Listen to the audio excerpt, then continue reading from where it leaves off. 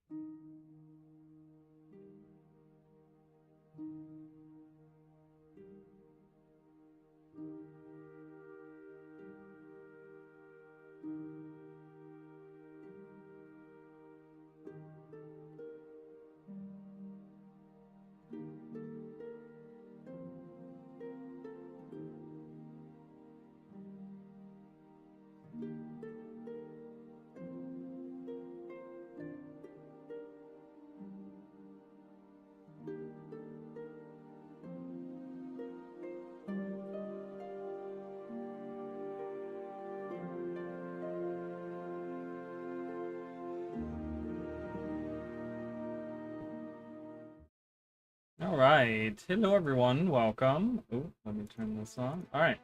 Hello, everyone. Welcome. So, we're going to continue. Finally, we're able to play a little bit more of the Elite Specializations. I only got to go through pretty much one last time.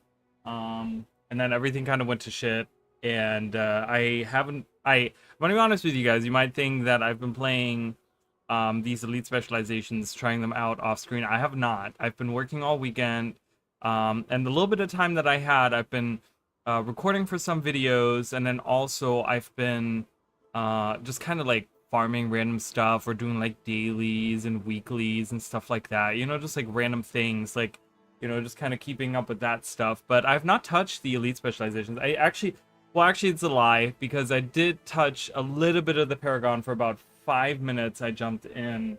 But that's about it. I just kind of used the abilities, and I was like, well, I shouldn't be doing this, and I kind of jumped back off. So I want to continue today.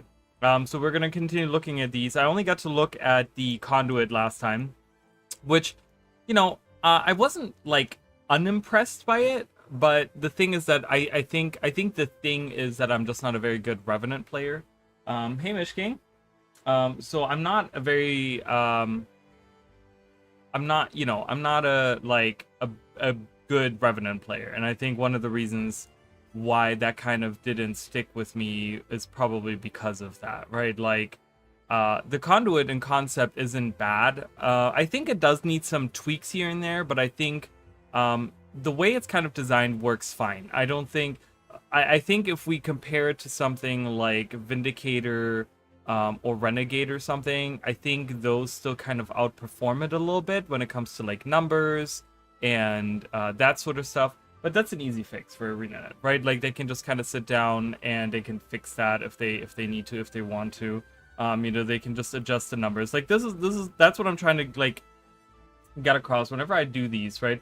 Whenever I talk about this stuff, right? It's like, the feedback that they're looking for right now is specifically the more egregious things, right? Like, does the mechanic work properly? Like, you know, is it a good mechanic? Like, is the concept good? Like, do most of the big things, right? You want the big themed things to be the things to focus on. There's been so many posts that I've seen where people are like, well, it's not providing this, but it's not providing that, but it's not, which is, mind you, it's justified feedback, right? Like, it's like, that's a proper feedback, right? And constructive, like, hey, maybe it should provide this or it should provide that or whatever, right? But those are easy fixes. So for me, as you guys know, I kind of focus on the, like, does it flow really well? Is the concept really good? Do I like the abilities? Like, more of that type of stuff. So I want to get into the Paragon, and I want to try it out. So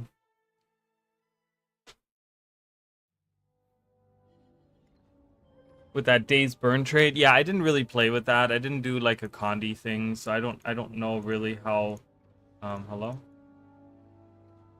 hello. Did the game just break? Oh, I can't accept it because I'm on a beta character. I'm like, what the hell's going on? Yeah, I was out here for like, I went through this gorge one time and kind of just did a little bit, but I didn't do anything. Raza's voice. Here's the crazy part about Raza's voice. I've seen a ton of people on the feedback. Like just so you guys know, well, you guys were there for part of it. But we went through and a ton of people hated Raza's voice. There's a ton of people that hate Raza's voice. Which is kind of crazy. I don't know. I had it turned off, so I didn't really get to hear it, but that stuff kind of doesn't really bother me because I can just turn it off and I don't mind turning it off. But yeah, I don't know. So there you go. Take that for what you will. I don't think that I'm the best person there. Should we do like a Paragon outfit? Don't I have the Paragon outfit? I think, don't I? I don't know. I don't wear outfits too often, so I don't. Oh yeah, there's Sunspear. I'll be a Sunspear. Take this. Fight never surrender. Mate, there's nothing to fear. March on. We persevere.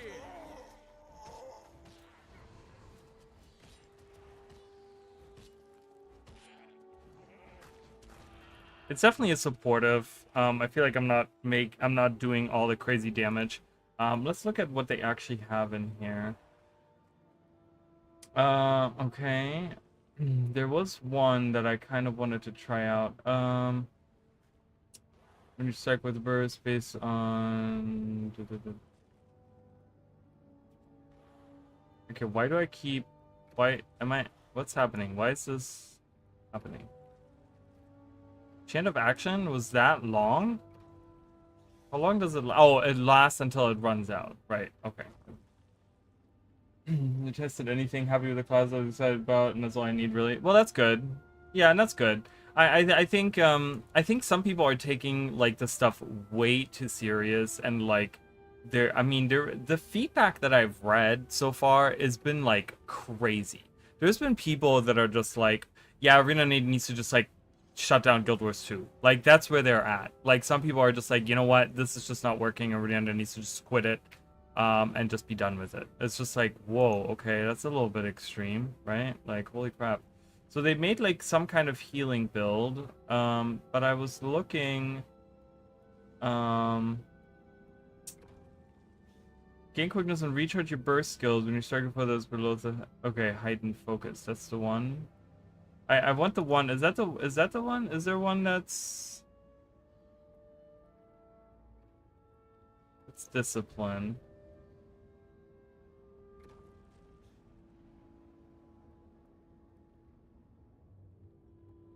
Sorry, give me one of the.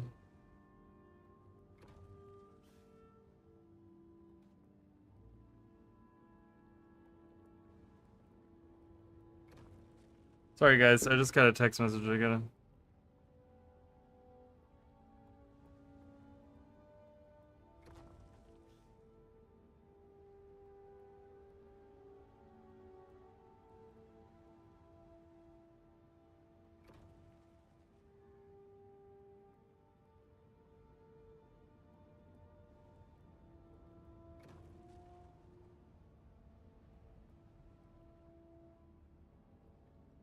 I don't know what's going on.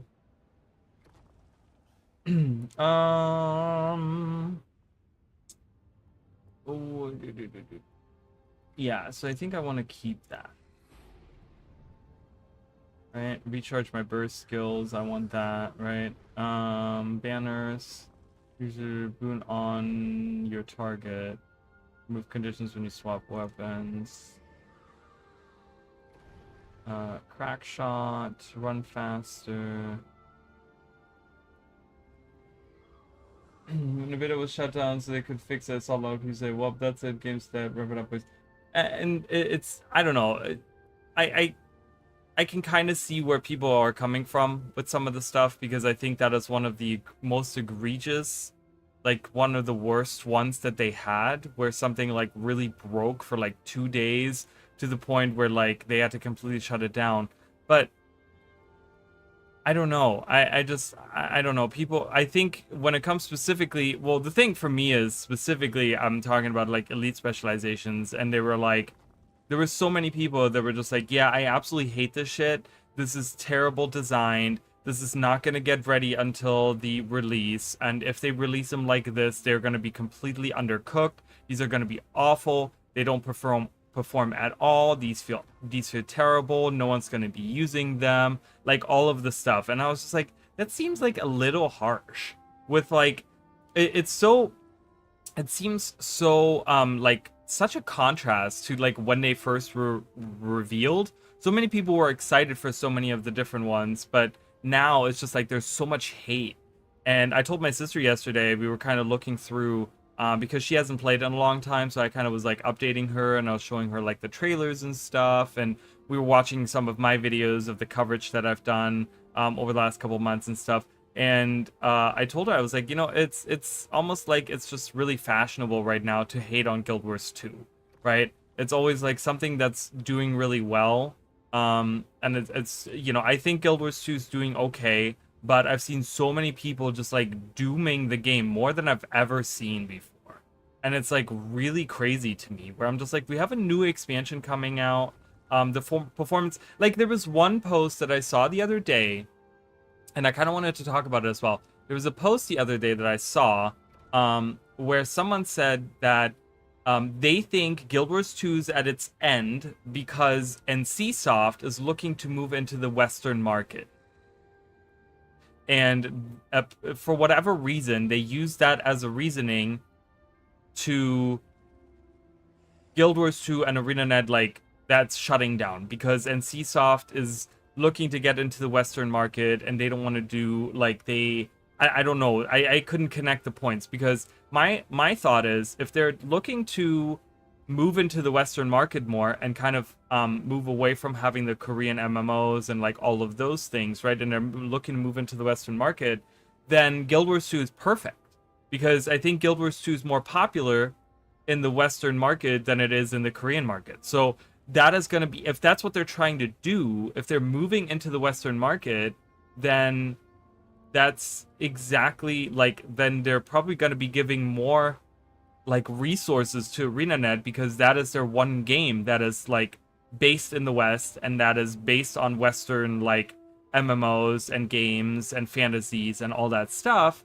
where it doesn't have that huge Korean or Asian influence and stuff. So I'm like, if you're looking for that, like, you know, like Guild Wars 2 is more popular in the West. Like, it's, you know, and it's just kind of, I don't know. It seemed really weird. I was just like, that seems like such an unhinged opinion about this.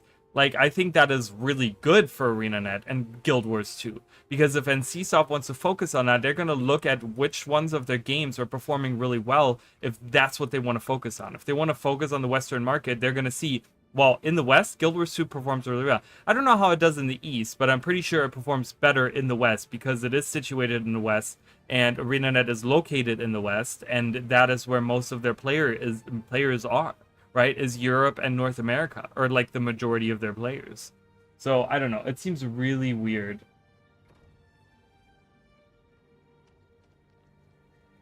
Games that Diddy Kong Racing full completion speedrun. Definitely watching that later. Oh, that's cool.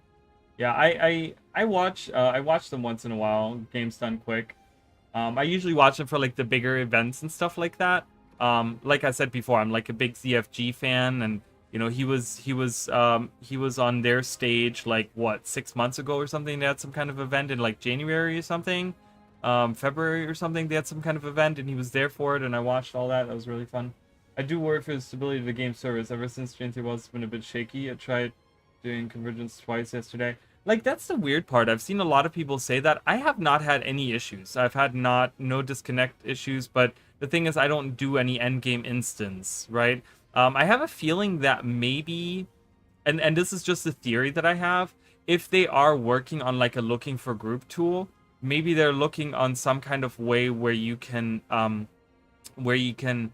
queue up for dungeons and end game like instance content, and maybe it's affecting that. Maybe they're doing like internal tests or something on that system, and maybe it's kind of messing with the servers or something, where it's like kind of, you know, they're doing tests on like going into those instances or some, I don't know. I just kind of, I don't know how all of that works, all of the networking and all that stuff. I don't know how that works, but if they're looking to like redo the looking for group tool, you know, you guys know how ArenaNet is. They try to go like above and beyond when they redo stuff. So I have a feeling that maybe they're doing something like that in the background. They're doing some tests like that. I'm not sure. So near the end, I couldn't get back in and wasn't rewarded. That sucks. I always hate when that happens. That's always the worst. I've seen a lot of posts like that, but I think with the beta going on as well, I think there's still a lot of things going on. Gain increased movement, or gain increased healing power and concentration. Yeah, I definitely want that. Command echoes can trigger a second time. Heal yourself, so we get this. Gain motivation when you use a fourth or fifth. Okay. And then this is strike and condition damage dealt to you is reduced for each point of motivation you have. Okay. Using should reduce the recharge of your other chance by a set amount. Command can trigger this a second time, or heal yourself and get an adrenaline for each point of motivation spent. Oh, okay, that's kind of nice. Refrain effects of chance are stronger. The motivation cost of refrains are reduced. This trait does not affect healing gain from invigorating tempo, which is in here. Okay. Stacks of might gained increase per level.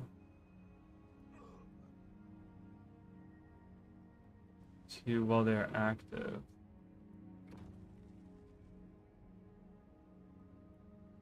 You know, reading through these while they're active, like, I don't know. Do they seem kind of like a little bit in the same ballpark? Where these almost like, they kind of feel like they do the same thing. I mean, obviously this one is the one that's very different, because this is the one that gives alacrity, but refrains grant bonus effects to you while they're active. Okay, so you get extra bonus effects. But then this one, the effects are stronger.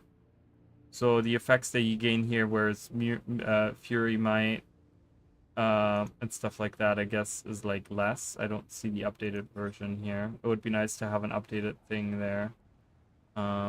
Is it updated? Like 1355? No, these are not updated. So it'd be nice to kind of have that updated when this is active. This trait does not affect healing. Yeah, so I don't know.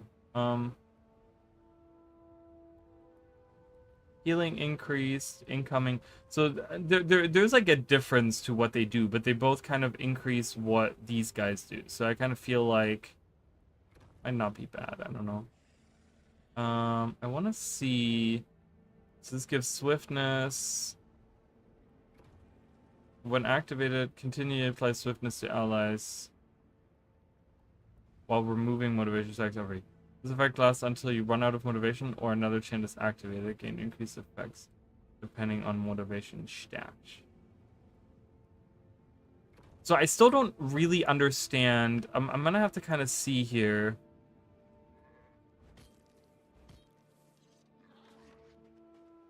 Can I? Okay, I gotta attack. Find their weakness. Yeah.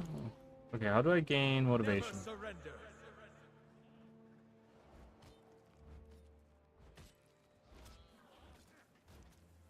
I gotta use. Still rising.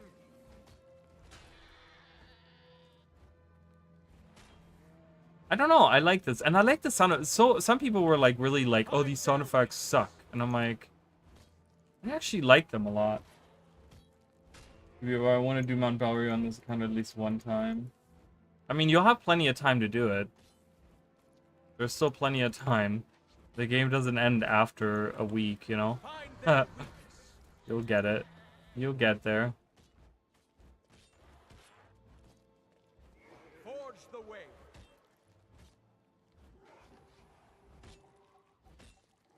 Brace yourselves. So there's a weird... Find their weakness.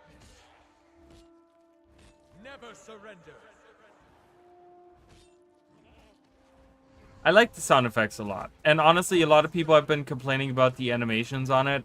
I like the animations. I don't know what people have. I think there's plenty of stuff here. I don't know what they're expecting more. Like, there's stuff coming out. I mean, you know, I know that there is the same animation on the ground, like this explosion thing on the ground. That happens there, right? Like, I get that that's, you know... I want the golden wings, don't get me wrong, I want the golden wings, but I don't think the animations are as bad as people make them out to be. I think they're fine for what they are. I don't know why we need to have everything as flashy as the Virtuoso. Like, I don't know why we need everything to be super flashy all the time. Like, that doesn't make much sense to me, if I'm honest. I know, glad I'm finally at Gen 3 Wells and did all the content, means I can relax my... Yeah, so you still have a lot of time left, so... That's nice, but... Yeah, I don't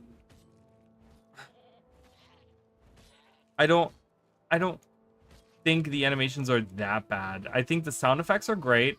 I like the echo. I like how it echoes. I wish one thing when it comes to sound... I wish there was, like, you pop it, right? And your character says the line, right? Never surrender, and it echoes. I wish that after 3 seconds, when the second, or after, what is it, 3 seconds? Yeah, after 3 seconds, when the echo happens, I wish there was another, like, the echo part of it would come back. Like, you just hear the line again after 3 seconds, where it just, like quietly says, like, find their weakness, or something, like, after. To kind of indicate that the effect just happened. You know, because you only get, like, little bit of, like, that stuff that happens underneath. Like, you get that little bit, and it doesn't really... I don't know. It seems a little, like...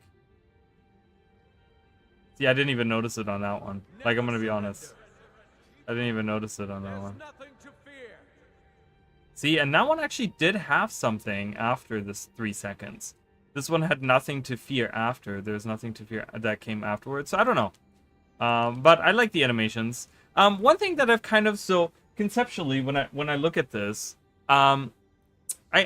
it's kind of weird. So, you build motivation, right? Gain access to chants and command skills. Gain motivation by using a chant or by using a burst skill while a refrain is active. So,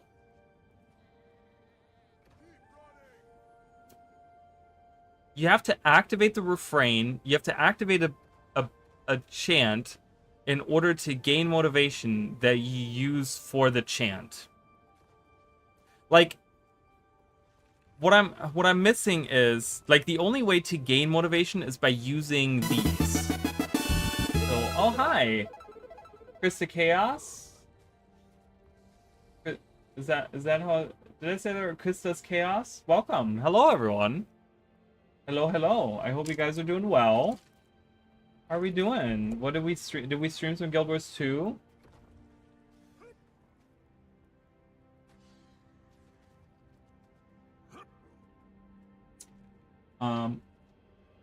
I hope you guys had a great stream. Thank you for the raid. I really appreciate it. One of these days I will get my bot working again, and I'll make sure that it works, but I don't have one working right now. But anyways, welcome. We're just kind of going through... I didn't get to do a lot of the beta last week, so I'm just on my second profession right now. But yeah, so it's kind of weird. Greetings, how goes the stream? Oh, nice, with a controller. I've always wanted to try it because I play most of my games. I play with a controller. I have one right here. And I've always wanted to try that. So how did that go? Do you like playing it with a controller? I've wanted to get into that. I've wanted to kind of try out and see how I feel about using a controller. So I would like to try that at some point in time. we got before they pull it and then brought it back. Yeah, I know. I was like, I was trying to like play through all of that crap, and I kept getting kicked out, and it was just like a nightmare. And then I worked all weekend, so I didn't have time. So I'm finally back today to try out. I only got through the conduit last time, but I'm trying out different things now. So, but yeah. So it's kind of weird how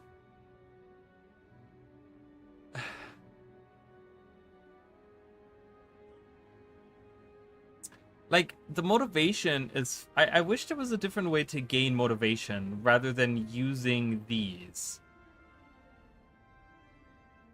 Because here's my issue, okay? If I'm trying to get, let's say I'm trying to use this at full power, okay? In order for me to use this at full power to the point where I can get it to like I need 7 to 10 I need 7 to 10 motivation, right?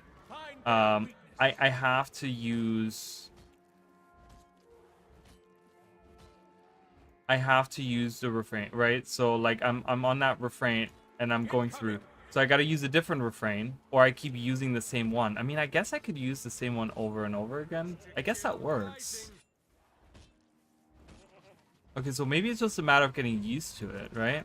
So I got to keep using if I want to keep using the damaging one, is what I'm trying to say, right? Like I'm trying to build up as much of the Never surrender. Brace yourselves. I actually like it. You guys, I actually like Paragon. I think it's good. The only thing, like I said, range sucks. Having 360 on this is abysmal. But I actually like it. I think it's actually really good. Does that make me a bad person? It's not bad. It's a little buggy in spots because I was using Steam's controller support with the community-made layout. Interesting. Yeah, I was thinking about trying that out at some point in time. So I might try that out because I've been wanting to do that for a long time. Just have never gotten around to it. There's so many different things that I've been working on. I'm just like, I never get anything done. But yeah, I actually like it. So I kind of get the idea now. So if I want to keep staying in the chant of action, I just reuse it over and over again. Okay. If I want to use the Healy one, I just keep using that over and over again, right? Which is that button. My F2 is this. My F4 is this. So if I want to get resolution and stability. Okay. I kind of, I found it awesome to see some of the more interesting guilds coming into guild. I like that. I think it's really, really great. I think the idea of the dervish being in the game. Oh, thank you so much for following. I appreciate it. I think the dervish being in the game is interesting. I don't know if they have really gotten the like dervish down. I think they're like on the right path, but I think the conduit, like if they're really trying to get the conduit to be the dervish, it needs some more work. The conduit by itself isn't bad. That's the one profession that I actually got to try. It's not bad, but I think that if they're really trying to personify the dervish, they're gonna need more work on it, like in my opinion. Okay, I guess I gotta repick all of this stuff. So we're doing that. That was good. That's fine. That's fine. We want that. So we want to get some adrenaline, like healing out of that, right? Increase healing effectiveness to others. Remove conditions when you swap weapons. Increase on your target. I think that actually works well. I don't want to do alacrity. I'm gonna keep the. I think I'm gonna do the enduring refrain. I actually like that. Healing myself. Commands. So I'm gonna have to pick commands. So commands echo a second time. That's not a bad thing. Break stun. Definitely want that. Apply barrier to self and allies. Apply barrier again. Damage and cripple to enemies around you. Yeah, this one seems kind of useless, doesn't it? The damage is kind of crap. And cripple and weakness isn't that great. It should definitely have some kind of, like, knockback or knockdown, like people have been saying. I think it definitely needs that. I was a fan of Virtualism Guild Wars 1. I haven't tried the Elite Spec in 2 yet, though I might check it out in the beta later this week. Yeah, definitely. I'm gonna try it. I'm gonna use Calming Tongue, of course. But yeah, I will be trying it. I think I will definitely do that. Game when you enter combat, if no refrains are active, automatically activate the refrain of chant. The refrain of chant of. Okay. Interesting. So call to action I can use if I want to go right into the action. So that might be good in like PvP or something where you like jump right into the action and you want to have something to use. So I actually like that. It's kind of nice, but I'm trying to kind of focus on healing. I think the build, I'm going to kind of adapt the build that I have on my other character. So this is not going to fly. I'm going to do a Harriers. I'm going to do a Harriers build. It's probably going to suck, just so you guys know. I want to put a little bit more time into this profession. So just so you guys know, I am usually a main warrior. I usually main warrior, okay? So I'm trying to kind of, I'm hoping that this is going to be good.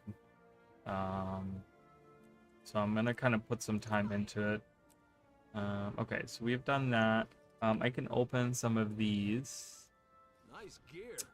What do I want to do? Do I want to do healing, boon duration, healing, vitality, toughness, vitality, condition damage? Definitely not that. Might duration and power. Yeah, I think I'm gonna go with the healing one, which is the what is it? Hello. Oh my god, it's right there. Jesus. I was like, I can't find it. Help. I can't. I would love for Ritualist to be good, though. Like, Ritualist interests me as well. It's definitely one of those that I really want to make work as well. Yes. I'm going to do that. And I'm going to do Boon Duration, baby. We'll do the same on here. We'll do Wada. And we do the Boon Duration. Where's the Boon Duration? There's the Boon Duration. And we're going to customize that for Harrier. I'm going to do full-on Harriers. Harriers is... I don't know if Harriers is good. that's what I use in PvP. Or, well, this is World, not PvP. Actually, I do use it in PvP as well. But, anywho, I do use that in on my main warrior. Ooh, Relic of the Flock. Heal yourself nearby when you use a healing skill as excess healing. Yeah, I wonder if there's better ones out there. Support. Oh, I could get...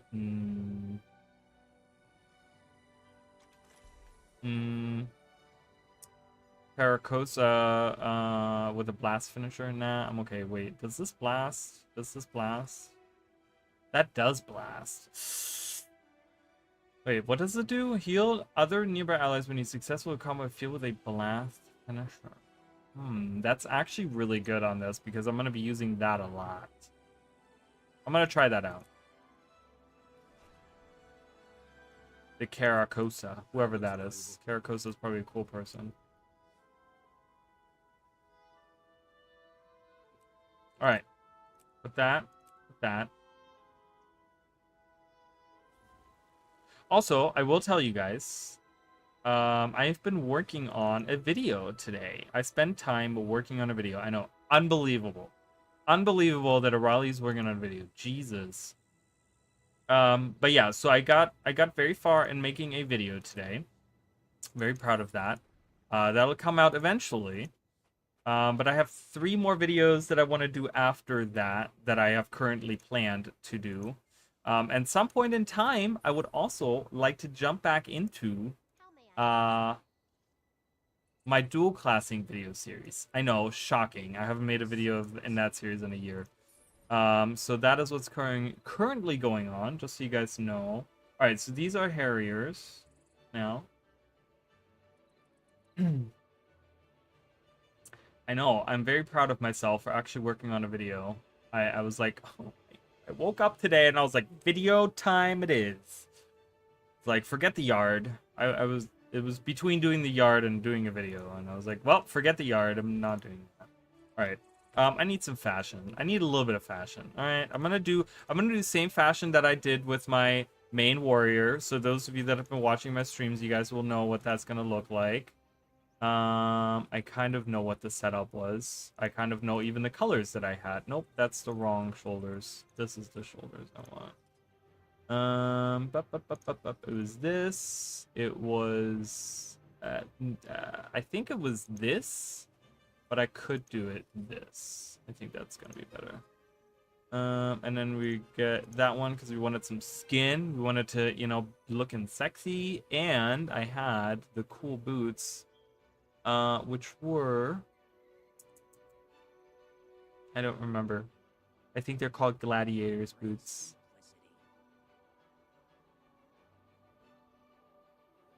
Pit fighters.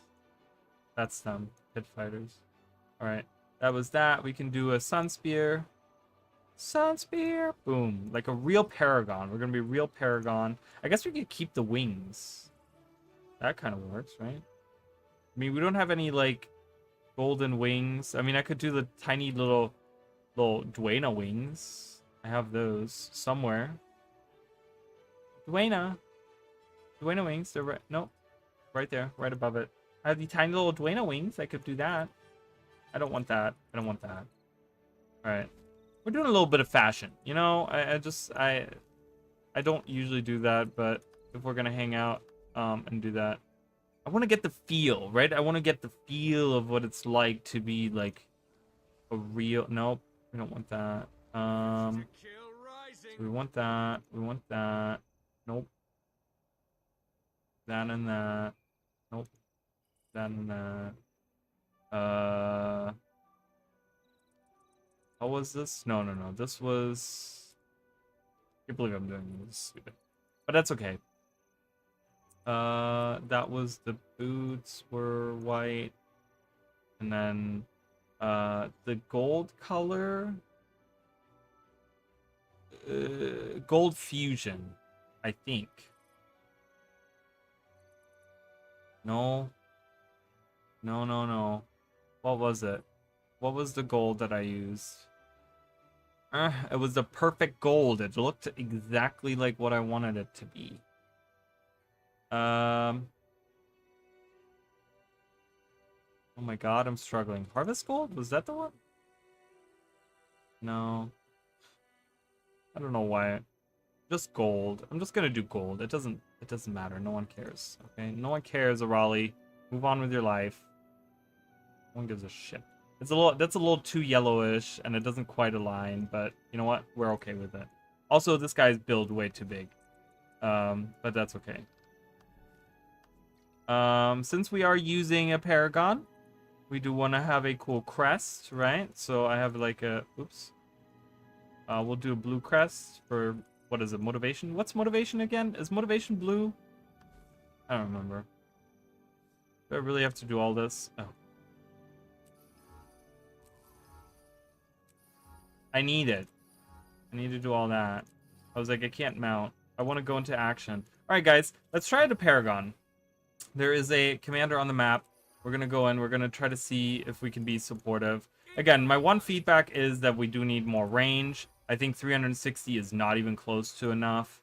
You know, I would like to think that these are better than shouts. So yes, 600 is the minimum. I wouldn't be surprised to see a 900 range on these, honestly, because when you have the shouts, right, also, like, effect-wise, like, if we're going, like, lore, right, so the shouts happen, and you just kind of say the line, for great justice, right? It's like the big one.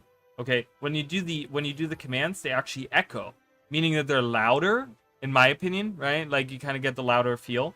So it would make sense that they have a longer range than 600. Okay, what's going on here? We're over here. Why? Are we bullying green? Is that what's going on? Oops. Look at my little golden wings. They're so cute. So I would like to think that these need to have a longer range. Okay, I think they need to have a longer. I hate these stupid little wings. I'm gonna get rid of them. And I'm also jacked as hell. This guy. The shoulders are too big, but that's okay. But yeah, we're gonna play a little Paragon game. A little Paragony. We're gonna be a little supportive. So, just so you guys know, Harriers is power, healing, and concentration. So I have power as a main, because you still want to do a little bit of damage, right? Like, I still want to do damage, but I do have healing and concentration, meaning that I'm focused on mainly healing and providing boons and stuff like that. So that's kind of what we're going to try to do. So this is as we're attacking, this is if we need healing, and this is if we're fleeing. So each of these have kind of their own specific role that they play, which is also nice.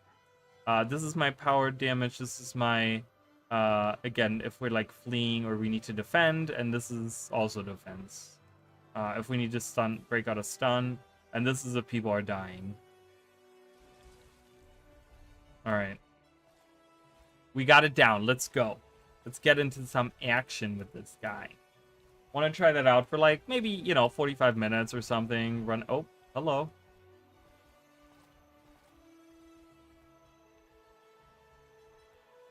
They attack and then they just left. I don't know what's going on now. Okay, what is? Are we attacking the? Ooh, that's a. Oh, that's a big. I was like, is that a tiny little squad? No, this is a big old squad, baby. Look at that squad right there. Who's that commander? I'm joining the squad. Hey, we got a luminary in here. What else? I don't see any other beta characters. We shall return. We shall We return. persevere. I'm neither here nor there. Like I said, one of the things that I would like to see, and that could be a grand. I mean, okay, so here's my issue that I have, right? Paragon, we're supposed to be spear wielding, right? So the thing is, the Paragon, the spear is not a healing weapon, okay? So it would be really nice to have a trade that changes. So we recently got a trade for the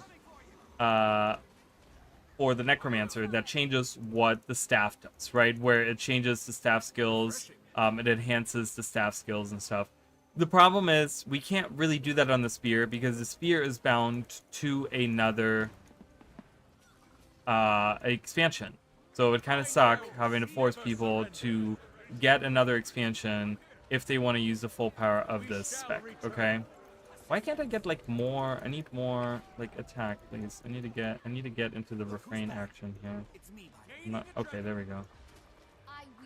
Oh, I should have used, I don't know why. I was like, I gotta get used to this. I'm sorry, you guys. Yay! Refrain of action. Go, everyone. Use your things. Refrain of action again. Yeah. We will never yield. Icy embrace. Gaining adrenaline. I never surrender. Uh-oh. Uh-oh, we're dying. Alright, I'm gonna use the healing one. Healing refrain. Oh god. Okay. This is not... Am I even healing? Like, what's even going on? I don't know. Okay, we died on the last... We died! I don't know if this was good or not. I couldn't really get a feel for it. I'm still trying to figure out what each button does.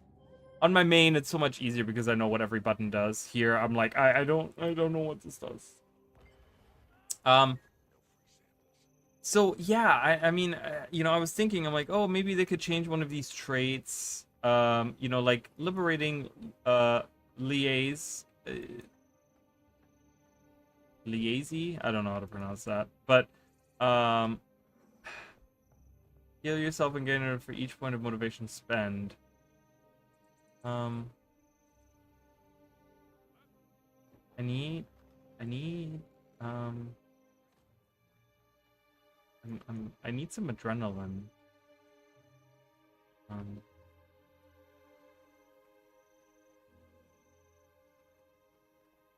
Yeah, but here we go. Again on weapon swap. Okay, there's a weapon swap here. All right, lurking, love it. So yeah, I don't know.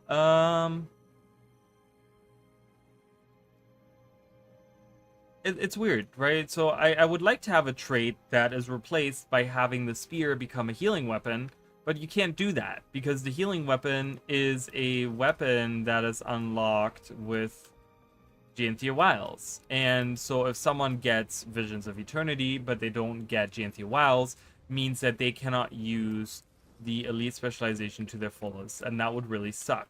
So I don't know what the solution to that is. I don't know. It just really sucks because I would like to have the spear as a healing weapon. You know, I don't know. So they could maybe have like a general thing where maybe that's just a thought, but maybe have the burst skill do healing. Maybe they could have one of these. Maybe this one could be baked into one of the other ones.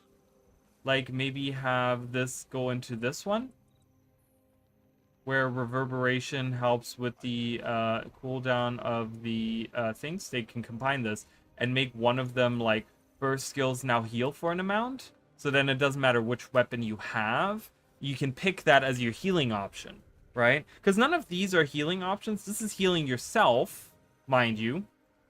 But there's none of these are like supportive, right? I mean, I guess having these, you can use that as a supportive type. But I think maybe that would be an interesting heals again and removes conditions and allies. Okay. So I don't know. I'm thinking like maybe that would be kind of nice to have as like a, you know, having the burst skill at least be healing. So even if you're using a damage dealing weapon, you still have the choice of maybe making it partially a healing weapon by having the burst be a heal. Right? So have it here where you all of a sudden you add just straight up healing. I think having like a few like a little bit like 1,000 heal or something, or like 1,500 heal or something on it. I think that would be interesting. I think I would like that. So all right, let's see how we do. We got to get a little bit better on this. So I got to build up to adrenaline so that I can get right into one of these guys. And then I have to switch over. Grants spirit to allies in an area around you is the burst. After activation, continually pulses healing to allies while removing motivation attacks. This effect lasts until you run out. Okay. It's kind of nice. I do like the way that these are designed. The chants with the refrains, I think they work really well. These don't seem strong enough to me. These don't seem at all strong enough. I don't know. Virtual forfeit over here is a ritualist. Go on top of the cliff up there. I don't see anyone.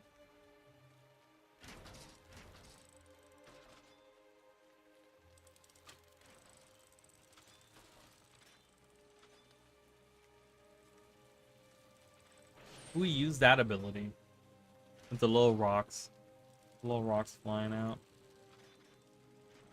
Alright, we can do this. We'll just have to focus a little bit.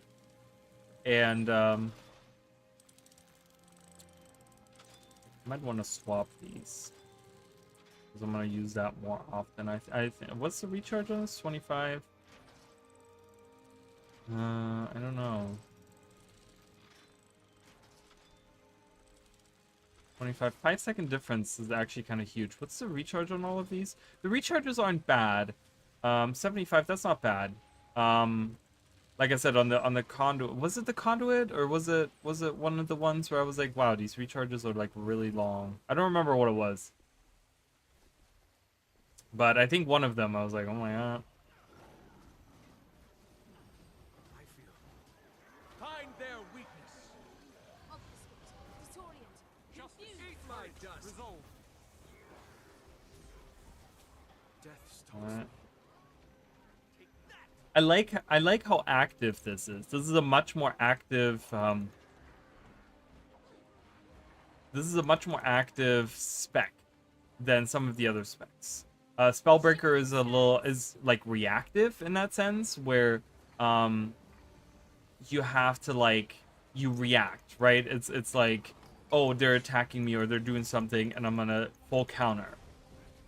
This one isn't like that. Make them flee. Make them bleed. Your end is nigh. I like those echoes. Wait, where are we going? What are we? Wait, why are we running away?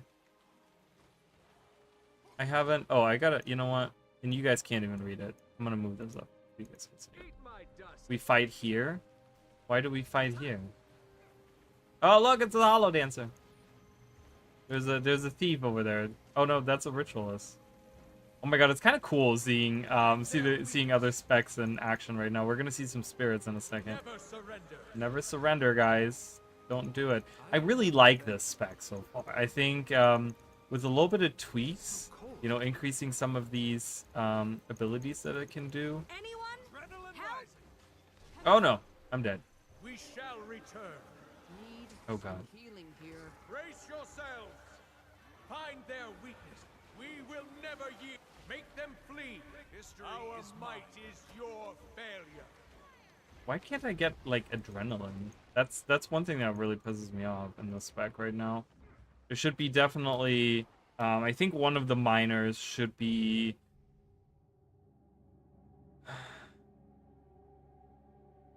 Strike damage. I feel like one of them should be like anytime you gain motivation, you gain adrenaline. I think that should be a thing. To just help with the adrenaline generation, because you're just gonna use like the thing is the adrenaline abilities. The adrenaline bar was built after like having one burst skill with 3 stages, so you would build up your adrenaline as you know what I mean, like as you go on, you kind of you can wait and build it up to level 3, or you can use it really quick. The thing is here is you have so many different things that you got to press, but you're not getting enough of this stuff. I mean, I guess maybe I just need to swap my weapons, but I only get 5 adrenaline. I guess 5 adrenaline is half of a bar. I guess that's pretty decent, but I don't want to swap to healing if we're like trying to...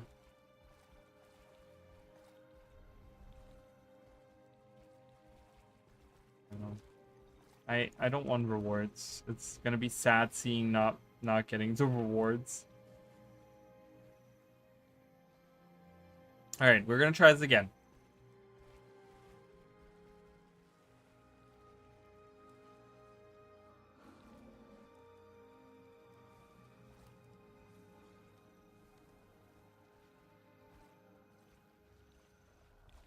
I don't know what the strategy here is. What are we doing?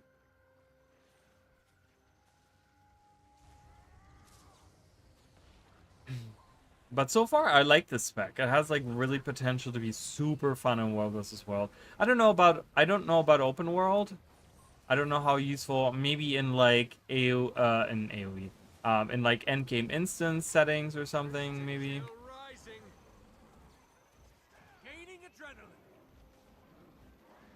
Attack. Refrain.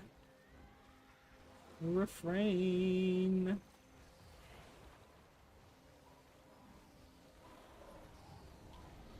Yeah, I do like using the refrains. In active combat, that's probably going to be really fun. Ooh, an antiquary right there.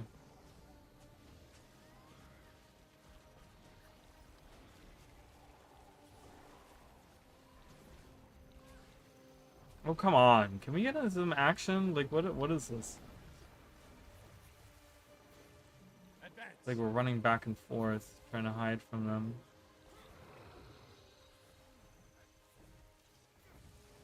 Urge to kill rising.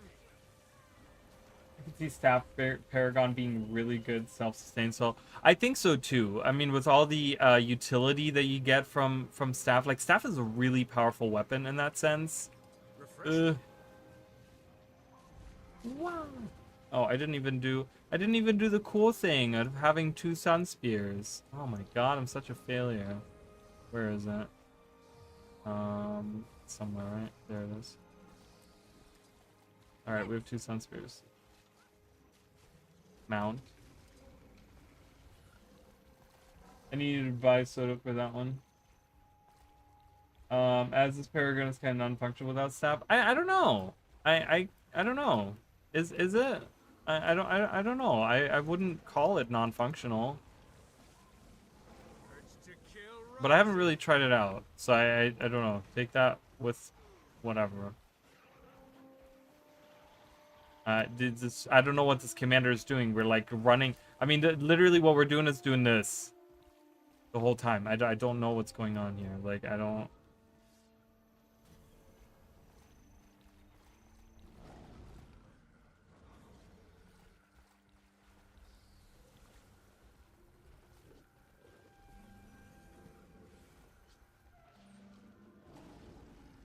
For like raids and stuff. Yeah, for raids maybe not. But I don't know. I feel like there's always going to be, the thing is, there's always going to be, especially when you, the more elite specializations we get, the more we will see this happen, where there's just going to be elite specializations that for certain situations are going to outperform others. Okay, and I think Paragon is more designed for something. That's why I'm trying it out in World vs. World. I think Paragon is more designed for something like World vs. World, where you're we're talking about like an AoE support, right? Kind of like helping out while doing a little bit of damage here and there and having like different utility like that. I don't know if it's really meant to, like, I don't know. I would have to try it out in endgame, but I don't play any of that stuff, so I don't know if that's even going to be a thing for me. But I don't think that it's going to be good in endgame PvE. I just feel like it's not really designed for that, you know. As a support spec, I mean, maybe, having a staff and stuff like that, but the thing is, I feel like to be viable nowadays, you have to always have like the latest expansion anyways. Like one of the latest expansions, because as I said before, many of the skills and many of the things that why jump down? No, I'm taking this. I don't know what this commander is doing. I'm going in. Make them flee.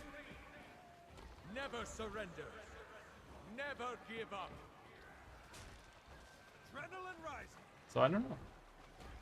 I think to be viable, you have to have the latest expansion for the most part anyways. Yeah. Oh. I wield great wisdom. Flames run deep. But this is kind of fun to use this.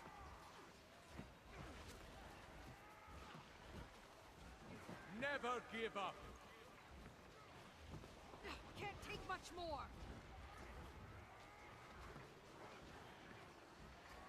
One more thing for my list of accomplishments.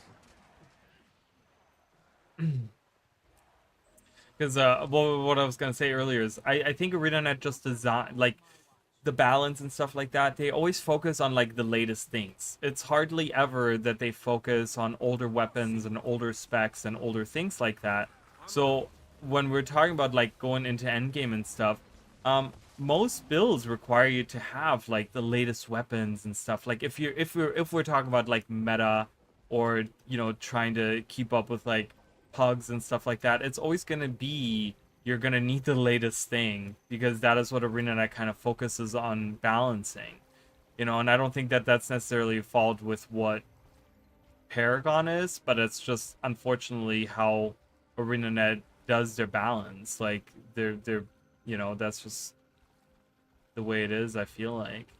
I mean, you can't, for example, like, you can't take core professions into endgame, right? So you have to have some kind of expansion in order to get into endgame, right? I don't think that endgame PvE has like core mesmers hanging out. You know what I mean?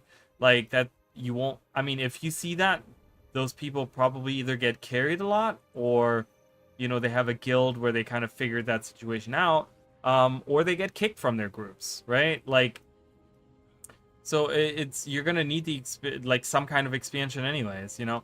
It does suck, well, which, you know, I you know, and I think that's more your point as well, is that it sucks that you pretty much need 2 expansions in order to have one spec be good, right? Because unfortunately the only healing weapon that the warrior has is the staff. So I do see the issue with that for sure. And like I said, so I think it would be nice to have a trait that maybe focuses on that a little bit, right? I would love to see maybe one of the master traits, right? Like I said before, or grandmaster traits. I think, like I said before, these are pretty similar in the way that they kind of do their thing, in a way, right? They're like pretty similar. So if we could kind of combine what these two do, or something, right? And maybe have a third one that adds like, oh, your burst skills now provide like healing, and, you know, we take the earlier idea that I had where we just add healing to it and make it a master trade. If we make it a grandmaster trade and we have healing and maybe providing some boons like Aegis and Resolution or something like that on like on burst skills, then you could have maybe like not necessarily needing a staff. I don't know how well that works out. Again, I'm not a numbers person and stuff. I've played a lot of core elementals and raids, actually. Really? That's interesting. That's interesting. I love that. That's really cool. But I feel like that's kind of an exception. You know what I mean? I feel like if you look up like raid builds and stuff like that, no one's gonna have core professions in there, right? Like, I'm talking about like meta. I'm talking about like the thing that everyone kind of plays. You know, there are exceptions to everything, I think. Like even Core Guardian. I think Core Guardian probably performs pretty decent. I could probably see some end game with that, you know. But head out. Have a great night. Thank you so much. I appreciate it. Thank you for the raid, and thank you for being here and following. I really, really appreciate it. Thank you.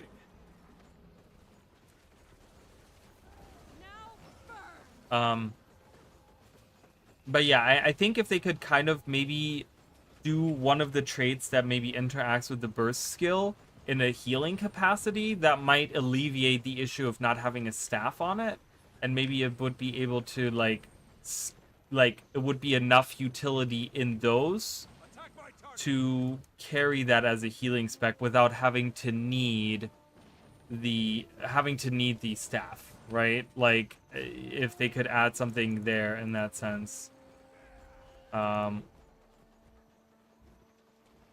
Refreshing.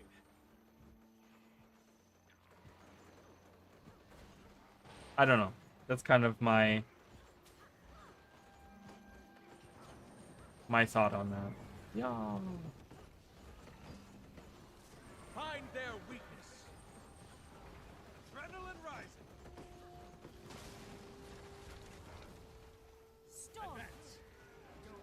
I like the way the refrains are and stuff. I do like that stuff. Never give up. I think it's fun. I like the chants with the refrains and stuff. Never surrender. Space on my allies. Adrenaline rising. Attack my target. Brace yourselves. Find their weakness. Switching to hollow mode. Stand your ground. Oh.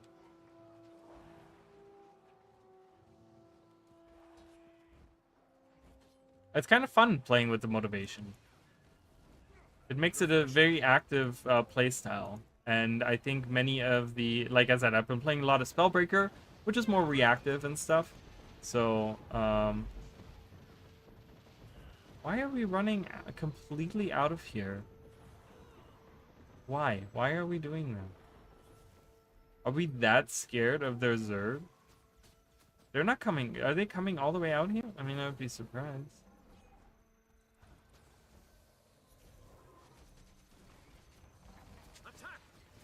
So I like it. I like the concept of it is interesting. Like I said, you have to increase the range on this. 360 is a terrible range. That's not good. I guess we're just trying to stay away from this happening, I guess is what we're doing here. Fire the catapults! Go! Bam. Nice. Hit him again. Bam.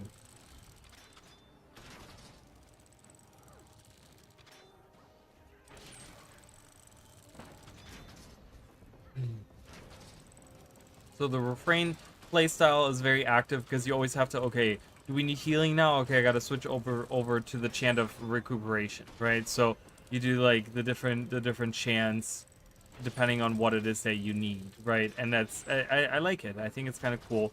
I think the traits, they need to kind of work a little bit on the traits. I think some of them are very simple and they could upgrade those in an interesting way.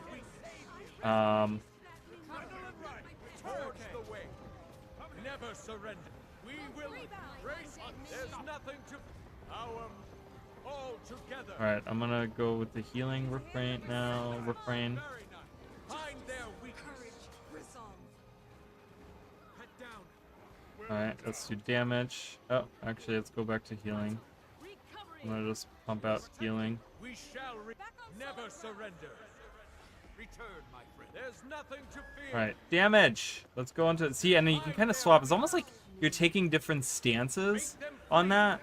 And I kind of like that. I think it's pretty good. I kind of really like that. Never give up.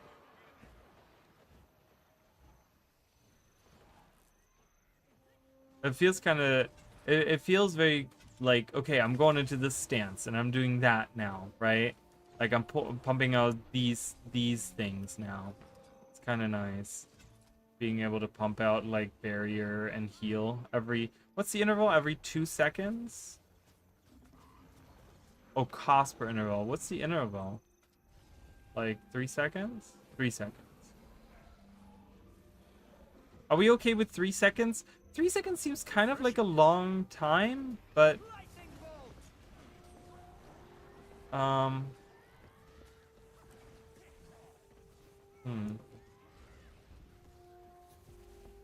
But maybe it's fine. I don't know. Hello. I chose you. Find their weakness. Oh god. Oh god. I don't even know what happened there. I think I was getting hit by something AoE-ish. Please let me do... Oh, that was so close to using Vengeance, or whatever that's called. Very long time for the stab one. This one right here. Yeah, I think on these I would like to see, like on this one it's fine because when you look at the like, you know, might, I mean I have full on like concentration gear and stuff, so but the might duration fury, you know, that seems fine. That I think that's fine, you know, when you combine it with something like this that has a lot of bonus might and whatever, right? That's fine. I think maybe lowering the interval on these, where there may be 2 seconds, I think I would like that more. Oh my god. What is happening here? Never surrender. Someone has really gotten the beta down here. Is that a beta character? Brace yourselves.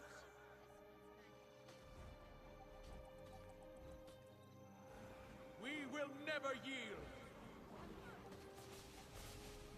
Never surrender. I hate... it's one of the worst things that I've seen in the recent World vs. World is the burst virtuoso with the spear. Oh, I hate them. But luckily I used that and I didn't die, so their burst kind of failed. I was like, I was like, I'm just gonna cast this, and I was lucky that it actually did do what it needed to do for me to survive. I had like 1 health left.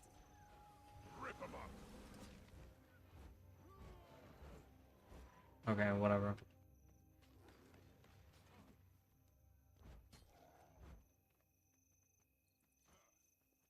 Yeah, I like it. I'm not against it. I think increasing the area around it. I'm gonna kind of stop here because you know, I'm like hanging out like way too long in this. So, let me get out of stop this for a second as well. So, I do like like I said, the range on these needs to be bigger. Maybe what they do as well, like just providing barrier seems kind of lazy. I think this should be like barrier and stability. I would like to see barrier and stability.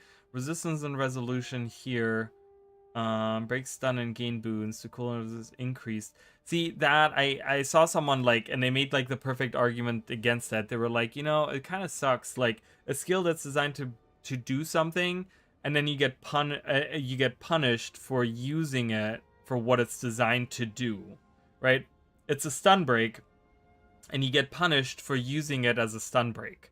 So then the idea is you don't use it as a stun break. You find something else that is a stun break where they don't punish you, you know? So I honestly think the idea of having an increased cooldown if it breaks stun, and I mean, it's a long increase. It's an extra 10 seconds on the increase just because it breaks stun. I don't think that is... I think they shouldn't lower it. I mean, it shouldn't be... Because the argument that I saw someone make was, well, it should be rewarded if the skill does what it does, and if you're using it for, like, break stun. So maybe they could flip it, right? Maybe they could have it as a 30-second cooldown, but if you're using it to break stun, it goes down to 20 seconds or something, or, like, have it as a 25-second cooldown, and maybe if it breaks stun, you get it down to 20. But I do agree. I think having a stun break ability that punishes you for stun breaking is really strange to me. So I would like to see that changed. I like this here. I like that, right? I like this is very simple, very easy. Maybe some more damage on it or whatever. The range on all of these has to be increased to at least 600, if not 900 even. I'm going to be so bold to say, because I don't think these are game-breaking abilities. You know, we have 900 on this one. I think they should all be 900 is my thing, right? Because you can't affect more than 5 targets anyways. So it'd be just kind of nice to have more leeway in where they're positioned, the 5 targets. So that the Sunbreak thing, just get that out of the way, the recharge thing there. I would like to see some stability on this one, because I think Brace Yourselves, having stability on that is perfect. I think that really works. Otherwise, this one is kind of, you know, it kind of, I feel like using that, you're going to be off better, right? Because you provide resistance, healing, and barrier through this. So there's really no need for this skill. So you're in your own toolkit, you already have a better skill that better serves the purpose of what the skill is supposed to do. So I think maybe seeing some stability on that would be nice. This one should really be a knockdown, a knockback right on your knees, right? A lot of people have been saying this. This doesn't really, there's no reason for to take this skill. I think that the warrior toolkit has way more way better things that you could take over that. It seems like such a useless skill. I mean, damage and cripple, and the damage is pretty bad. Yeah, I don't think that that's very good. So have a knockdown at least, so that it could, like, honestly, let's be real, like, it could only be like a 1 second knockdown or something, but I mean, you have something like kick that's already way better, and you have different charges on it, right? Like, has a knockback, has damage. I don't know. I just think that needs to change. Yeah, and then maybe change some of the traits. I think changing some of these traits around, some of these, like this, for example, is not bad. Like I said, if you can kind of combine these and maybe deal a little bit with having the burst damage do some supportive stuff, so that you can use any weapon and you don't have to depend on staff, right? That would be kind of nice. If we could have something where, like I said, if they maybe combine these two in a way, and combine these two in a way, that would give you 2 spots open for trades, and maybe have one trait that's like, okay, your burst skill now does healing, and then have one that maybe does like, you know, if you're using a burst skill while you have a refrain active, you gain like different boons like resistance or stability or something. Like that would be kind of nice. Maybe lowering the interval on these, but the concept itself is good. I like the idea. I like the play with motivation. I didn't like it in the beginning, but I think I'm getting the hang of it, and I actually like it. I think it feels pretty good, and I like the idea of like higher motivation, so you want to build up motivation and stuff like that, and then you can kind of swap. I like it. I think it's fun in the way that it's designed. It's just, it needs some tweaking. The animations, again, I don't really have an issue with the animations. Maybe that could be a little better. We persevere. But most of the ones, like I like the chance having the thing on the bottom. You know, golden wings. I think if we could get more golden wings on these, that would be really cool. I think the golden wings would be really nice to have on those. Find their weakness. But yeah, other than that, I think it's pretty good. I like it. I can see myself using it specifically in Wild vs. World. I don't know how it's gonna perform in PvE, really as a heal spec, but I think with those changes, if they add a couple of different ways of using, like without having to use the staff or something, where it can kind of alleviate the issues of maybe not having a staff or something, I could maybe see it get used. So, yeah, definitely. Hi, Jacob. How are you? All right, so that was pretty good. I like that. I like that a lot. What are we doing next? I'll do Norn. I'll do a Norn, and we can do. I'm gonna use the restroom. Give me 1 second, guys. I'll be right back.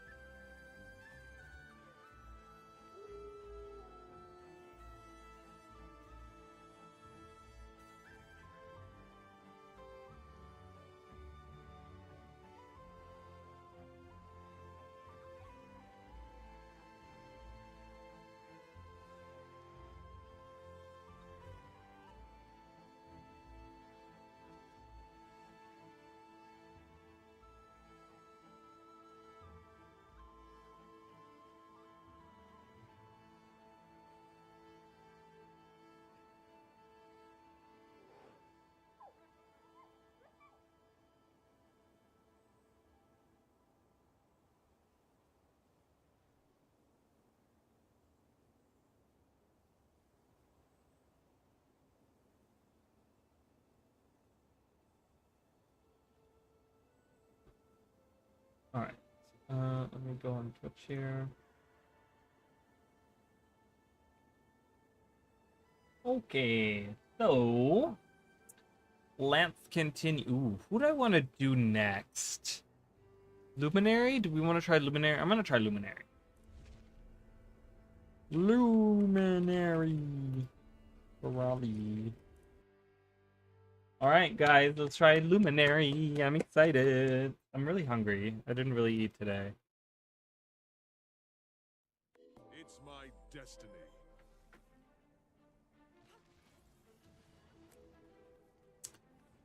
Wait. Oh, okay. Again, small, tiny little indicator there is not enough. Hammer. And, I don't know how I feel about that stupid lamp. I don't know. I don't know how I feel about this lamp. The lantern thing. I don't know how I feel about it. It immediately is like a weird turn off for me, so I don't know. What's the build that they have here? Strike damage increase, yeah. Okay, so it's like all about symbols. Alright, let's kind of read about it. Harness light and flame to bolster yourself and allies to disrupt your enemies. Okay. Regenerate health while affected by protection or resolution. Heal twice if you have both boons. Okay. Gain a light aura when you use a healing skill. Okay. Or refresh the duration of your Luminary's Blessing. What is the Luminary's Blessing? And trigger its healing when you exit Shroud.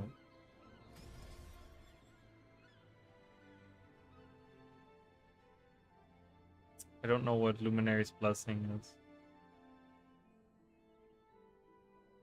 Does anyone know what that is?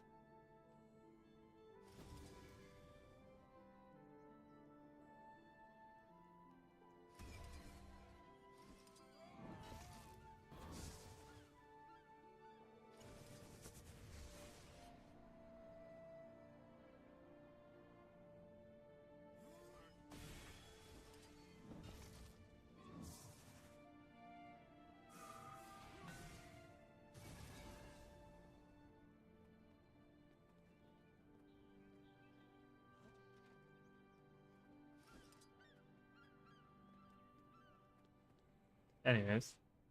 Oh, there it is. I was like, what the hell? Gain vitality granted to allies when you equip a radiant weapon. Okay. Reduce incoming strike damage. Heal when this expires. Vitality. Okay.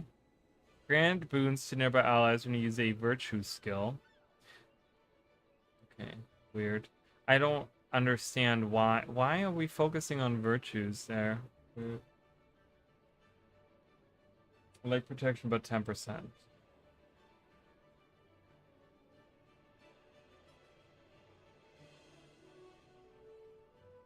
Interesting.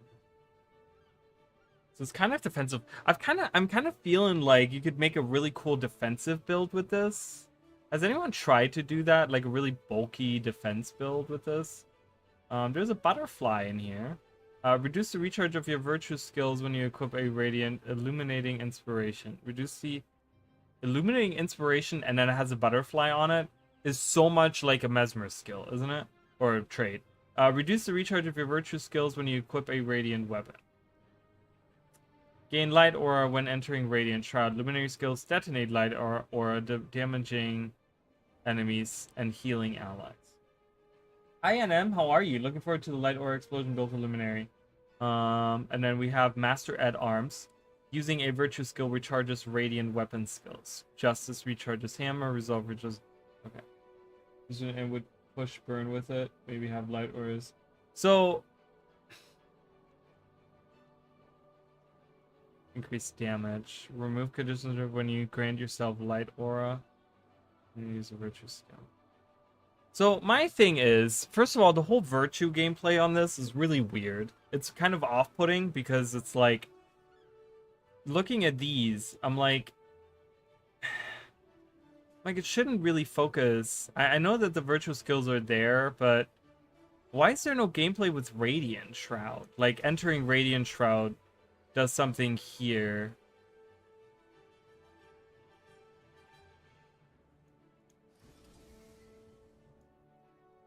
You gain like you gain light aura. I don't know where it's coming from here, isn't it? Yeah.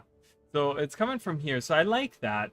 I really like the idea of having light aura gameplay.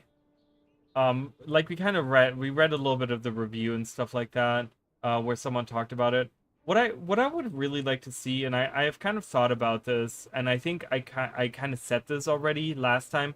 So what I would like to see for the Luminary is I would like to see these Grandmasters change.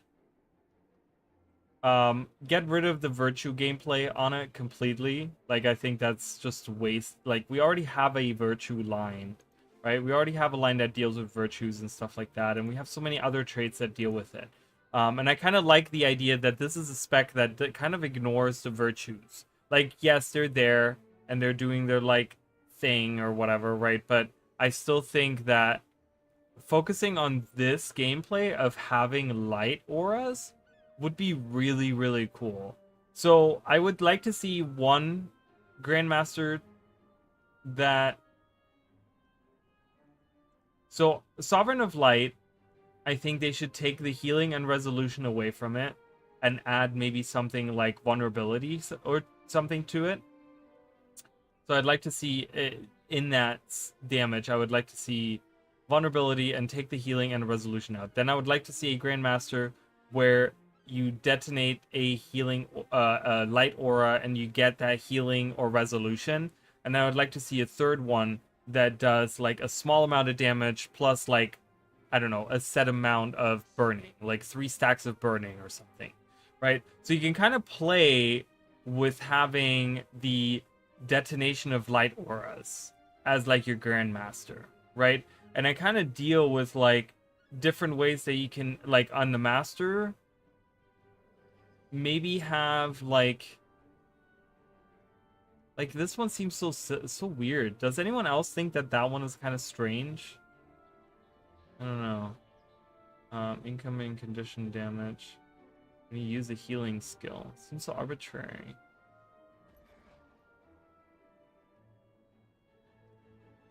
Enter a stance that heals when you remove conditions from yourself, then heal nearby allies and remove conditions from them. Okay.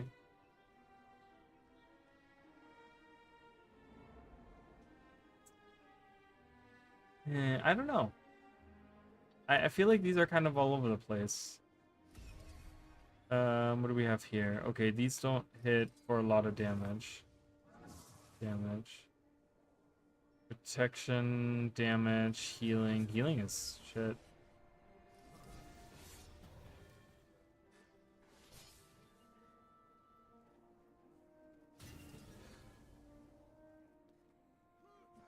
I don't know.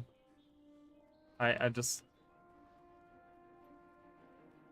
like I said, another thing that I would like to see visually is I would like to see the lantern have a little bit more of an influence. I want to see the lantern as I want the lantern to stay when I go into Shroud, and I want this bar to disappear.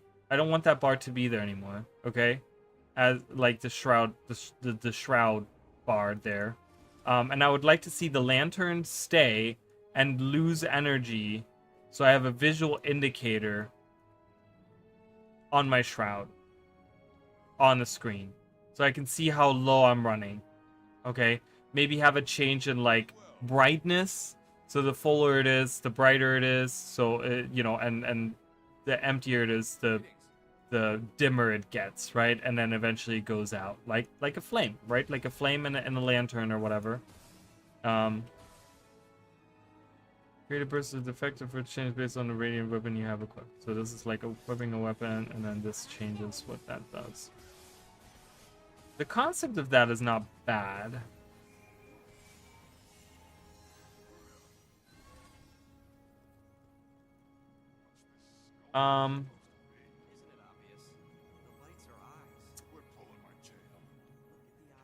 What's the recharge on this? Is a long recharge, right? So you use that, and then if you're trying to just do healing, you're just kind of locked to pressing 1, or you can get out of it.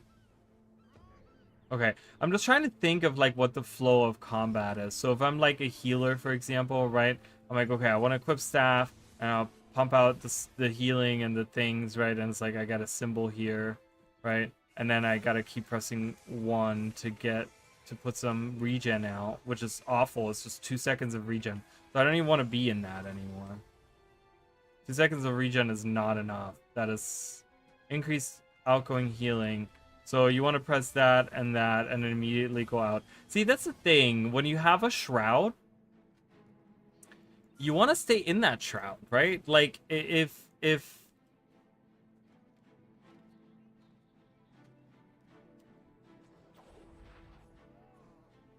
the thing is, like, I'm gonna go to like a different map. The thing is that, like, when you use a shroud on something like on Necro or like Spectre or whatever, right? You want to use all of the skills. You kind of want to go through and use all of the skills. But here, first of all, it kind of every skill does something different, and these are like terrible. Like, these are so weak looking.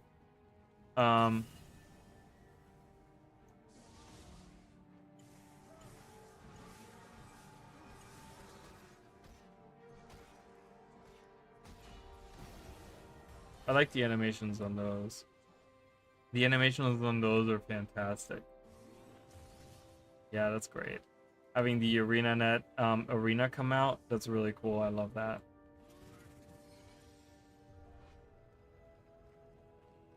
I do like that a lot. Feels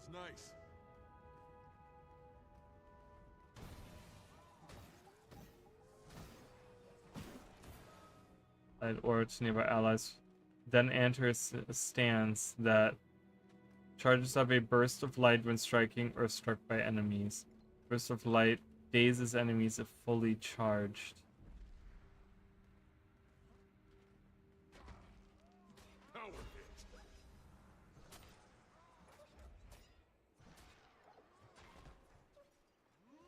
Break stun for nearby allies and enter a defensive stance, taking reduced damage. Valorous stance. What the hell? 6 healing?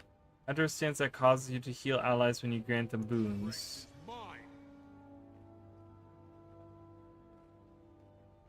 So the concept of these is nice. I do like the idea. And then does this. Leap to an area tethering nearby enemies and empowering allies. Tethered enemies are stunned if they move beyond the range. Okay.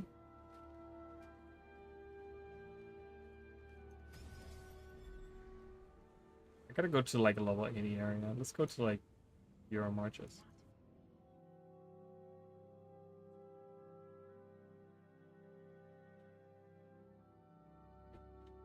I think they should really move away from the virtues in this spec.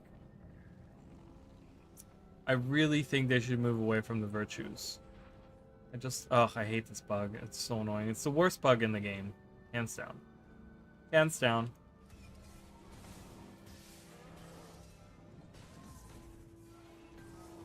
So the shroud skills don't hit for enough, for sure. Like, this is really pathetic, okay?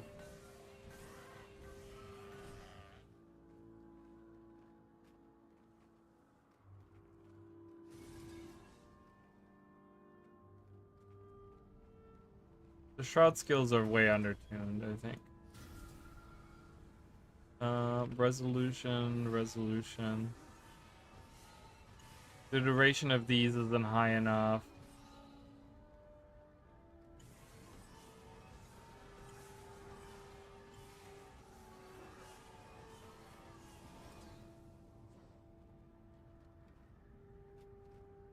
I really want to try out like a super defensive build with this. These are what? Marauder? Everything is Marauder. Shroud Audited does about half the damage from normal ones. Yeah, it's not good. It seems really bad. It seems really bad. Sword and shield. Whatever. Whatever. Such a nice price. So what if we do a super defensive guy? What, Nomads is probably toughness, vitality, healing power. What about Minstrel? Minstrel is what? Toughness, vitality, healing power, concentration.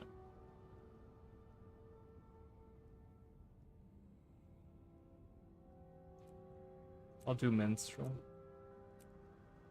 I'm kind of boon focused on this. I'm just trying something out. I'm just trying to see if I can make like a super defensive type with this. That'd be really fun. I would be very interested in playing something like that. It wouldn't be a sword. I wouldn't be using a sword. I'd be using a mace. So let me equip a mace. I don't have a mace. I don't have a legendary mace yet. I will be probably soon. Okay, equip that. Let's see. Let's see how defensive I can make this. So I want the boon duration, which is right here. And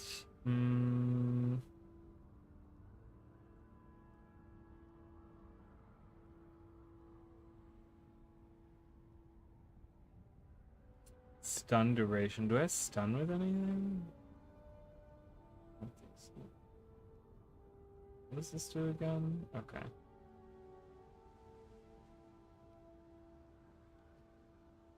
I'm gonna try this random build out.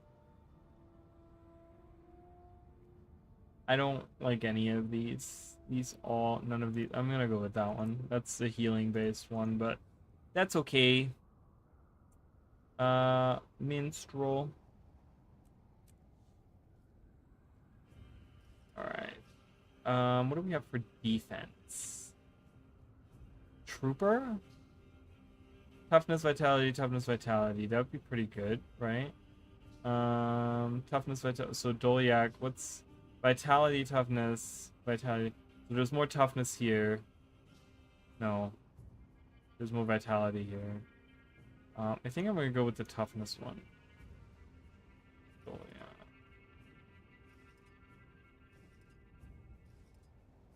I know, this is like not, don't even just, I'm just playing around, alright?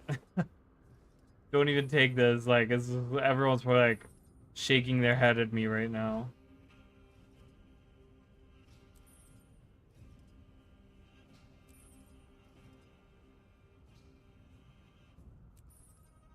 What is this one? Upon using a stand skill, cleanse condition from yourself. That's not bad. That's not bad. Do we have something survival? What do we have in survival? Gain resistance after using healing skill. Gain quickness when using well skill. After blocking an attack. If you block again within 5 seconds, you heal less. Okay. Gets really when using a healing skill. Using healing skill. What do we have for like newer ones? I want to see newer ones. Bond, Lyris. Evading enemy attack. Shield yourself with a projectile reflecting.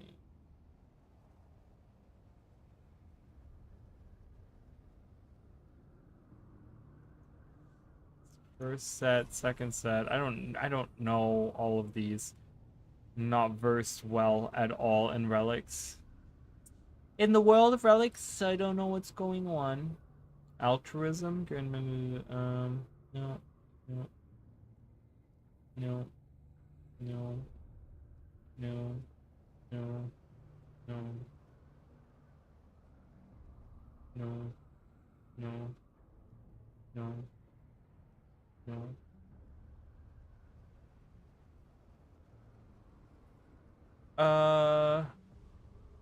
That's not bad. I'm gonna try reverse. That's not bad. I'll try that. Never used it before, but heck, I'm gonna do it right now. I'm gonna try a completely weird build, and you guys are gonna be like, "Whoa, this is so overpowered!" Or Riley came up with the best build ever. I know that's exactly what all of you are gonna say, because in truth, I actually know everything there is to know about making builds. Okay, I'm actually a total pro. Every build on Snowcrows, I wrote those. Every single one. Secretly, I wrote them. I just didn't want to put anyone to shame. Alright, so we have that. Valor, we do want that. Focus skills, nope, I'm using shield.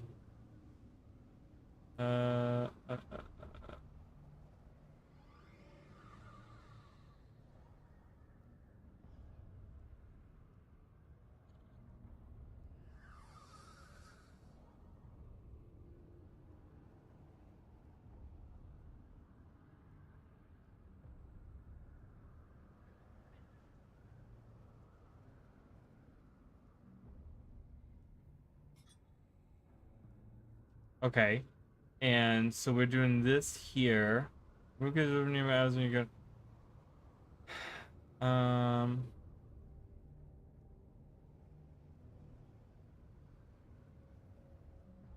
So when I have protection and resolution,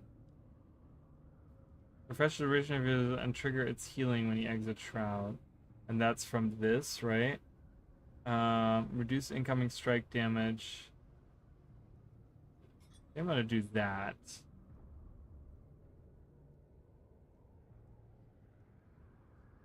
Yeah, these don't work for me. I don't like, just in general, I don't think that this is Master at Arms seems so useless because these recharge fast anyways. I mean, I guess like use this and then you use that, you know. Oh, I guess you gotta use it twice and then okay. Yeah, I don't know. You have every purple title. Of course I do. I have every single purple title. I even have the ones that haven't been released to the public yet. They didn't tell you about those, but I have those too.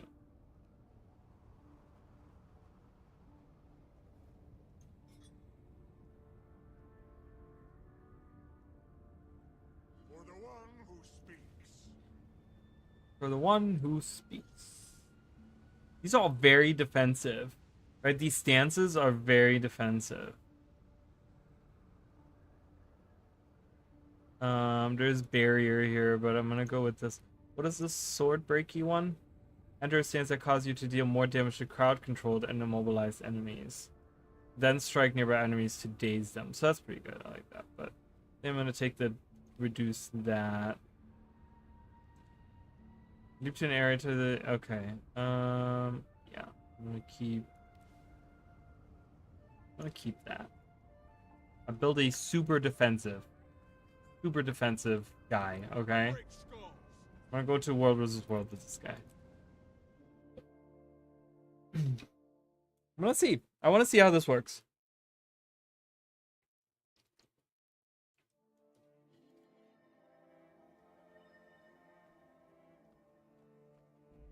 Oh my god, are you joking right now?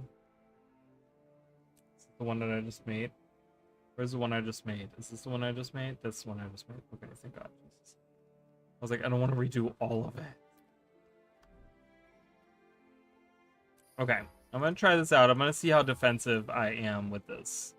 Okay, I only have 20,000 health, so I don't have that much health. Oh, I can get a little bit more defense and health. If I talk to the repair person. Just right over. Always be loyal to your. Oh my god, everything is in the back.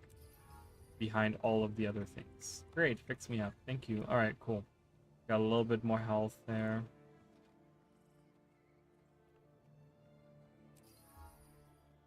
I want to try this out. I want to see how like a very defensive build is gonna work with this. As you guys know, I have a very defensive Guardian, and I would like to see if that's a build that he could adapt.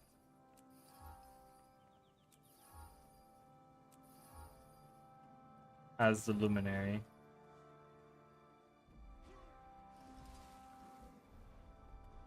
So I gotta kind of learn a little bit about. So there, and then I go into 5 just to be. And then boom, I can daze, and then I just keep pressing that. Resolution, resolution, and I don't see, and that's another thing. So I have this right here, right? The thing is, there is resolution that you can access, right? There's like, oh, there's a little bit of protection here, but there's like that's the only protection that you can gain.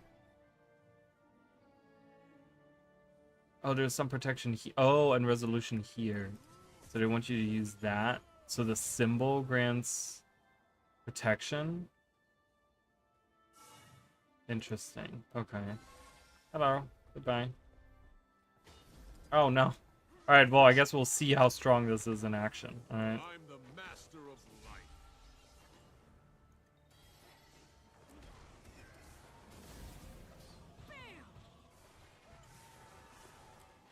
Well, I feel like I'm doing pretty good. Oh, well, I just now we're all just. Yeah, hiya, do the staff. That was not very fair. But for the very beginning of that match, I was doing pretty good.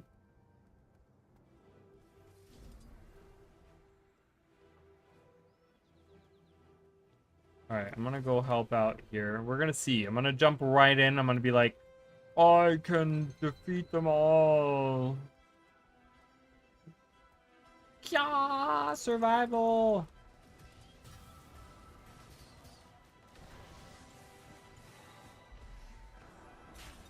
Slice him apart. Yeah, okay, I can't survive that one.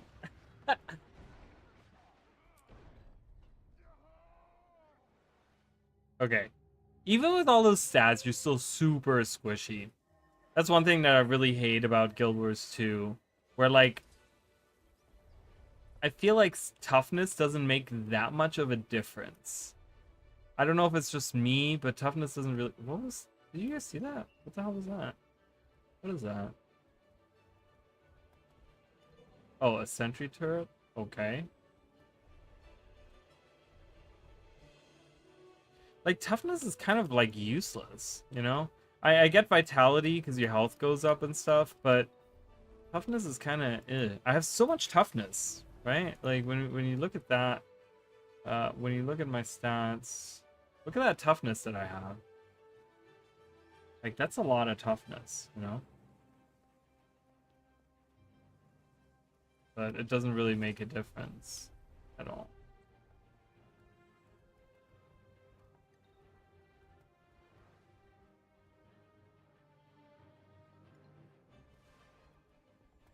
There's an enemy somewhere. Right there. Get him!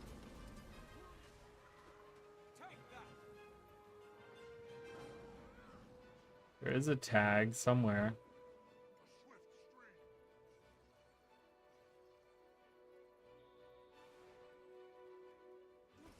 I'm gonna kind of wander around, see if I can do like 1v1 someone, and see how long I can survive against that.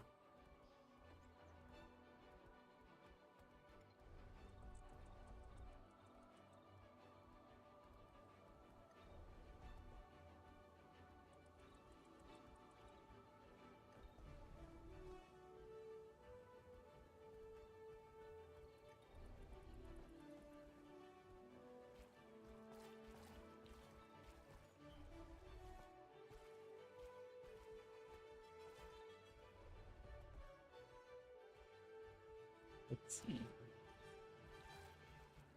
Yeah, Luminary feels kind of... Overall, it feels kind of strange.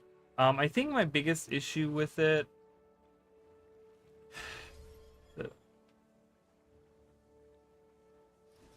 Like, they're trying to do too much with it, right? Like, healing damage... Hello. This is a beta character, but he's a Tempest. Okay, weird.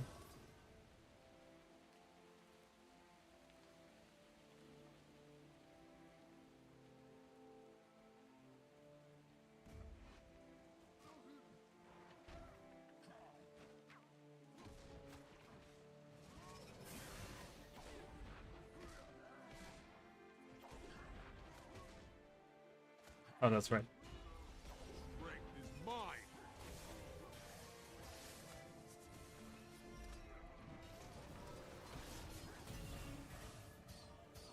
I think it's like Core Guardian Plus. Yeah, but it's weird because then it has like this strange focus on like different... Yeah, I guess it's like a Core Guardian Plus. I guess I agree with you. Yeah,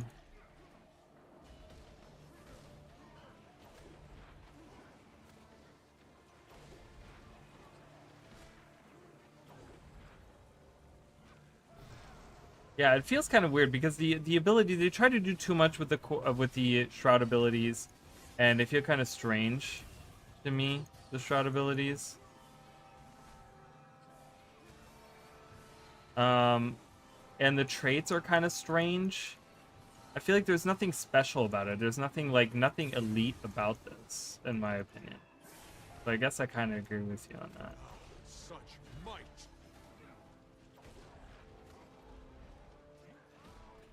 But at least in a 1v1 against a Tempest, I'm not dying. Eat that.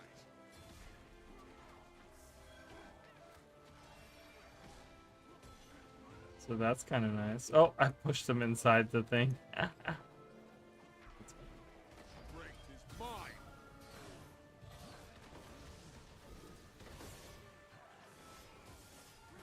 Overflow.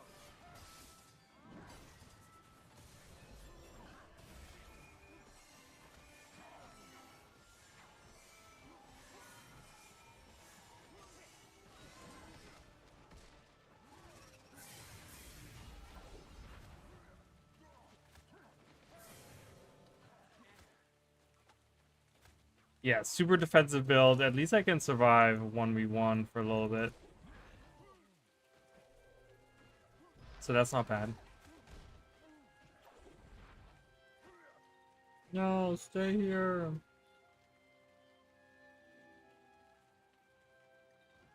Yeah, I don't know. I'm just not really impressed. Like I like the stances. I think the stances are nice.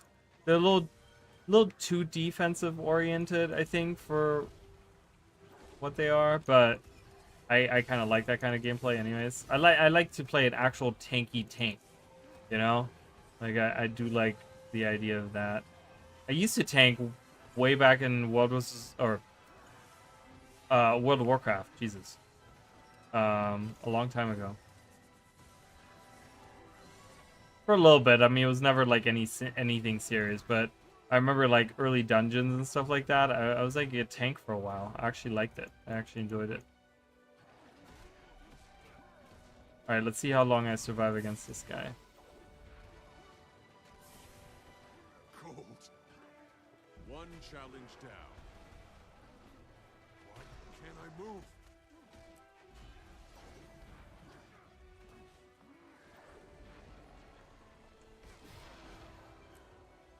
Uh-huh. Yay!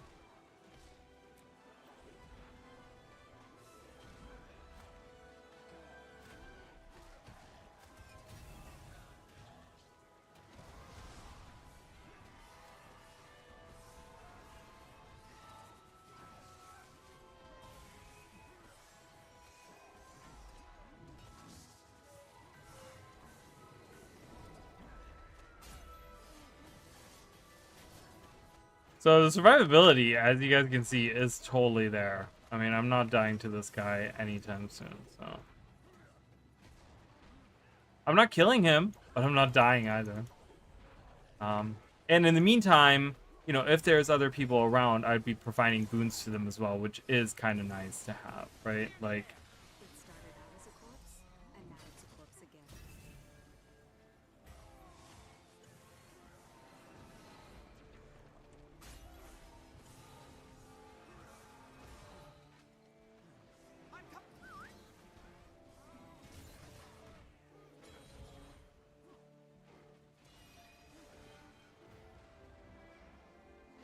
no, don't go away. We almost had this. Oh my god. It's mine. You can push me all you want. I'm not afraid. Mine. I'm not afraid. Yeah. Come here. Come here, you little turd.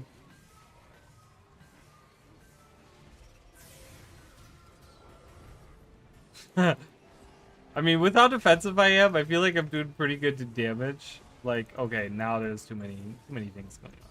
Too many things going on. Power hit. Ah, feels nice. Ah!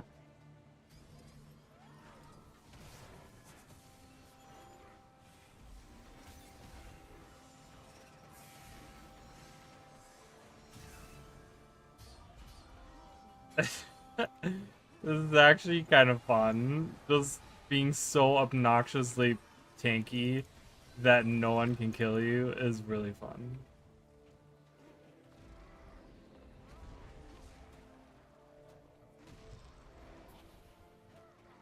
I'm running out of utility things to use, you guys. I'm running out. Ah, there it is. Yeah, so I don't know. I'm not really impressed by it. Like, I'm gonna be honest. I think that oh, well, I'm in combat. Okay. Just defeat me, please. Alright. So, what do you mean? Oh, while I'm defeated, I can't do that. Okay.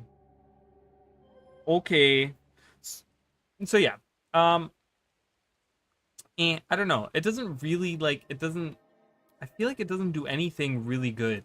Like it tries to do like different things, but I feel like I'm kind of missing the point of what it's trying to do in a weird way. I don't know. I don't know if that's just me, like if I don't understand how this is supposed to work or what. Obviously I made a completely weird bonkers build, but I was like I wanted to try that out. It works, it's functioning, right? I don't know if it's best in class in anything. But yeah, the skills here, they try to do a lot with it. Which I guess is fine. It's just, I don't know. Because I feel like when you're supposed to go into Shroud, it's all about like using all of the skills. But the thing here is that you only want to use some of the skills because you're trying to do some of the things that the Shroud provides. So that kind of limits you on the things that you're using. You know what I mean? So I don't know. And then having like the virtues be there but not really be a big part. Like they want to make them a big part of it, but then it's also like the core mechanic of what the luminaries completely ignores the virtues. Because I feel like the virtues are baked into 2, 3, and 4, right? And that's how they're kind of designed. Well, which like, I guess like 3 is more 5. You know, like they kind of correspond a little bit to the abilities there. And with this trade right here, kind of has the kind of interaction with it. I don't know. So it's a little all over the place. I don't really know what my issue with it is. It just doesn't feel like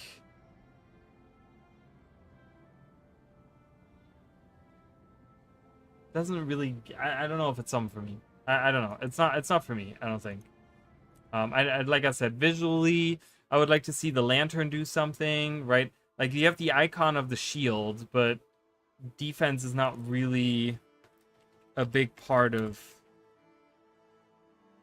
that. I don't mean it could be. I build it around that way. So I don't know.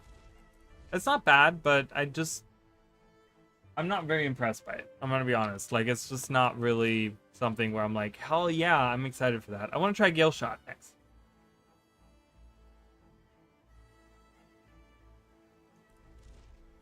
Whatever.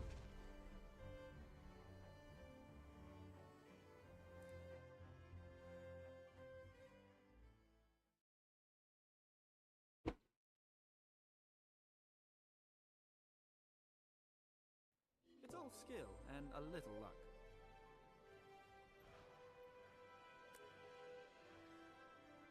All right, Gale Shot. Get the bow. Pew pew pew. The bow.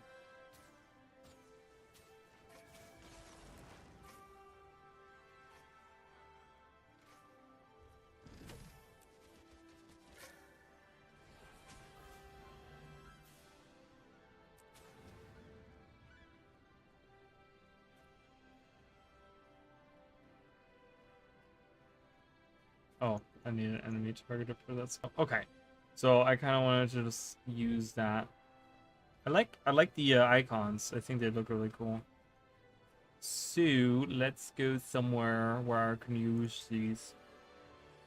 I don't know. I can't really pinpoint what it is about Luminary. Like I feel like there's a concept there, but it kind of gets lost in all the little things. And it doesn't really... do really well. I don't know.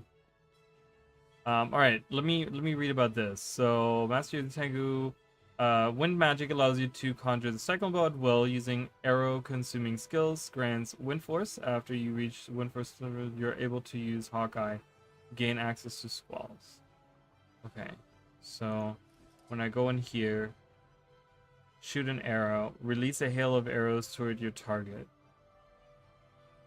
Number of targets. How do I know what my threshold is? Threshold is 5. Where is the indicator of that? Do I have a visual indicator of that? Again, I think one thing that ArenaNet really missed is on having visual indicators on your character. I don't understand. They did it with Virtuoso, right? It should be something like that too. Oops, wrong button. Swift and steady. So what does this do? Using arrow-consuming skills. Oh, okay. So I have to use arrow-consuming skills that then gets me this, right? I should have this on. I should have this on me. I should have like 5 feathers build up around me, like the Virtuoso. Okay, and then now if I just use the attack that automatically, I do use that automatically. Oh, I like that. That's really cool. I do like that. That's nice. I do like that. Feline, avian, and drake can increase precision. These skills can fury. Okay, nice.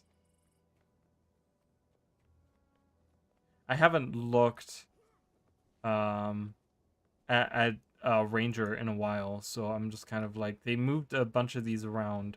I remember Barb's was like, wasn't Barb's up top and then Fang and Claw? Is that new? I don't remember. Swift and steady. Okay, I don't know why I keep going to a low level area. Let's go to level 80 area. So far looks pretty good. Like I said, visual indicator. ArenaNet really needs to look at how they can visually improve a lot of these, right? Like we've talked about the Conduit, we talked about the Paragon. Like every single one of them has something that is like easily would make it a better spec by having more visuals on it, right? Like whether it's on the skills or it's on like, you know, and whether it's on the character or whatever.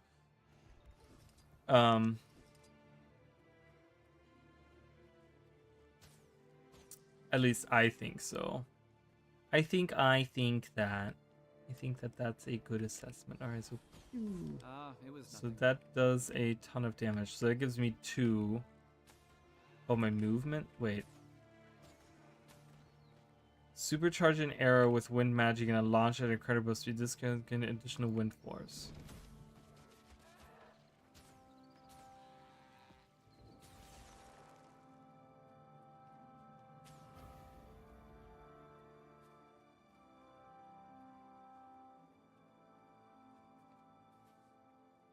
Does wind force never expires, huh? But it grants movement speed, so I get 25% movement speed from this. That's interesting. I like that. That's very cool. And it does what? And it does 3% damage. So it's 15% more damage. Boom, boom, boom, boom, boom. And it does a ton of that. I like it. This is actually really cool. This is a cool gameplay. Using these skills to build up that Hawkeye skill is pretty cool. I like that. Jump Spec, release a blast of wind that destroys incoming projectiles. Visually very good. I like that. Release a volley of arrows.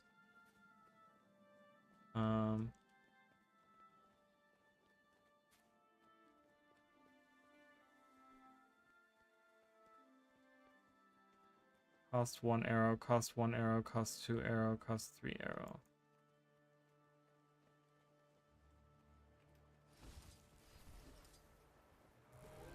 Oops. Oh, I interrupted myself with that.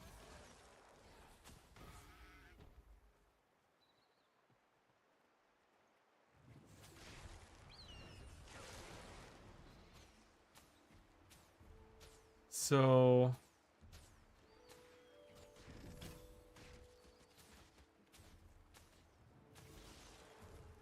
Okay, I guess I can kind of see.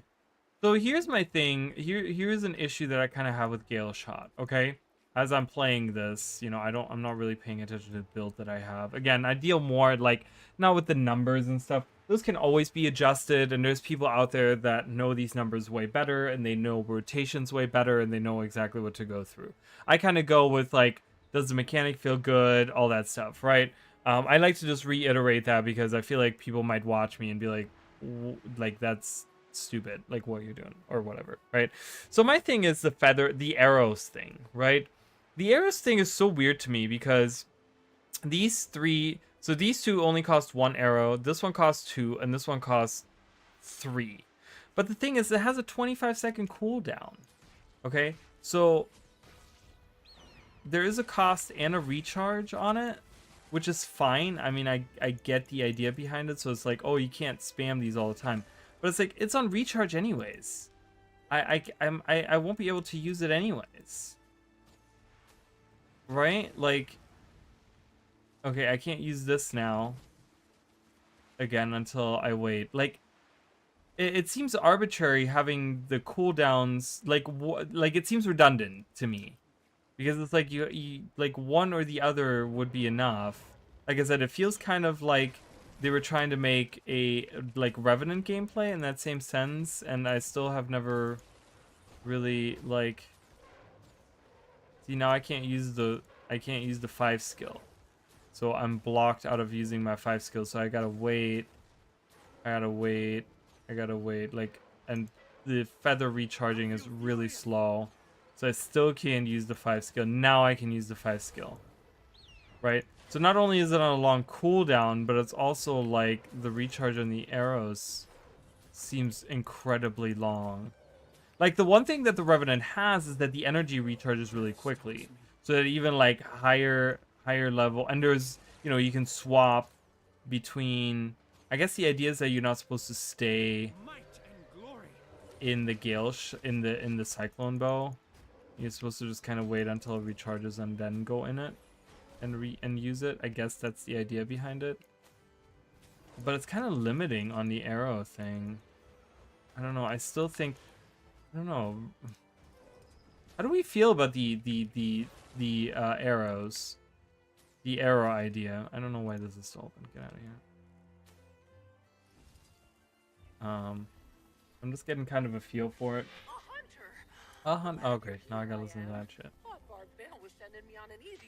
Alright, let's go over here and let's kind of look at the traits first of all before I do anything. Okay, so squall remove movement impairing skill conditions. Okay, that's fine. Joy movement skills grant you swiftness and endurance. And then after using bluster, your next bluster? After using bluster? What the hell is bluster? After using bluster. Entering combat. Okay, after using bluster, it's very specific. Your next pet attack creates a damaging swell of wind around its target. Okay. Strike damage is increased when you have swiftness or super speed. Swiftness is more effective. I like it. We're doing a gameplay around, you know, we talked about this. Kind of have systems interact with each other. So traits aren't just like just doing one thing anymore. They're now doing different things. So I like that a lot, because then it's like, okay, you want to stack swiftness on you, and there's like a build that I can see where like there's a swiftness gameplay, right? Where like you get stronger with more swiftness and blah blah blah. Bam bam bam, boom. Does a ton of damage. I like it. I think that's very good. I like the idea of having a swiftness, like a movement speed swiftness specific spec. Like that's cool. Again, right? We talked about having maybe boons and conditions do different things and interact in different ways. Having this be focused on swiftness is really cool. Avian pets have increased strike damage and health. Bee skills grant quickness around the ranger. Goes really well with that. It competes with this. Quarry's Peril is replaced by Pelt. Okay. Fire volley is damaging enemies when they land. So it changes this, which does damage, immobilize, and costs 2 arrows, to costing 1 arrow and not immobilizing anymore, but you can use it twice in a row. So there's a little bit of a trade-off when you swap pets. Fetch.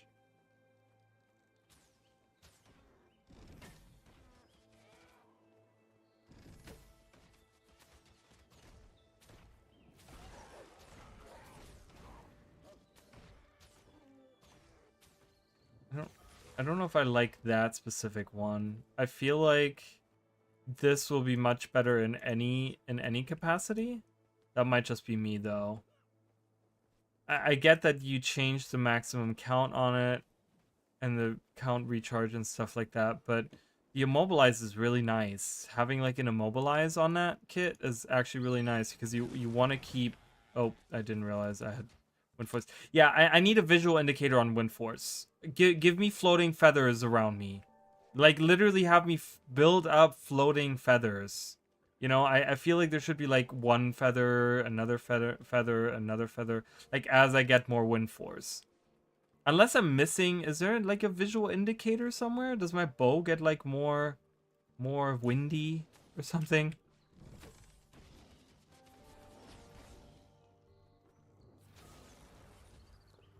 It does not, does it? No, it does not. Have mechanists can customize the cycle with the traits. Yeah, it's cool. I mean, I like the idea. I mean, I haven't looked at this part, so I definitely need a visual indicator on feather, like having feathers there. Like really go ham on that feathers theme. You know, you want to make that a thing. That's cool. I have the wind force. Don't have it be a UI thing. The UI is already awful. Okay, and having to keep track of that is garbage. So, because you want to be able to use that Hawkeye at the perfect moment, especially if it gives you something like super speed that increases your damage because of the minor trait and stuff like that. So, I really think. I guess there. No, there's no other visual indicator. Is there? I mean, is there more feathers coming out of my bow because I have more wind force? Is that what it is? Let's see. Whoa. That's a great ability. I love that a lot. Let me walk away. No, there's no different indicator. Yeah, okay, so definitely need that. Not huge on pelt. That one is fine, I guess, if you want to build arrows faster. I guess that'll work. People swap their pets all the time. I think that's nice, having a pet interaction with the thing, different systems interacting with each other. I think that's great. I like that. Your base movement speed is increased. Hawkeye grants super speed. Okay. Cool. I like it. Again, movement speed. Quarry's Peril and Supersonic Arrow resets the cooldown of Bluster. When you use Bluster or Hawkeye, grant boons to nearby allies. So we're changing Wind Force grants stacking movement speed and damage. When you use Hawkeye, convert these into stronger bonus for a duration. Oh, okay. So this doesn't give me movement speed then anymore? It does not give you movement speed anymore. Oh. Gale Force. Oh, I like that. I like the like trade-off. Like you said, you can kind of customize what your bow does. I kind of like the idea of having customizable like things on there.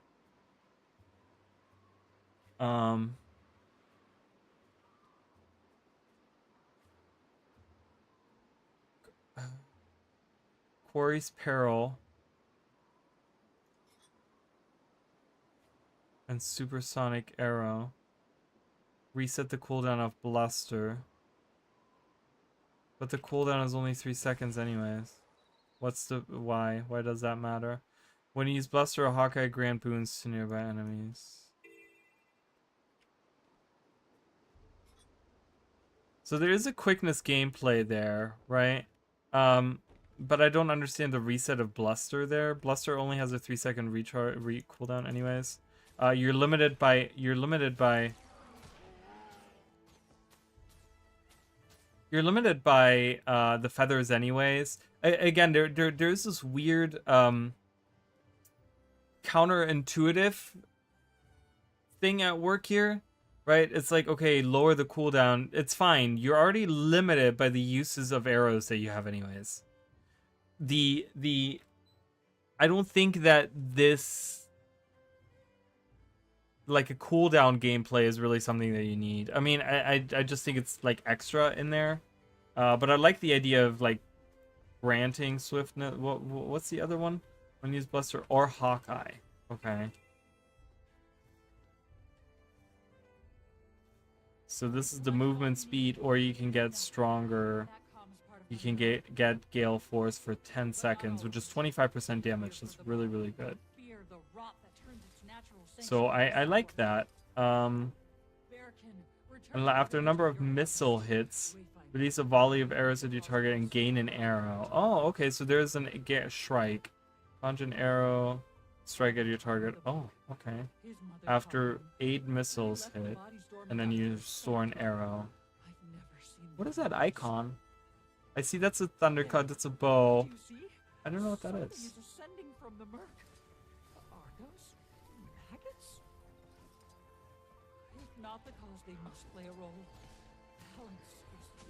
So and these are indicated as... Are these missiles?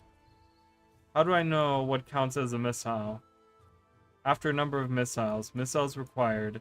None of these are indicated as missiles. So I need an indicator. Because can I use a longbow for that as well? Does that work as well?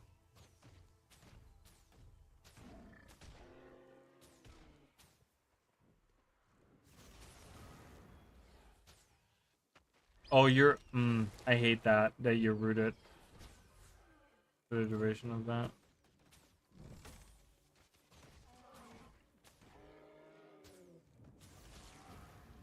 I like that trait, though.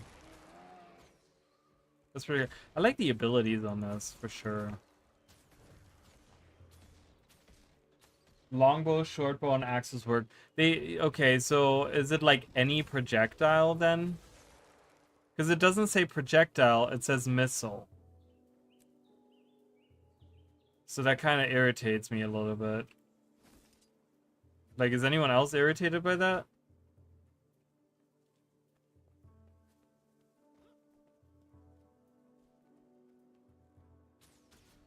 Swift and steady.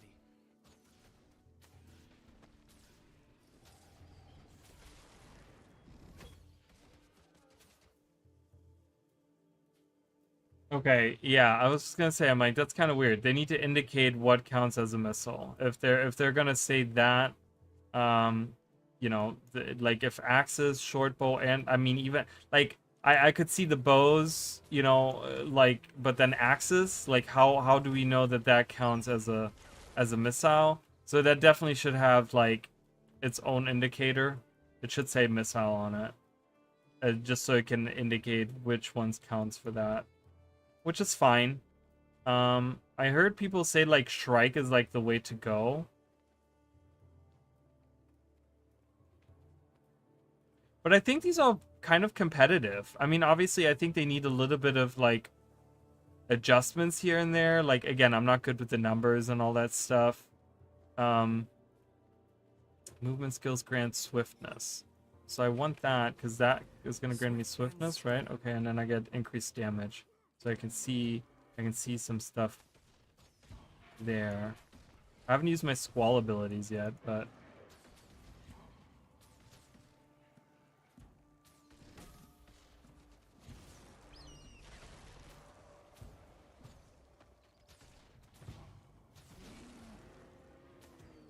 yeah, I know. It's unfortunate, isn't it?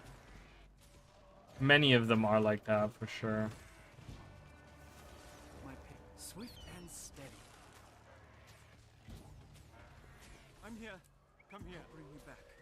Go, my Phoenix.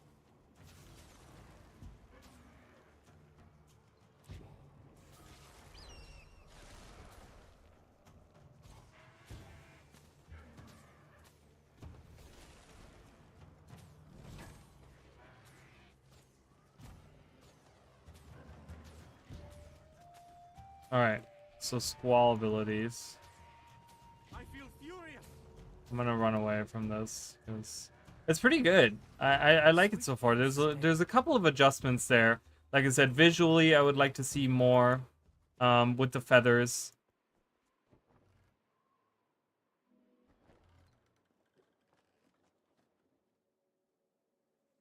Oh my god, I've had way too much water today. I gotta pee again. Give me 1 second, I'll be right back.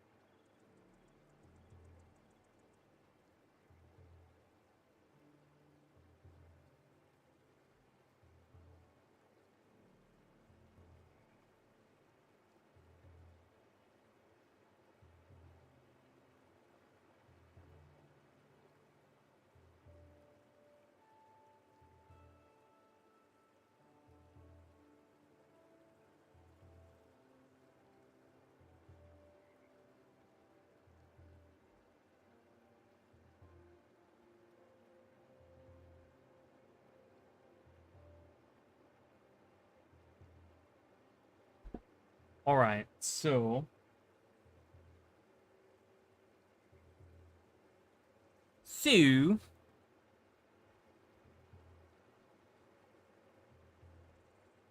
yeah, I don't know. Is Shrike a range 2000? Jesus.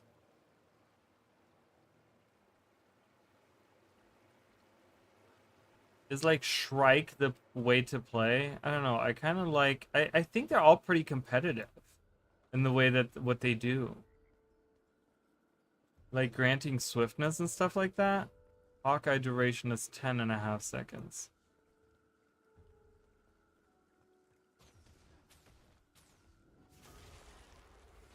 Yeah.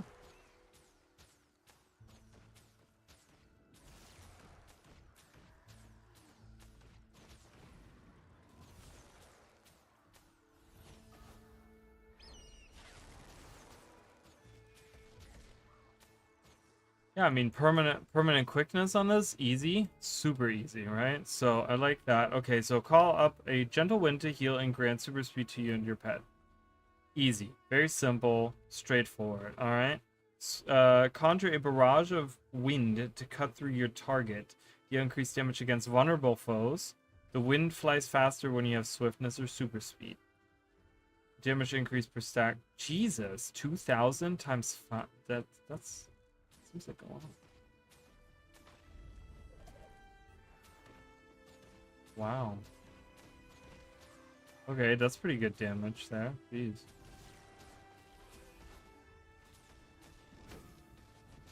One thing that I'm missing a little bit.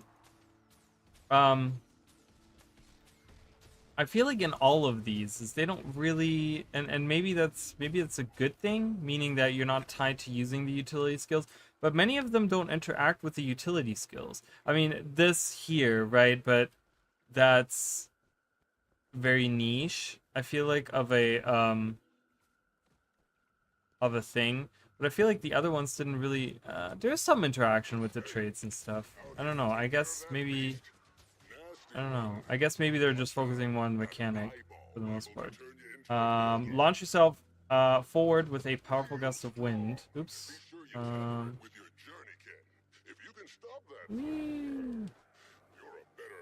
And gain super speed. Okay. Get to it. Woo. Every creature in the grasslands turn to gravel. And then movement, so then you have the synergy here with movement skills. You have like all the synergy. That's kind of cool. I like it. Because this gives like super speed, right? And if you have super speed or swiftness, you gain more damage. Swiftness is more effective. Which means what? Swiftness gives you more, even more speed, I guess. Swift and steady.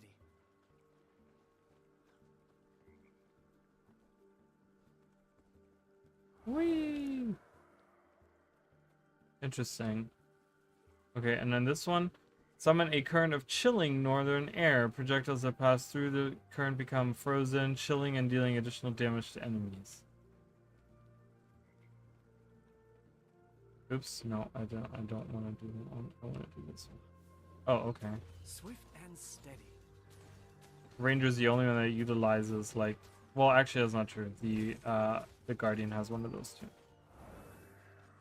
So there's a lot of synergy in this, and I really like that. There's a lot of like, there's really, they took the idea of like, okay, wind magic and speed and like that type of stuff. Like, how can we make that work the best? I like that a lot. It looks, it works really well. What is this? Wind swells around you, knocking back enemies. Okay, I want to see this. Yeah. Okay, very straightforward. Yeah, Gale Shot is pretty good. I actually really like Gale Shot. Bam. And that's the one where the tornado comes out. And birds everywhere! Release a massive tornado, launching enemies it strikes as it travels. When the tornado reaches its destination, it will persist for a period, dealing damage to enemies inside of it. Traveling tornado damage, stationary tornado damage. Are these numbers seem like a lot.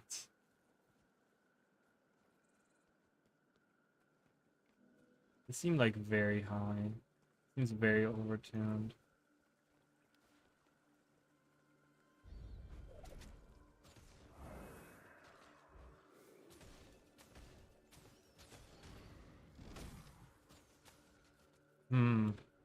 I wonder. I kind of want to take this. Let's see. I like this one. This one has like the concept, the idea is really there. Like I said, there's a couple of adjustments here and there. I feel like that they could maybe make to it, but overall, like, actually, like, oh, I didn't. You know what? Earlier I was recording a video, and it's now becoming apparent to me that I didn't change my camera.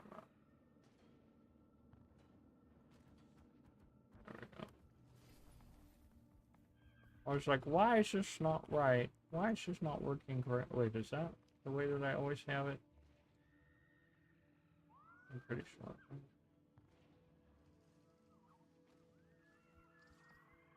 Okay. Yeah. Alright, let's see if the wizard, the archmage is here.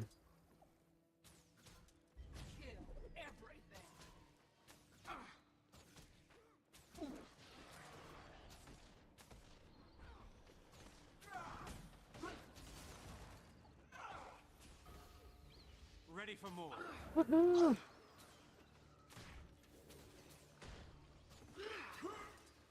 I'm wilting. I didn't mean to do that. Endurance.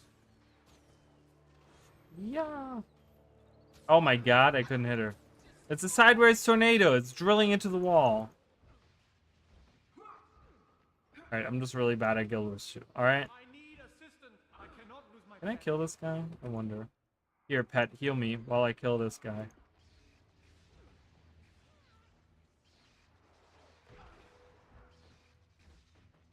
Come on, come on, come on. You can do it. Yeah.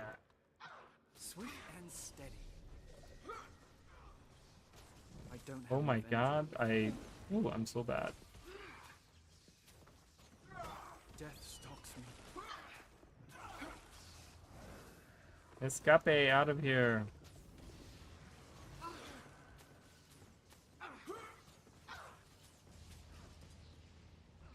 Yeah, it's not bad. I really do like it. Like I said, visually I would change that a little bit. Pelt, I don't know, Perilous Skies. I'm not really sure if I'm a fan of that. I can see situations, I guess, where that could be used, but again, you're kind of limited on the arrow count anyways. So it's like it's kind of weird having them change it to that. I mean, I guess it lowers the arrow count cost, but it does give you 2. So you're going to be using that twice, and then, like...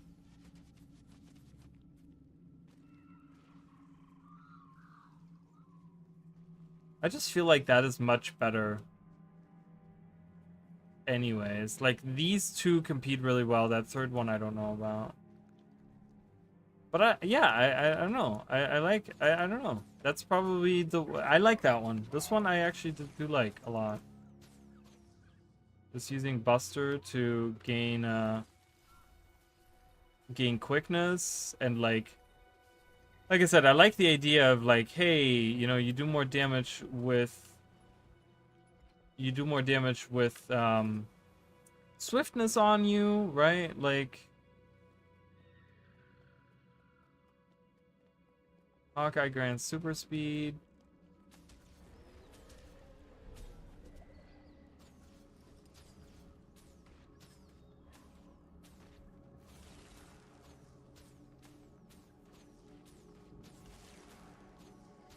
I mean, I feel like, again, if you look for like specific numbers and stuff, this one is probably going to be really overtuned. I have a feeling.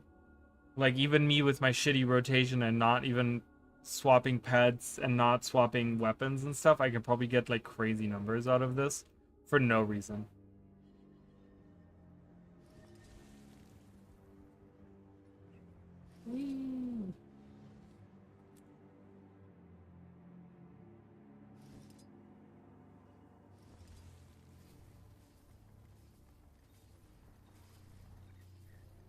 Welcome. Feel free to approach the console and begin combat practice. I'm just gonna do all of the boons, and we're gonna see.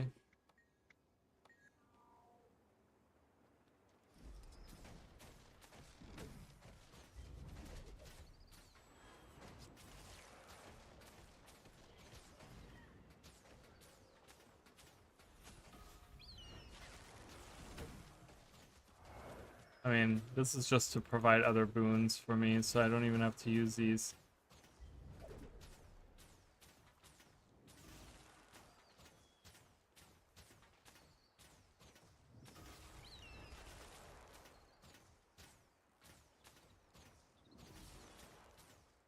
Yeah, the numbers are crazy, right? It wasn't just me. Yeah, I was like, just seems kind of crazy to me.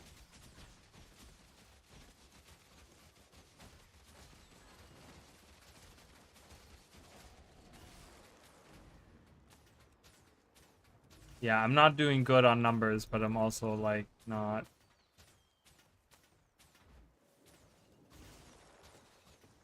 I just do, like, way more damage in this.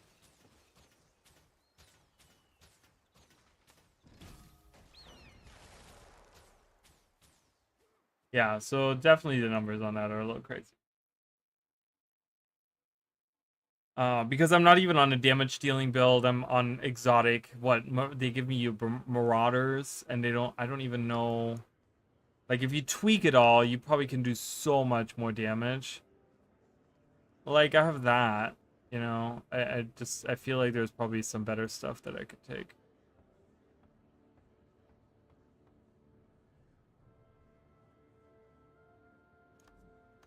And equipment wise, I have marauder. Yeah, I mean, and this is just exotic gear. It's not even ascended. The numbers would be like way higher. And then food and other buffs like that, you know, food and utility and stuff. So I think, yeah, I mean, it's kind of overtuned, but the arrow and the cooldown thing, I don't know, it's just kind of weird to me. I just feel like I'm like, this has a 24-second cooldown anyways. It's kind of strange to me, but maybe it's just me. Again, it's like I'm a horrible rev player, and maybe that's like the rev gameplay. I just think that like the Revenant energy recharges faster, so there's some positives to that. because it recharges, so you can kind of like, okay, this is gonna recharge really fast. But with how slow these guys regenerate, like look at how long that bar takes to regenerate one. That seems a little weird to me, but it's not bad. Overall, it's pretty good. I like it. Overall, it's pretty good. It's probably one of the better ones that I like for sure. I think I'm with everyone else on that. Everyone else has been saying that.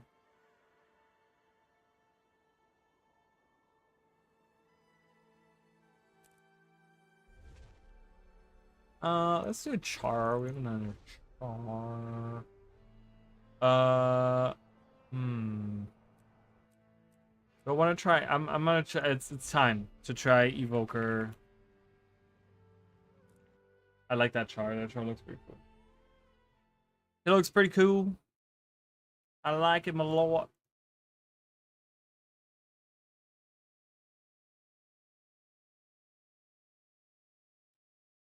Yeah, I just like having a visual indicator on the wind force thing. I think is very important to have.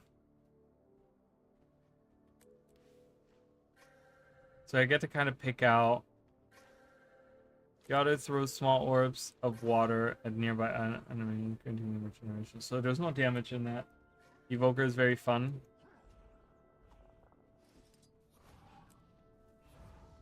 Oh, I love that icon. That's cute. Fox's Fury, Meditation, grant wounds to nearby allies, then inflict burning on your target based on the amount of might you have. If fire is your specialized elemental skill, breaks stun. Ooh, wow, that's a lot. That's a lot. Hang on there.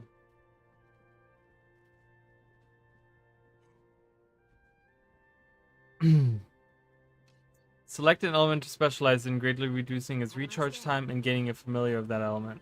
The familiar's basic skill charges as your weapon skill, as you use weapon skills, charging more. Okay, and we can't auto cast it, right? No, because it's a ground targeted.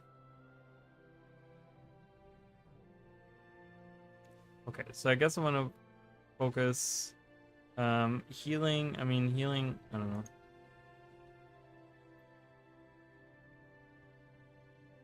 After using familiar skill, your next strike creates an arc of chain lightning. Gain additional strikes of chain lightning if you have the hair.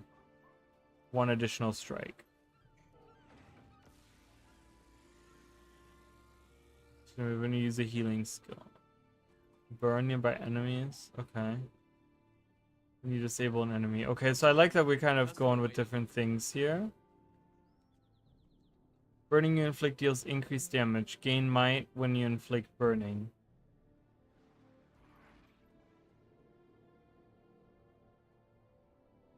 Getting when you reduce and reduce incoming strike damage. When above the health threshold, outgoing strike damage is further increased. When below, incoming strike damage is further reduced. Spirits be with you. Okay. Grant regeneration to my allies when you dodge. Heal allies when you grant them regeneration. Healing is increased if you have the otter. So that's kind of crazy. What's the... Healing is increased if you have... Okay. Oh, okay, I see. The healing from the dodge. Or from the granting regeneration. So you heal from that. Okay. With condition, prowess is improved. Heal yourself when you use a familiar skill. I mean, these seem really strong. Is it weird that... I know that that's burning and stuff, but I feel like there's a build somewhere where you use hair. Maybe not with this trait, because that's just damage, and then, but the familiar focus has like condition damage, so maybe that's not what you want to use. Move could use when you have my allies and grant them bonus when you use a familiar skill. Alacrity and healing. You cannot leave your selected attunement. Your basic skill charges more quickly. I mean, we give a ton of... Yeah, I feel like that's the way to go anyways. I don't know. Let's look at it. Go back here.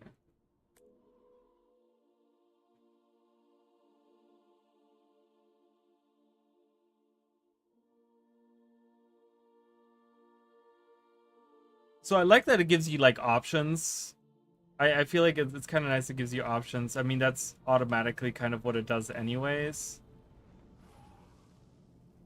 All right, Mr. Fox, hurry up. Like, Elementalists can really shine in different ways.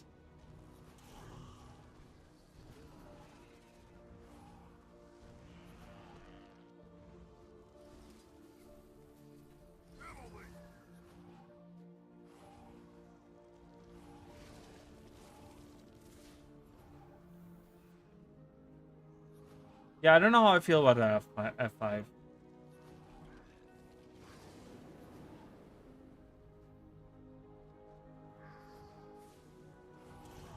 It's just like an extra button that I have to press. And it just, I don't know.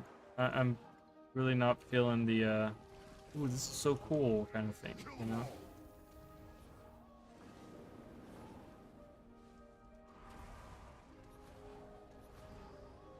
I mean, it does a ton of damage, so.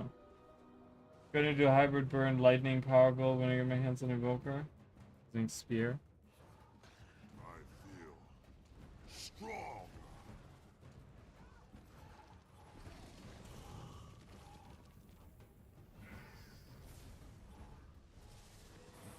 Oh, I like that. I don't know if I like that. Kill them all. Refreshing.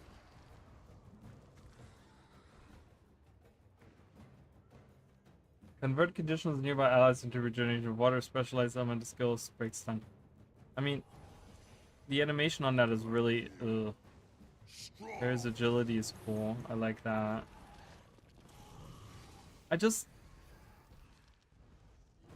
I'm missing the familiar interaction there. It just like attacks once in a while when I tell it to attack. It's over and over again. Like, look, it's not even hanging out with me in battle. It's kind of weird. The whole idea of having a familiar is like, I feel like that you're supposed to like battle together. But it's just cumbersome to use. It's just cumbersome to use. I just feel like it's all very arbitrary and doesn't flow really well.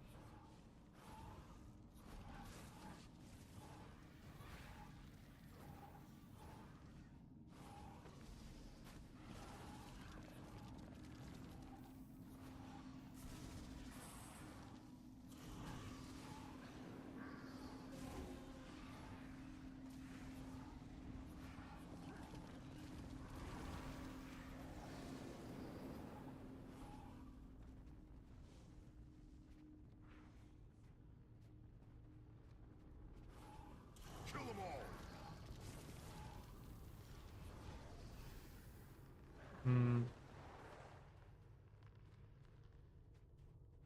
I mean, maybe it's just me that has an issue with it. It probably is, but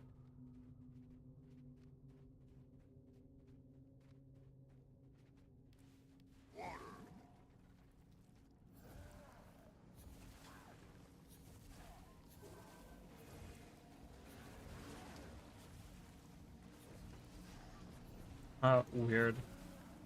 He's really burning. I don't know. The otter probably doesn't do.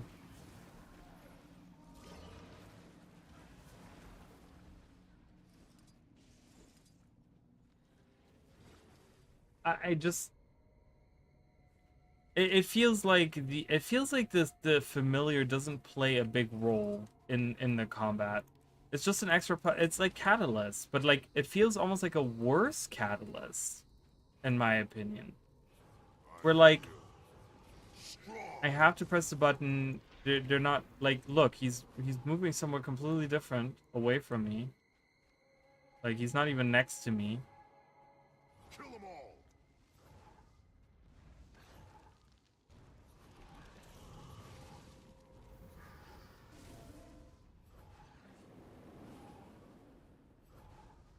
That's how it's done.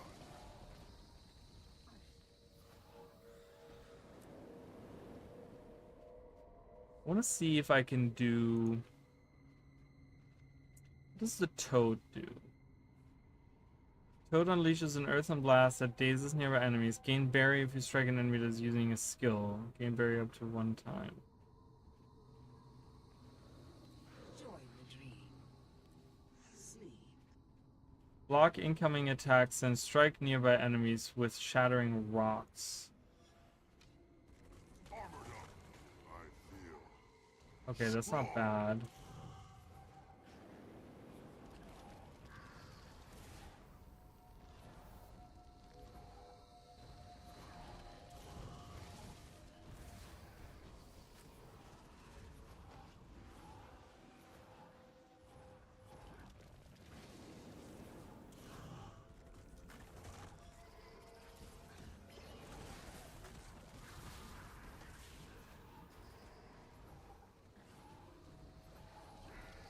I don't know. I'm still I guess I'm gonna die on that hill by myself, but I still think that should be an auto cast. I know it's not a pet, right? Like, I get that it's supposed to be familiar, but even then, like, a familiar is supposed to be helping you in combat and not just like, oh, here's an extra button that you can press every so often.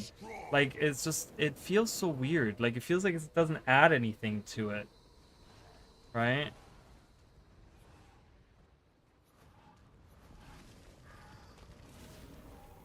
And like I said, it might just be me. I mean, it's strong. The abilities aren't bad.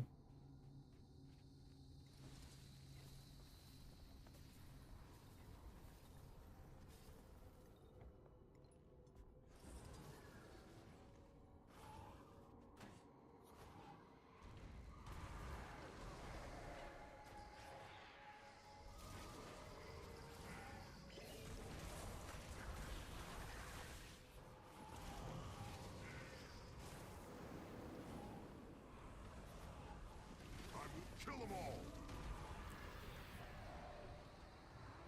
Glad you could help.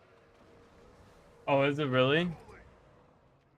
I don't know. I remember a lot of people were saying like, oh, I don't want that to be auto cast. Like, that feels, it's not like, we don't want that auto cast. That's lazy. But I just feel like, I don't know. The familiar just hangs out and doesn't do anything unless I tell it to do something. Like, there's conceptually something that's weird to me. I'm like, okay, well, the spirit is supposed to be helping us, but unless I tell it to do something, it doesn't do anything. And that's weird to me, you know?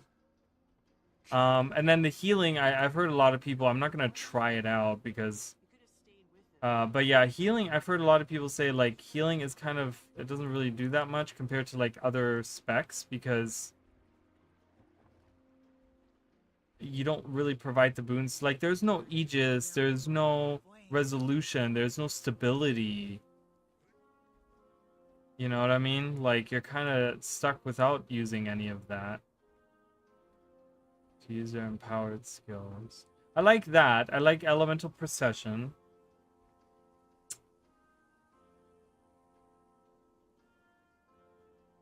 Healing, but again, it does just regen. It's all it does. All that water does is regen. There's alacrity here.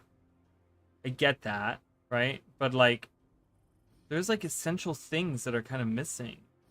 You can do some protection if you take some of these, right? Gain protection when you disable an enemy. Protection is increased if you have the toad. Hi, Red Nui, how are you? But there are no boons. Yeah, it looks like it heals for a ton, right? But like, even this doesn't have healing. This provides regeneration for a shit amount, mind you. I guess it pairs with this, but even that is like, why doesn't it have like flat healing on it? Convert conditions into regeneration. Oh, I guess I see it because it's 5 conditions that... Yeah, but it's so much. You have so much regeneration on everything. It provides regeneration there. It provides healing there. Regeneration here. Everything is regeneration on healing. That's wild to me. That there's like no healing variant to it, right? Like, it's kind of strange. I thought I'd like this more than I do, but I'm really like kind of like about it. It's missing a lot of like I said, I really that having that as an autocast would be fine, because then I can just concentrate on using those skills. But like having to pay attention again, I have no visual. There's no. And a lot of these, and I, like almost every single one of them, there's something that I'm missing visually. And most of the time it's like the visual to help with using the spec mechanically, right? Like here again, you know, I have a little bit, like I have to look down here to see if I'm ready to use that ability or not, right? I hate that. I don't like that. I'm like, I don't want to have to look down there and play the UI to know that now I can press my F5. Now I can press my F5. You know what I mean? Like, I don't like that. I'm not a fan of that.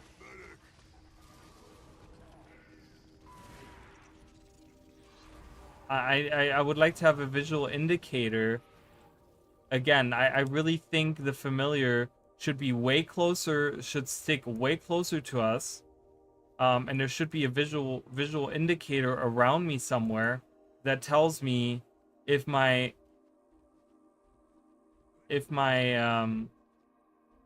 familiar is ready to use its ability or not. If I can autocast it, I guess, but look at how far back this thing is. If I can autocast it, I guess it's not a big deal. Really? Like, I don't think, like, autocasting, I think, would make it a little bit better.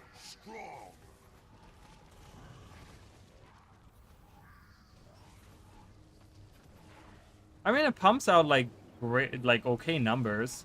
I don't think, like, the numbers are great. I have nothing against those at all.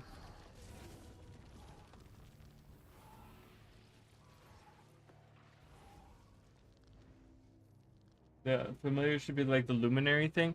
Yeah, I mean, well, I feel like having it as a luminary thing would kind of make it a little too stiff.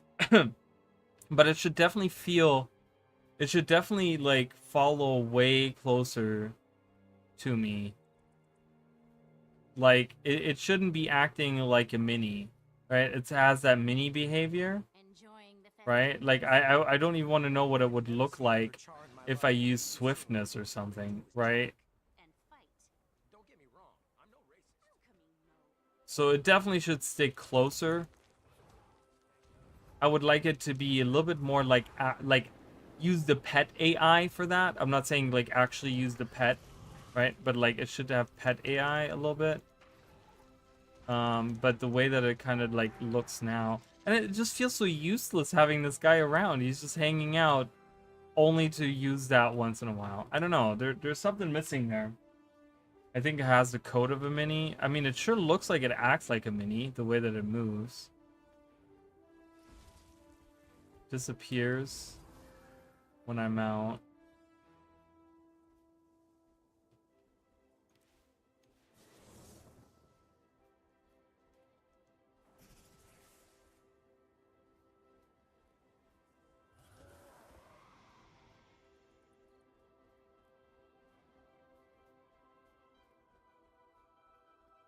I wonder. Oh, and it does. Yeah, so it does look like it's using the mini. I was like, does it teleport to you when you get out of range?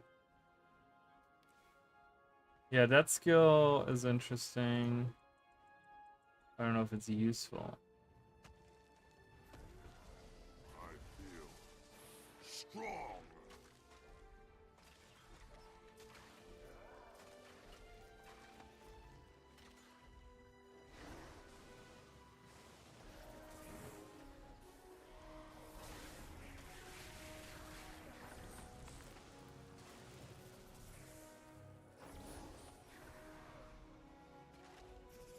Yeah, I have to constantly look down at the UI to see if the ability is ready. Everything is on cooldown right now, so I can't look at this. This is why staff sucks. Cooldowns are fucking crazy. Or at least like I guess single element staff sucks really bad this way.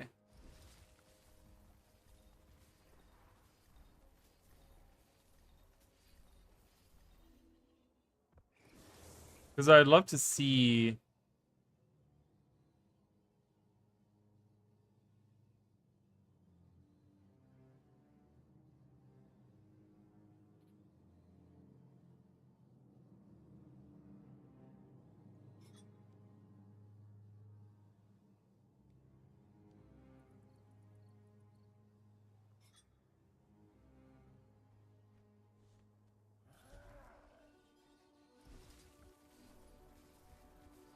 Oh, I'd love to see kind of the. I still love this map. It's such a nice map.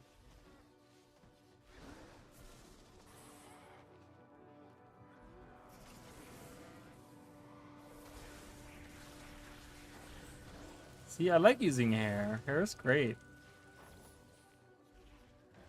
My leg. Wish I could swap weapons. I really need to swap weapons. I really think.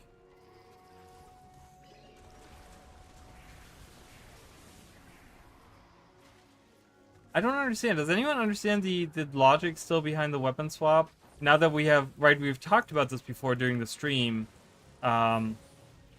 when Teapot and Snap had their little thing, right? We talked about like, oh, it's spooky. Oh my god. Does anyone find the weapon swap spooky? The weapon swap idea spooky? Is that like, has anyone come to that same consensus now? Is that what we're on board with?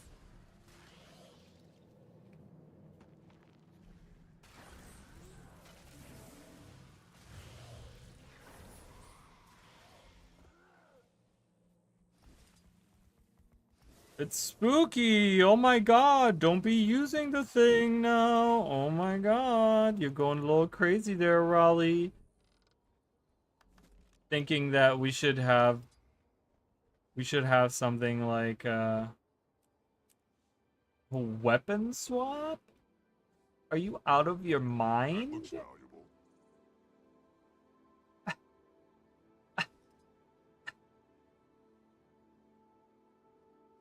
bonfire of healing will rage soon at the Flame Legion camp.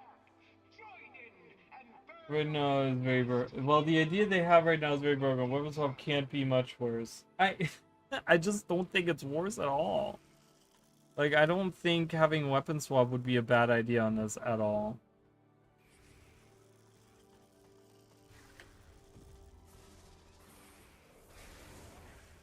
I like using hair more.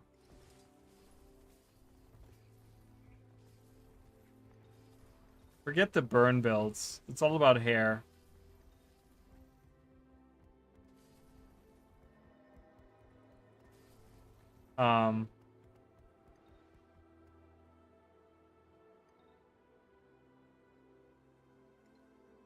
But yeah, I don't know. I think weapon swap would work. I don't know why they think weapon swap wouldn't work. I don't think it's that. I mean, obviously the numbers need to be adjusted. It's probably busted. I mean, I saw the video of the like 50, what was it, 58k like damage on the, you know, whatever. Like, I get that, right? You know, numbers can always be adjusted. We know this. We've talked about this ad nauseum. Kill shot. I feel strong.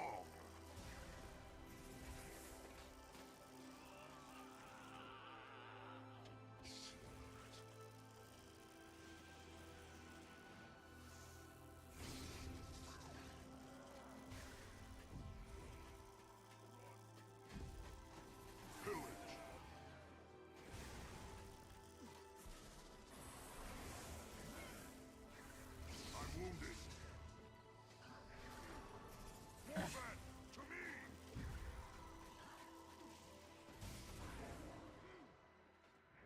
When it comes to air and sphere, I wish they would change the etching to be another lightning storm, AoE or something, because it's too familiar to water and earth.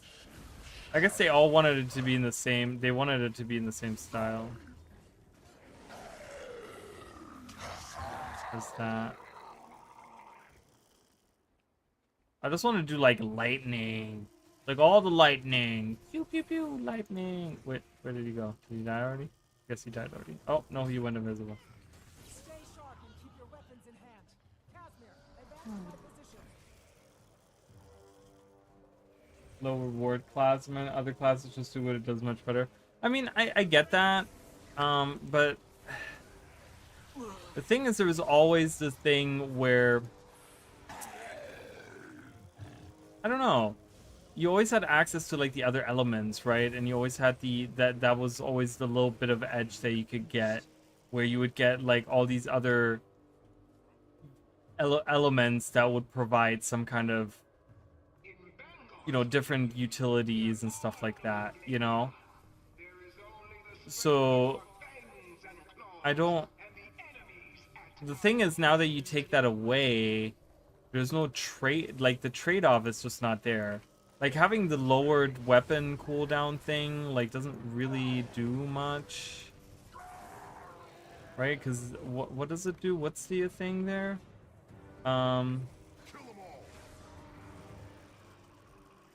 Activating your familiar's empowered skill recharges your weapon skills and triggers traits. See, that's the thing. You don't use that empowered skill that often, that it matters, that it makes a difference. It really does not. And I keep on having to press it, and I'm pressing all the other buttons. It's already high, like, APM class, and you're now adding another button that I have to consistently press over and over and over again. Adding, like, another button press into the whole thing. Hello? Why am I... Oh my god, I'm in combat with those guys. Hello.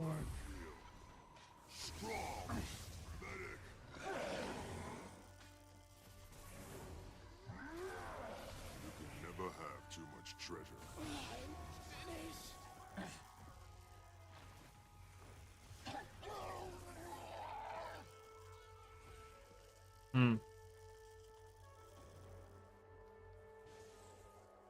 Yeah, I don't know. I think they need to do more with the familiars. Like actually have them act like familiars and not just like random minis that are running behind us. I feel like I totally forgot that I even have like a familiar at some point, right? Like in the middle of combat. I'm just pressing this button on off cooldown and it just feels weird. The hair creates a burst of damaging nearby enemies and making them take increased damage from critical strikes. Critical strikes deal more damage to the marked enemies. Okay, that's kind of cool. I like that. Unrelated, but it's so interesting. Weaver, it's supposed to be a complete blast cannon, so you wouldn't expect to be top tier, but it just doesn't. It doesn't provide any real boon support either. Yeah, I've never, I don't know. Beside Tempest, I've never, I don't like Catalyst. I've never liked Catalyst. I've never understood Catalyst. And Weaver I kind of got.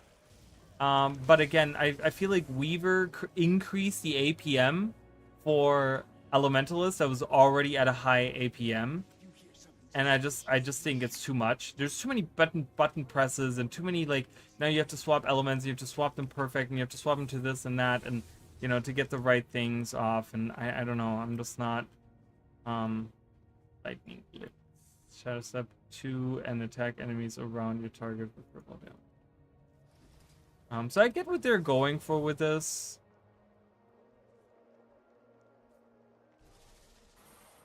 I don't know if I'm really, like, I just think if I compare it to, like, other elite specs, I really feel like other elite specs just win out.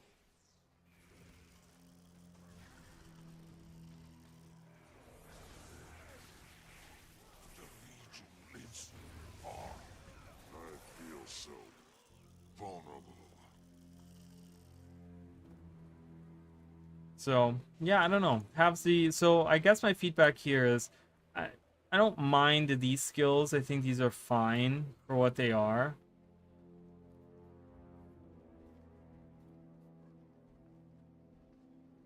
for the most part. I mean, I really like this idea of, like, I like that for sure, and I like this, you know, interaction with burn and might. You know, you have the gameplay there where it's like burn and might and whatever. You can do all of the things, and it's cool. And you know, it's like, oh, more burning, and more might, and more burning because of might, and blah blah blah. Right? You have all that. The healing is just weird. It doesn't really do much there.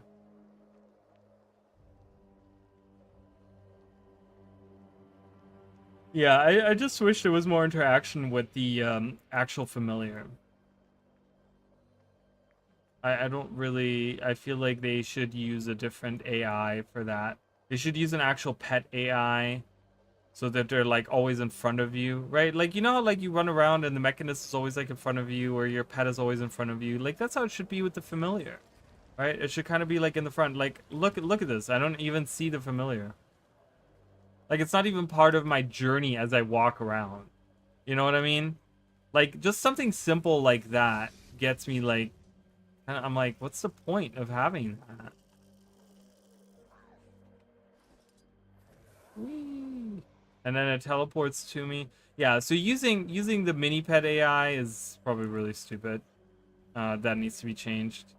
Visual indicator on the skill. I need an actual visual indicator. Why can't I get more visual indicator? Again, I remind you guys, like, when we look at something virtuoso, you get blades over your head that tells you where you are. I don't need to look at the UI to see that my dots are full, right? Like, I can see, oh, there's 5 blades above me. I can use it. That's what I want to get to, right? Like, I think virtuoso is such a well-executed class in that sense. Or elite spec, I guess.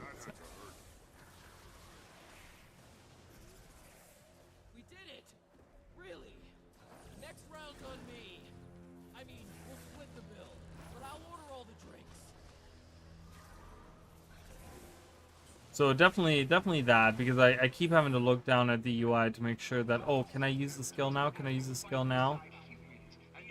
So, yeah, so that's kind of my feedback on it. I'm not wowed by this. Maybe the numbers are great. I think that's what people are liking, right? Is like seeing the numbers for stuff there. Which, you know, is fine. Look at the bears hanging out. You know, maybe the numbers are fine or whatever, but like visually it's very unimpressive. Conceptually it's kind of a little weird. And the things that it provides, it doesn't really have. Again, it's a high APM class, but when I look at something like we just looked at Paragon, for example, like Paragon provides a ton of stuff. Like, you can use the chance and stuff, and there's like, oh yeah, I can swap, and I can have like my generation and resolution and swiftness and stability, and there's like all these different things, and I don't provide that. Like, even if I take this out, you know, there's a little bit of alacrity and quickness and stuff, but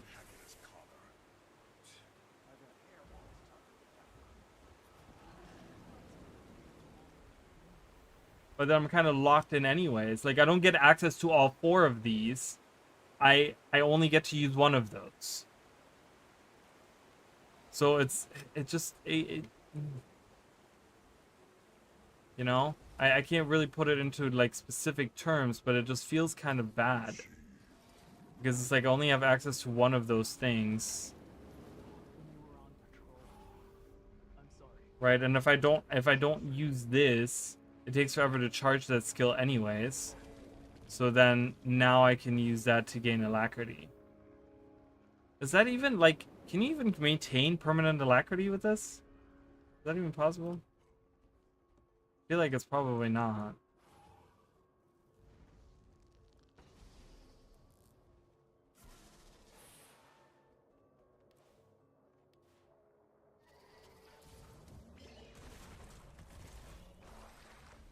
Refreshing.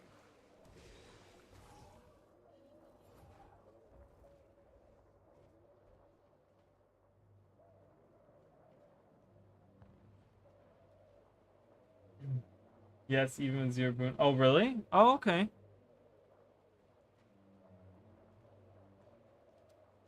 It's probably on a different like weapon set, right? Like you probably have to use like a different weapon set or something.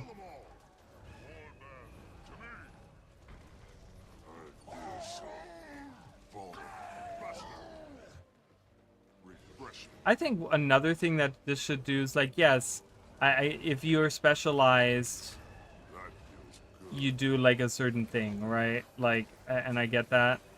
It would be kind of cool to have.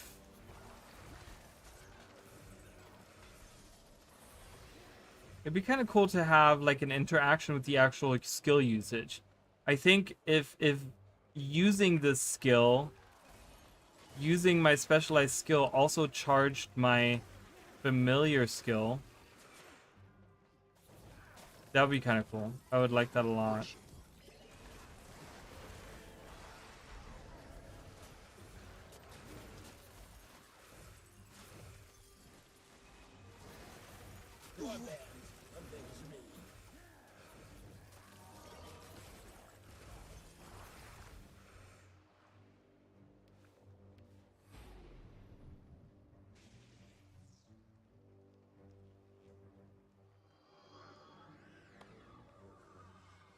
I still think they should have a damage dealing. They have 2 damage dealing other like traits in the Adept and Master, right? And they don't have one here.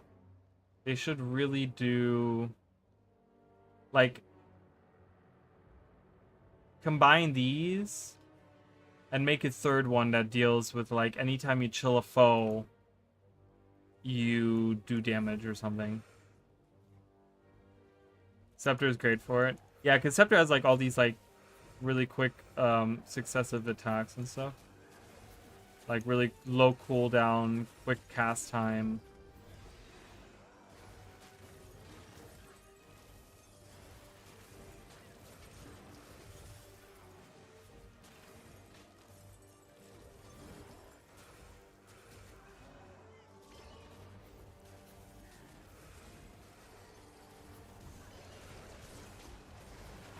I like that sound effect.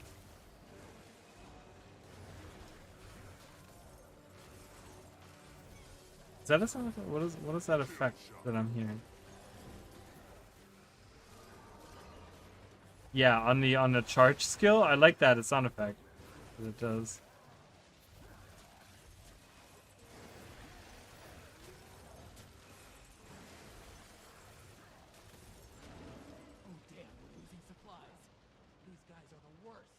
Yeah, I would really like to see I would really like to see, obviously I'm biased because that's I love that, but I would love to see a water damage dealing thing, right? Like I could definitely see some really cool interactions with that, where they could have like, because if they do that, if they add a Grandmaster where it's like anytime you chill an enemy you do damage, just it doesn't even like it doesn't have to like create. Like, it doesn't have to be another Condi or something. Like, it could just be any time. You know, I had one of the ideas was that it was like, you know, freezer burn could be the name of that trade. And so, like, anytime you freeze an enemy, you also cause burn on it. And then just kind of have the interaction with the fire trade where, you know, the Inferno trade that deals with power damage. So you could have, like, a power damage like freezer burn build where you do a ton of damage or whatever. But I'd like to think like vulnerability you provide a ton of, but maybe even have something that like deals with like chilling enemies, okay? And like anytime you chill an enemy, you just do damage or something. And then they could change this to maybe like add some chill to it or something. So there's a little bit more utility to it, and you could build off of that a little bit, right? Like you have chill there, you have chill there. I don't know. It's just a random thought, but I would like to see that. Yeah, I think the autocast would really help. So increase the UI, or increase the AI, like change the AI to like hang out a little bit more. Give me the autocast on that.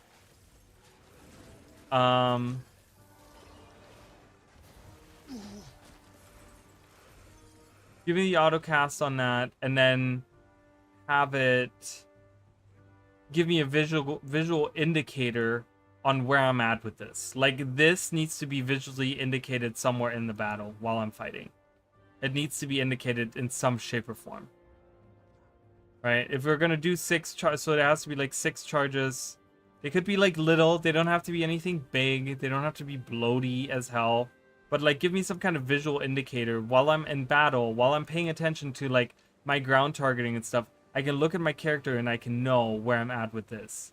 Right? Because at like true meta endgame, you're not gonna have this on auto cast. Right? Like the true meta endgame is gonna be, you're gonna have to cast that at the right time, especially if you're a healer, right? And you want to cast that at the perfect time to heal your friendlies and stuff. So have a visual indicator on how far I am, rather than me having to look down and know what charge I'm at, right?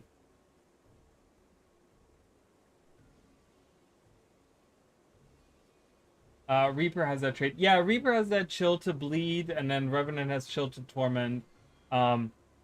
I would like to just see damage. Like, just do damage anytime you chill an enemy or something. Like, that would be enough already. I think that would be enough already to make it really fun. And they could change, like, some of these around. Vulnerability inflicts increased duration. The increased strike damage to vulnerable foes. Damage to ball attuned to water. See, because that's the thing. They're already, right here, Piercing Shards already has, like, the build-up of having a damage dealing water thing, right? Because it's like damage bonus is doubled while attuned to water. So there's already like a water, they're trying to already do a attuned to water damage build, but it doesn't really come into fruition, right? Deal increased strike damage, which is further increased while your health is above the threshold. Blocking or evading attack heals you, which is fine. Like, I like that. Flow like water, but there's no Grandmaster that synergizes with either of these, really, like, at all, you know? So I kind of would like to see that, something that kind of synergizes with those other ones a little bit.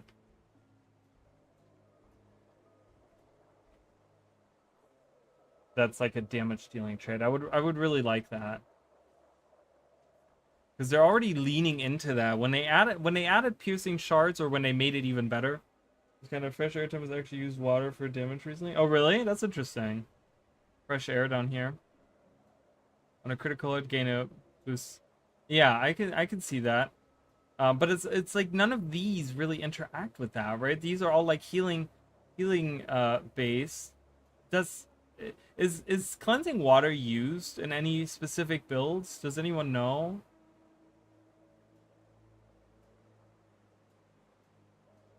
I guess it is, right? Which one is the least used out of these? Is it Soothing Power? Like, they added that random 300 vitality on it, and it's just so strange.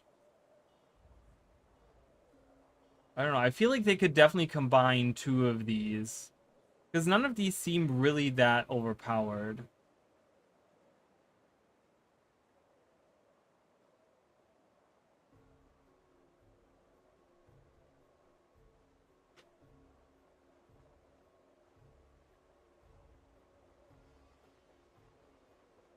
Oh, really? Cleansing water? Cleanse conditions? Well, the thing is, like, you know, if you're using something to, there's so much condition cleanse already, right? You have condition cleanse here. You remove 5 conditions, right? You remove conditions here, right? Like, you have so much condition removal already, especially if you go into like Tempest or whatever, right? Tempest has doesn't this have condition removal? Yeah, this has condition removal as well, right? You look at something like condition removes on myself, heal allies and cleanse in range and cleansing conditions. Like, there's so much condition cleanse already on this that there's no point in having that, really, right? Aura and soothing mists are used. Yeah, so I feel like that's redundant. I mean, maybe they could add this to another one, or just change it to the damage one. I would like to see a damage dealing one. I really would. I think there's space for it. I think there's some certain builds that you could do around that. Like I said, whether or not they want to do a freezer burn thing where it's like anytime you freeze, you inflict a stack of burn, and then have that with the fire inferno trade where it's like, ooh, okay, now that burning is based off of power damage, you can do like a power damage build where you do like vulnerability and chilling, and you kind of build around that, which you can do really well with like dagger and stuff. So I don't know. Also, earth and fire has condition cleanse. Yeah, and that's the thing, right? There's, I think one thing that Elementalist has plenty of is condition cleanse. Like condition cleanse, they have a ton of.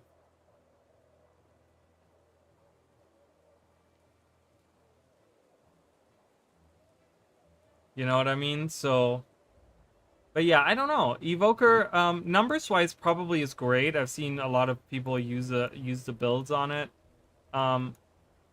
Yeah, I don't know. I would like to see visually a little bit more. The AI improved. Give me autocast on that. And maybe then I will feel a little bit better about it. But it's definitely not my favorite. Right now, I think my favorite is Gale Shot. So far, at least. So far, Gale Shot is my favorite.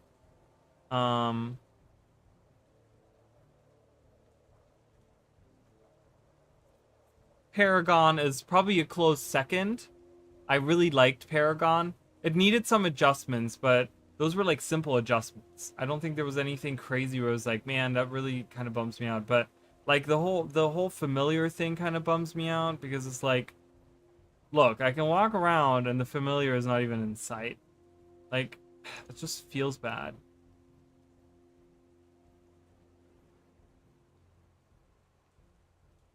He wants to sniff my underarm. Yeah, the interface. Yeah, the interface is rough on some of these, right? Like I need an indicator. Give me an indicator, right? Well, what's some other? I'm trying to think of other examples beside Virtuoso. What's some other elite specs that have a visual indicator on like their mechanic, like visual indicator on like on the character for their mechanic? Are there any? Oh.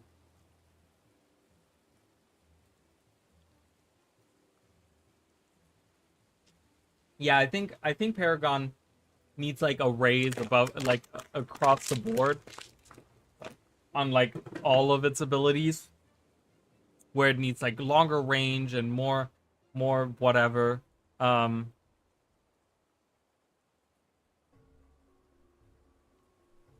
Heat. Oh yeah, heat on the Hollowsmith. That's a good one. Yeah, that's a good one actually, right? Because like you have to like if you're trying not to explode, you want to stop right before, right? You want to get into the red indicator so that your other abilities, your other exceed abilities, you can get like the better version of them. You want to kind of stay there a little bit. So, yeah, that's a good one. See, like stuff like that is really like I want more of that. You know, I want more of the visual, like give me more visual indicators on things.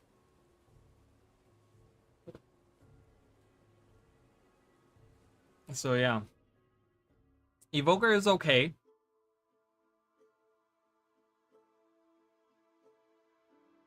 Evoker is okay. Alright, what am I doing next?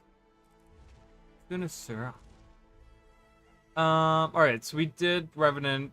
So we did Conduit, we did Paragon, we did Luminary, we did Gale Shot, and we did Evoker. Alright, so we have 4 left. Amalgam, Antiquary, Ritualist, or Troubadour. I'm gonna do Troubadour.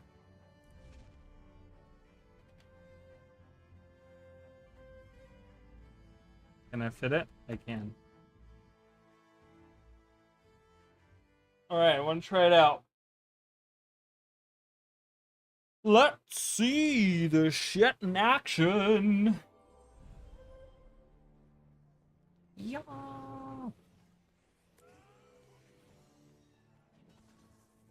Fangs out, blade sharp.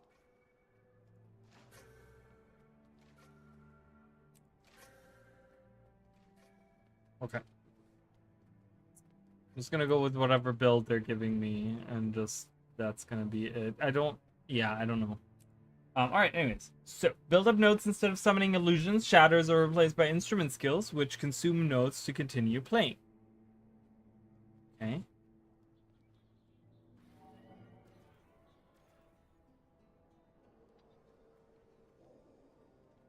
So the more notes I have, the longer they last. Is that correct? I feel like I've forgotten everything, right? Additional time per note. Oh, okay, yes. So that's exactly how that works. Okay.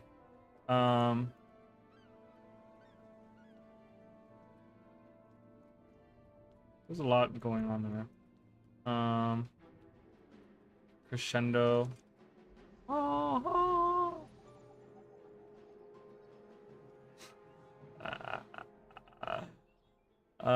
Go to level 80. Let's go to different level 80. Nah, I don't want to go there. Let's go to Vabbie. Let's go to Vabbie for the troubadour.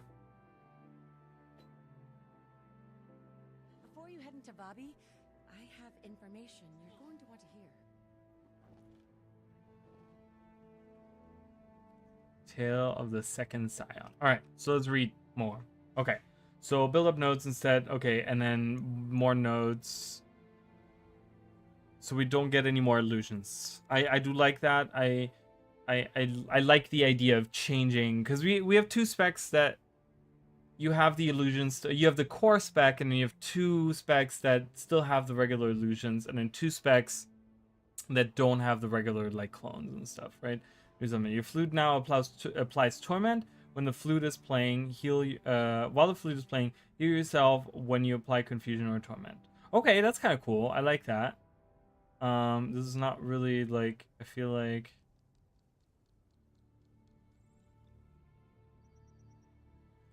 it should be that goes with it, right? Shatter skills inflict torment. Hell yeah. See, there's more synergy there. Whatever. Look at that. Look at that flute ass skill. That ass flute skill. Like, that's a crazy skill, dude.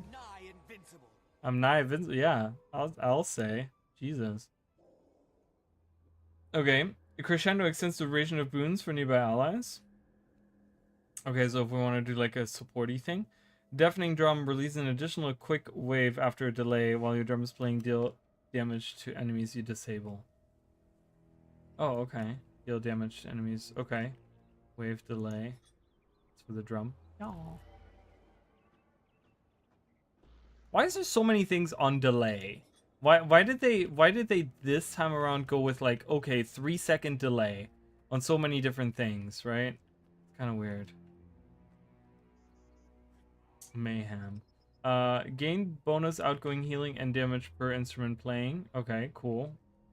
The loot damage is increased per wave.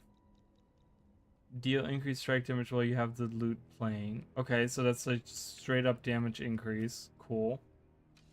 Tails grant a note and recharge their corresponding instrument. Corresponding instruments?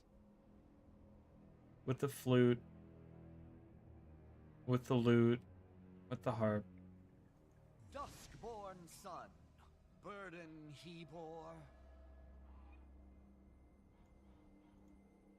Fangs out, blade sharp.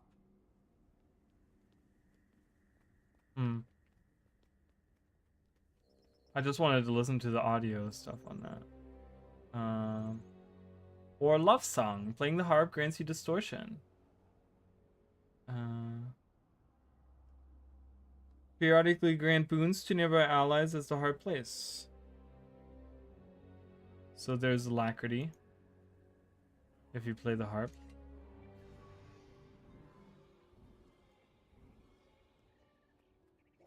What's the oh, every 3 seconds is the interval once again. Feels so arbitrary to have everything on a 3-second interval all the time.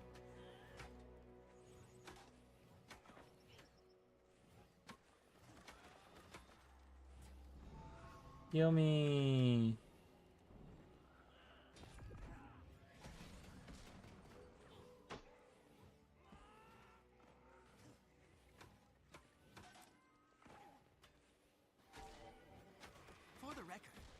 You've been struck.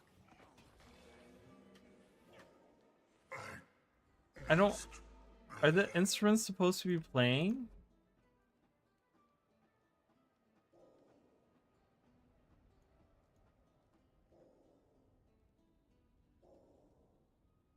Oh, it's really low.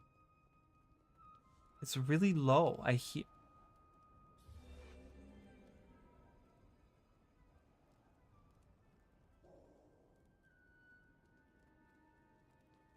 Or am I crazy? Are they not playing anything?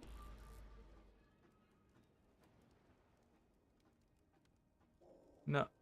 No, they are, but...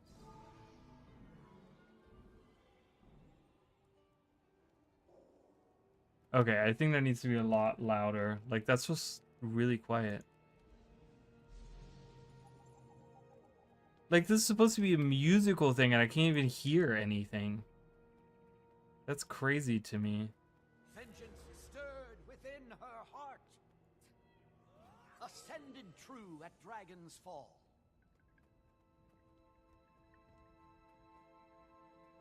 That seems kind of crazy, though.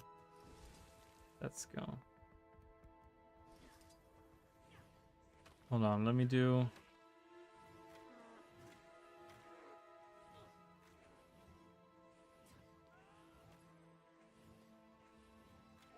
I'm nigh invincible. Again, there could be, like... Invigorating.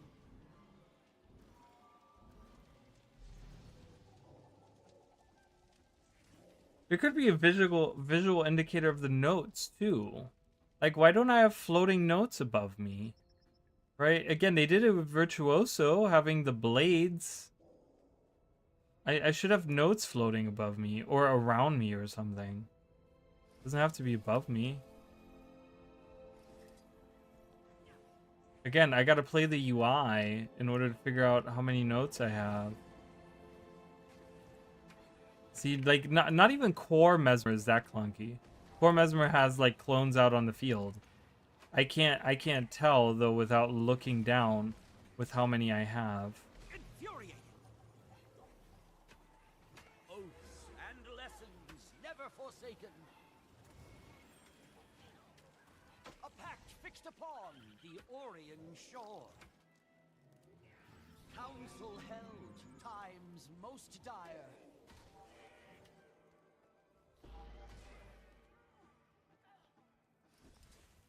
So,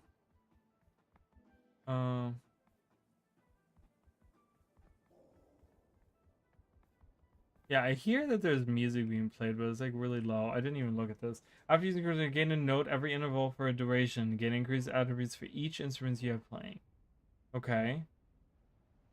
When you use an instrument above the note threshold, create an after image that plays that instrument after a delay. So you get 2 of them. Crescendo prompts your last played instruments to take the spotlight, augmenting... Ooh.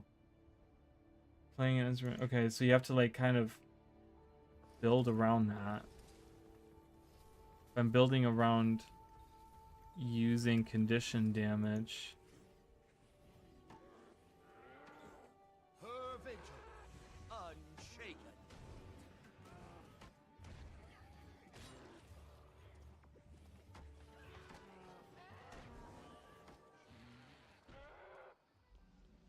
Infuriating.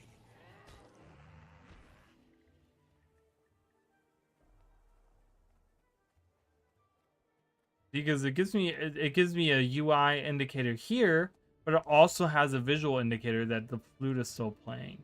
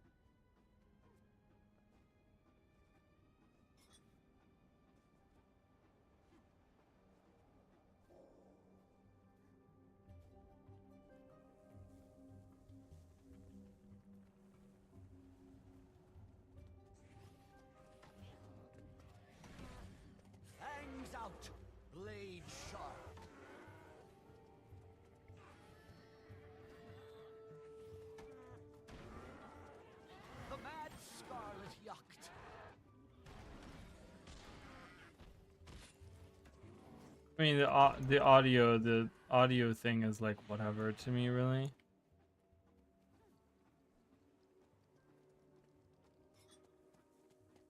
Vitality restored. Infuriated.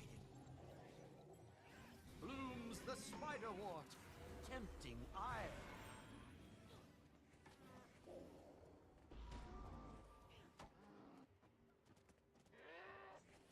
I mean, I think it's not bad. I like the concept of it. Exhilarating.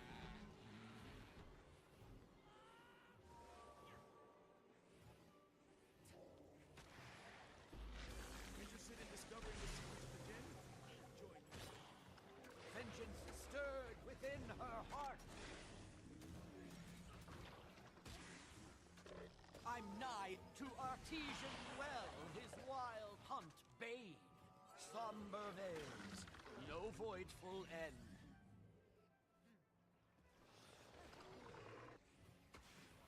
Oaths and lessons never forsaken.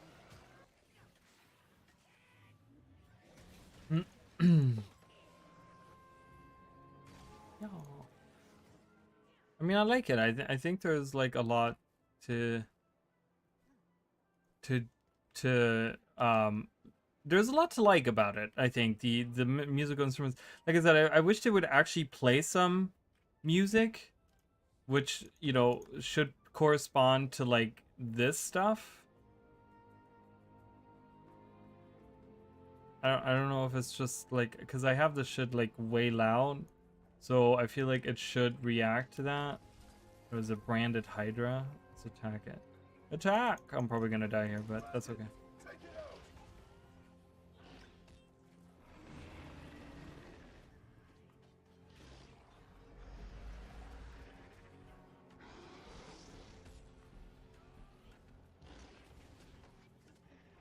Okay, so now I do this and I do that.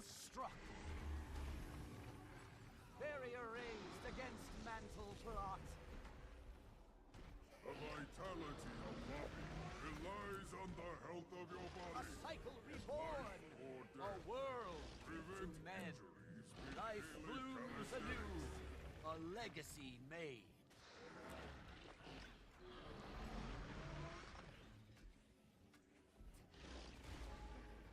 Her vigil unshaken.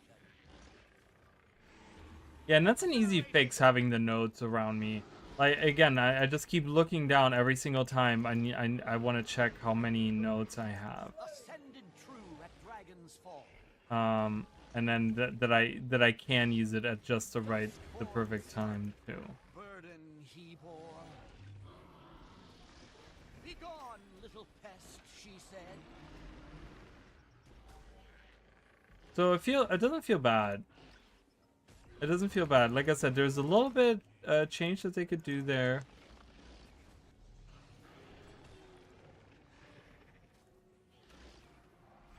For Kryta's throne, make Odyssey rot. Fangs out, blade sharp.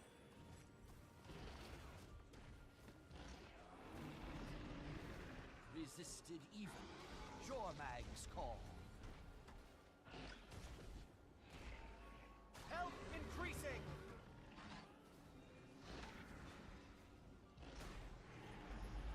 Vengeance stirred within her heart. Desist, my dears, or you'll be dead. Oh god. Oh god, why is there two? There's a veteran. Oh boy. But yeah, I mean, I'm just pressing buttons. I don't even have like this put together, and I feel like I'm doing pretty good. Never forsaken. Yeah. Destroy that monster. The mad scarlet yacht.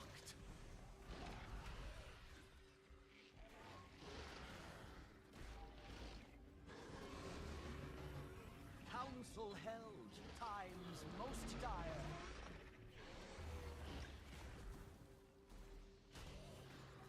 Health increasing.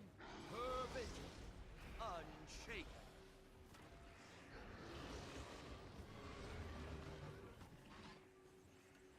Why is this now indicated as a veteran when it says defeat the branded champion? Kind of weird. As clockwork night struck. Somber veils, no voidful end.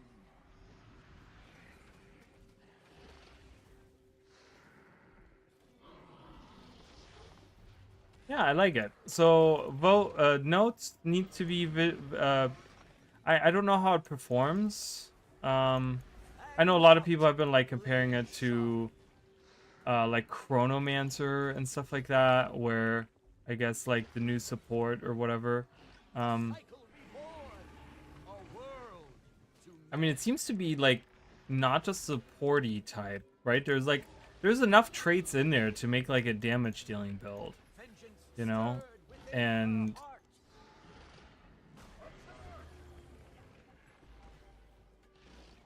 yeah. Tempting ire. Ascended true at Dragon's Fall.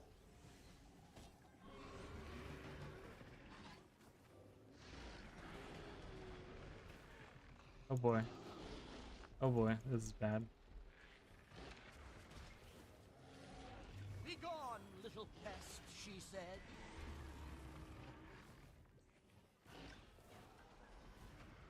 Oaths and lessons never forsaken. Health increasing. Resisted evil. Jormag's call. Desist, my dears, or you'll be dead.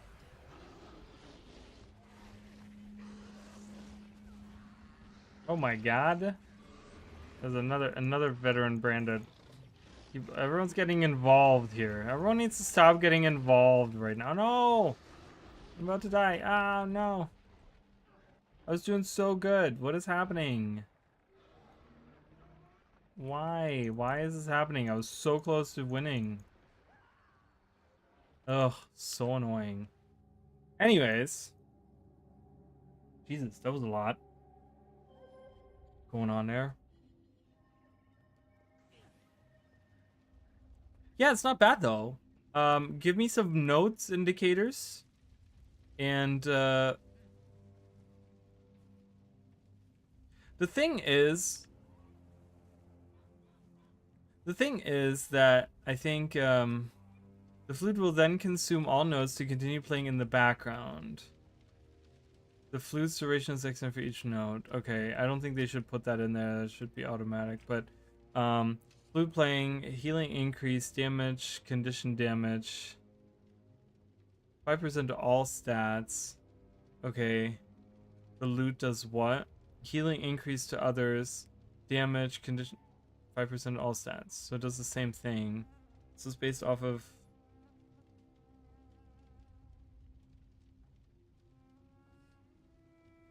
So they all do the same thing? They all do the same thing as they play in the background. That seems kind of silly, doesn't it? Does anyone else think that that's kind of silly? Why does every instrument do the exact same thing? I've beaten you, but you don't know it yet. The mad scarlet yacht. I feel 6 feet tall.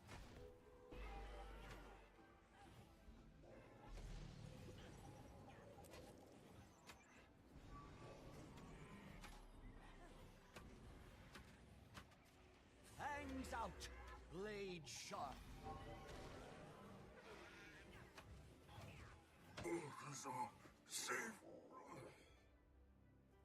Yeah, that's kind of weird, but I don't know. Again, I feel like there should be an identity to each of these. The thing is that I think what kind of... I guess one negative thing about this is I don't feel like this is too different from the actual mechanic of shattering your clones. I mean, neither was the Virtuoso, really, right? The Virtuoso was the same idea, where it was just like, oh, okay, well, you just use that to use on the blade song, you know, use the blade songs instead of shattering your clones. and you have the blades above you. But there was this interaction that you had with like the utilities, in the sense that they were like blade abilities, so you can kind of load up your blades and stuff. I guess there's interaction here by having these play, and then while this is playing, right, it's like reciting the sale with the flutes playing obligatory with additional torment and defiance bar per hit.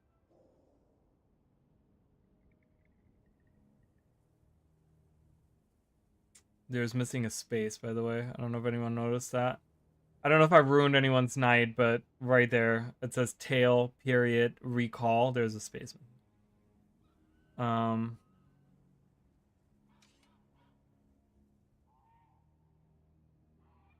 allies distortion and chaos aura.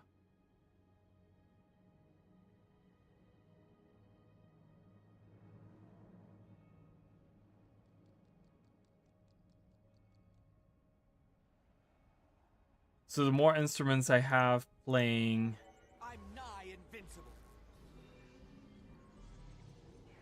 Council held, time's most will make it last even longer. Interesting. There's synergy. Visual indicators. I don't know if the bars above. The bars above, again, it's the notes in the bars that you're like, I'm so focused on that, right? I'm not even paying attention to what's going on around me. And I feel like that doesn't happen on other specs, really. You know, it's like, have the like I said before, have the instruments kind of break maybe a little bit as time goes on. You know, as in like, because they're illusions, right? But they just kind of disappear. They don't shatter, right? We don't have the shattering anymore that they used to do. So I really think they should have some kind of like, where they like slowly start cracking or something. So we have like a little bit of a visual indicator, and then they like kind of shatter.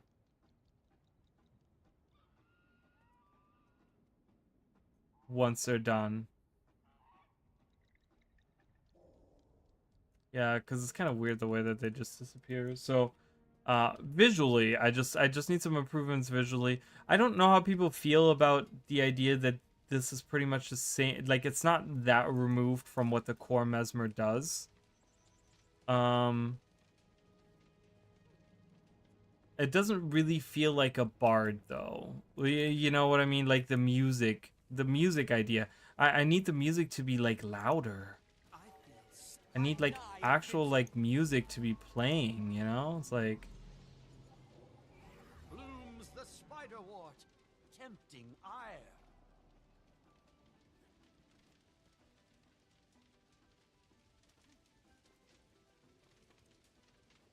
doesn't feel musical to me, really. But I like the idea. It's not bad. Would it be something that I would play? I don't know about that.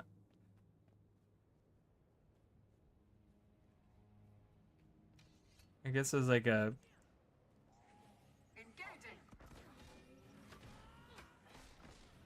I mean, that does pretty good damage right there.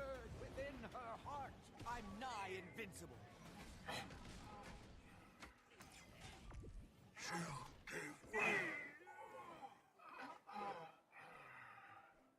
So it's not bad. I like it. Okay, it doesn't wow me. It's more like in the middle. It's more in the middle of like with the other ones.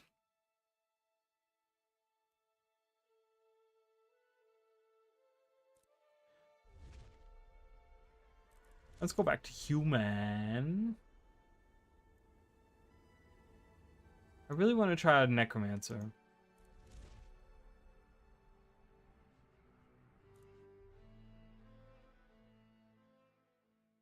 Da, da, da, da, da.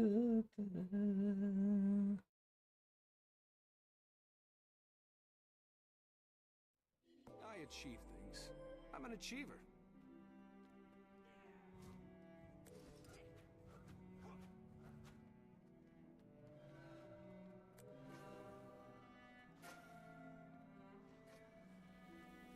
Okay, so that shroud is replaced with Ritualist Shroud. Spirits created by Shroud skills will persist until you exit Shroud. After performing their initial attack, spirits will periodically attack enemies. Gain access to weapon spells. Spirits teleport to you before they perform their auto attack. Heal and remove conditions from allies near you when you summon a creature. When you summon a creature, so that's kind of cool. Spirits and minions are creatures, so I like that. When you summon a creature, deal damage to enemies around that creature. Explosive growth. Callback to Guild Wars 1. I mean, these are all callbacks to Guild Wars 1, actually. Spirit's Gift, and yeah.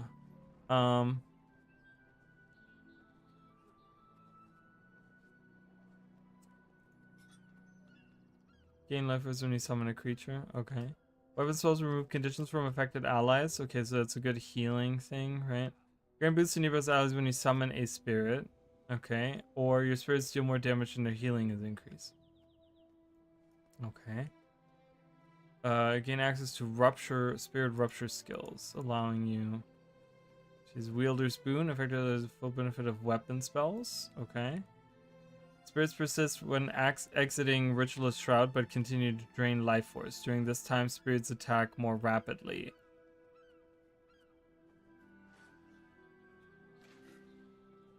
Will not be consumed. Life force that is gained during this time will not be consumed by the spirits. So it seems kind of weird because... Wait a minute. Soul Twisting. The first spirit skill you use when entering Ritualist Shroud recharges instantly. Oh, okay.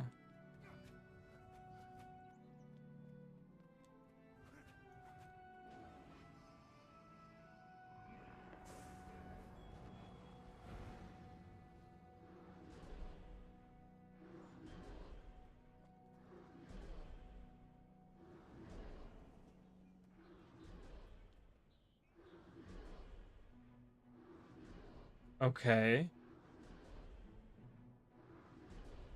So it goes for as long as I have health. Let's look at it. Sorry, I'm getting a little tired. I'm gonna try it out. I really liked Ritualist, especially Spirit Spammer. It almost looks like I know I've seen a lot of people oh, I love how that's like flipped there.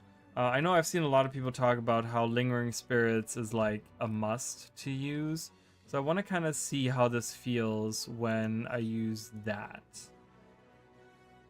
So we have Splinter Weapon.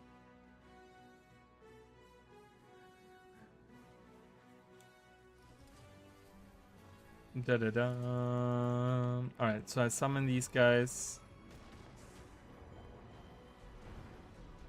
And then I get out of Shroud and they disappear.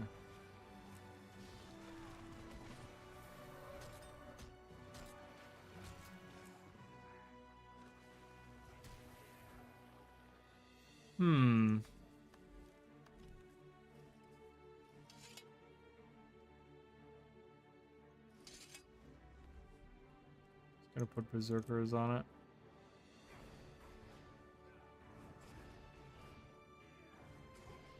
Yeah, I don't know. That seems kind of weird, right? Like...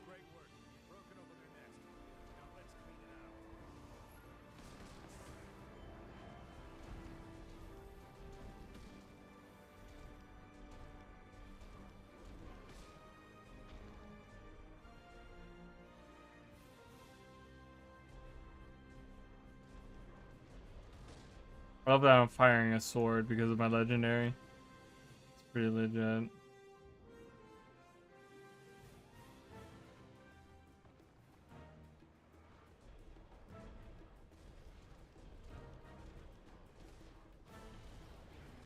And then they just disappear.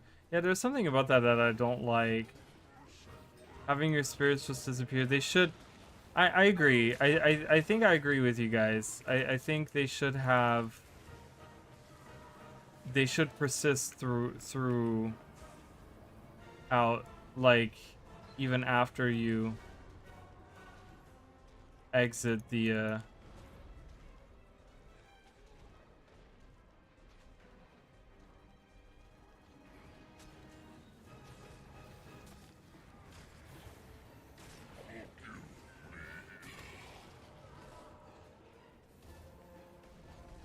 Yeah, they should definitely like remain.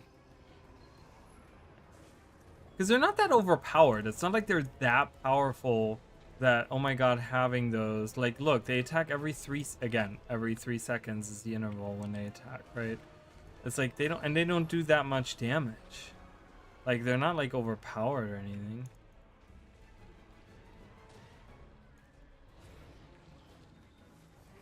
But yeah, it feels bad having them. But that's the thing. Having lingering spirits, though, too. And let me look at this for a second. Oh, apparently so having lingering spirits.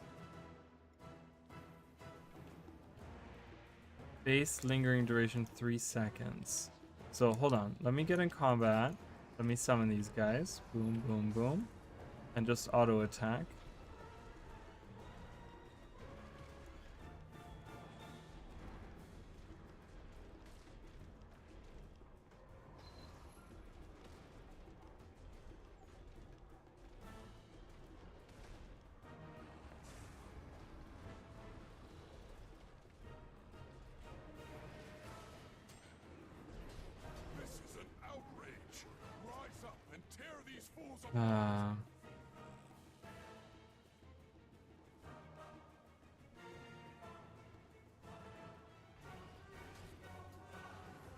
And out of Shroud, your F abilities do nothing.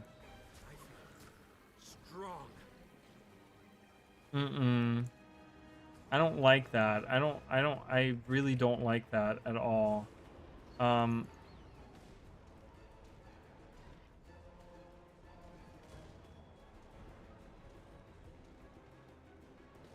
Really don't like that. That feels really bad. Why is that so bad? The spirits don't even do that much. They should be up all the whole time. So far, I think Ritualist needs the biggest change of any design. And here's where, like, what I feel like should be going on, okay? I guess I had a spirit down there that I didn't explode it. I guess I exploded the spirit that I had down there. I'm gonna help this guy go. No.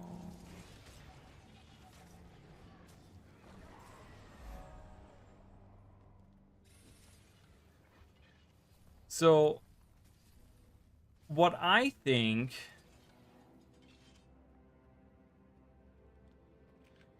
this should do, I think your spirits shouldn't. I think lingering spirits shouldn't be a regular thing. Okay? I think. Oh my god, shut up. I'm trying to talk, okay? I'm trying to talk and I get like louder because someone's talking over me. So I think that lingering spirits shouldn't be a thing. Okay, I think the F abilities should be summoning my spirits. Okay, that I don't have access to my spirits unless I'm in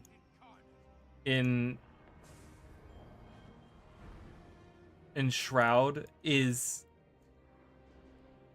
really bad. I think the way that it should work, in my opinion, is the F abilities summon your spirits. Okay, and so you summon your Wanderlust, your Preservation, and your Anguish spirits through this, right? They persist for a set amount of time. Let's say, like, I don't know, 30 seconds or something. They attack like every second or every 2 seconds. I right now their attack interval is every 2 seconds, but that's the faster way, right? Because it says during this time the spirits attack more rapidly. So I think the base attack should already be 2 seconds. Yeah, so I really think Ritualist needs to, in my opinion, should have the biggest like rework or whatever, in my opinion. So summon the spirits through that. Have your Shroud 2, 3, 4 do something different. Like, so, for example, when I summon, you know, when I have Wanderlust out, right, which is the CC, right? Have like my 3 ability do the attack. Okay, so having the F1, F2, or the F2, F3, F4 just summons them and doesn't actually do the special attack. Because the way that works right now, you summon them and they do an attack, right? They do their Wanderlust, right? They do the Wanderlust attack, the Anguish attack. They shouldn't do those, okay? That shouldn't automatically happen like that. So I think they should get summoned through my F abilities, but then I can go into Shroud so that I can interact with my spirits by having them do special abilities that I use through 2, 3, and 4, okay? And you can have like lingering spirits where that increases the amount of time that they're alive, right? So from 30 seconds to maybe 40 seconds or something. But then they have like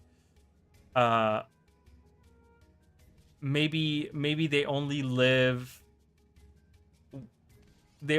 a set amount of time. Like maybe their time gets lowered every time you use their abilities in the shroud. Okay, so if I have my if I have my Wanderlust guy out, anytime I use my 3 ability, his timer goes down by 5 seconds or something, right? Or like 10 seconds or something, so that you can only use that ability a couple of times. So there's like a limit on it. Like, yes, there's a recharge on it, but there's even like a limited amount of time. You could even have a shorter recharge. You can kind of have that, because I just think not having your spirits out more often is kind of sucks. So have it be a way that you can have like permanently have them out. That's kind of my thought process behind all that. And then that way you have a purpose for your F abilities, and you have a purpose for your 2 through 4 ability, right? And then that kind of brings a purpose to the Shroud, because right now the Shroud doesn't really have a purpose, right? The Shroud, you go into it, you summon your spirits, and then you press auto attack, right? And that kind of stings. And then your F abilities are kind of like these abilities that happen as you exit Shroud anyways, right? Well, I have lingering spirits right now, so they'll hang out forever, but you know, these are abilities that happen anyways. Yeah, that's how I would change that, I think. Like immediate the weapon spells are fine. Like I said, I think visually there could be a little bit more to them. Like, these are like 5 random orbs around you. I don't... I mean, there is a visual indicator, so I do like that. But yeah, I think I would change the Shroud for sure. Because it feels so weird having them like...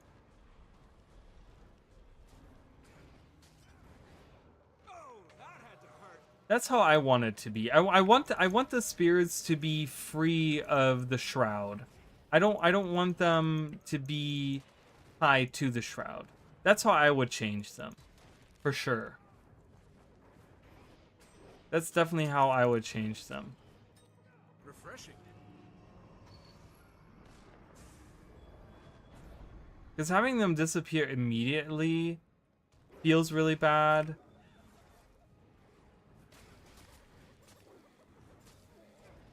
Yeah, I think the weapon spells are fine. They do what they do. When you take damage over a percentage of your maximum health, which is 5%.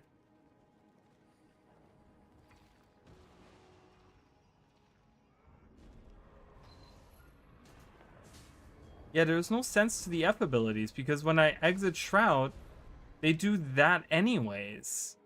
It seems so arbitrary to have those. There's no point to them.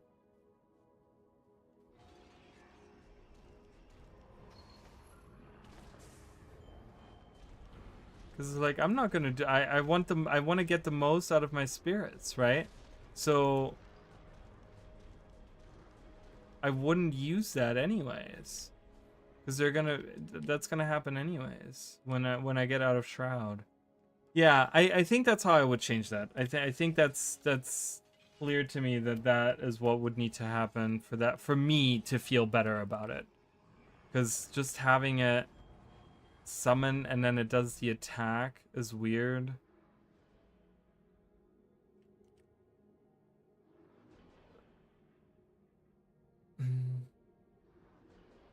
That's fine. I mean, it's like here you can like grant quickness and stuff. That's fine.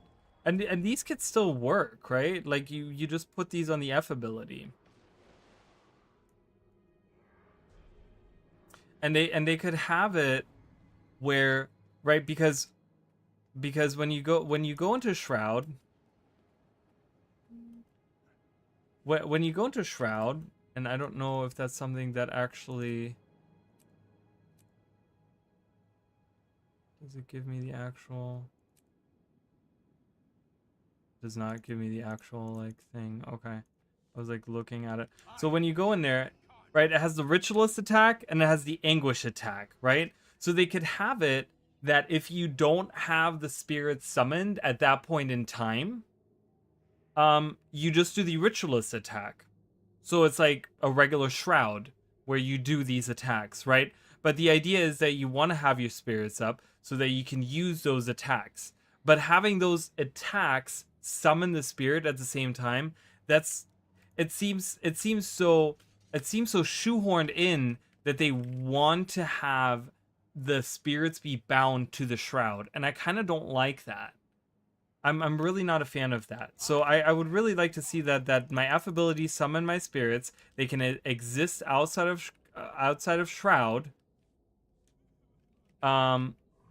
And then your 2, 3, and 4 ability interact with that, and then you can have these still as flip over skills, so that you can still use them. But it's so weird because they have no purpose when I don't have spirits, right? Like my F2 ability, like has no purpose right now. I can't use it at all. So it feels really bad, in my opinion. It feels really, really bad.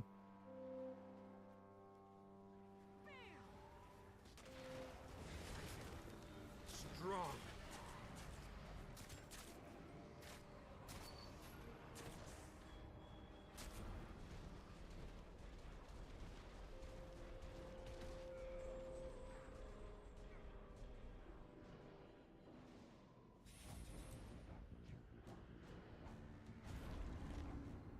Yeah, I don't like that. I don't like that at all. I'm not a fan of that. And I feel like that is not truthful to how the Ritualists worked in Guild Wars 1 either. It's putting an arbitrary restriction on something that isn't even that powerful. The spirits aren't that powerful. They attack every 3 seconds with like a really lame auto attack. Like, let's be real, they're not even that powerful. So why are we putting such a limitation on them?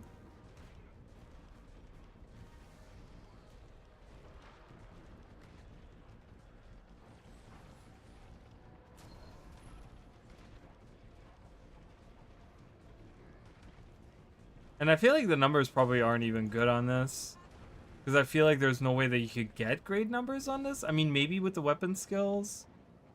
Or weapon spells, I mean. I don't know why I'm even helping with that.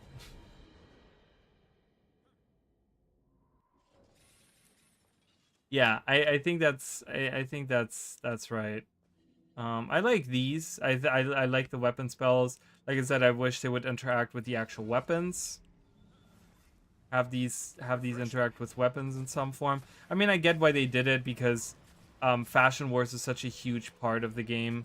And having your weapon be overwritten by, your legendary weapon overwritten by a weapon spell constantly, just because you're in a group with a ritualist, I think is a bad idea. But yeah, I don't understand why the spirits are tied to the thing, because like, oh my god, these guys are so weak. Oh, there's okay.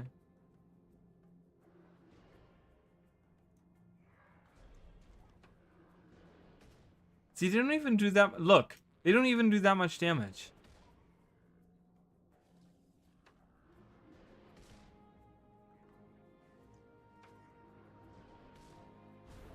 Yeah, no. Nope, that's not it. That's not it, ArenaNet. That's not a spirit spammer. That's not the ritualist in Guild Wars 2. Or that's not Guild Wars 1's ritualist in Guild Wars 2. That's like a different version of it, and I'm not a fan of it. Yeah. So I think that's how I would change that for sure. I think it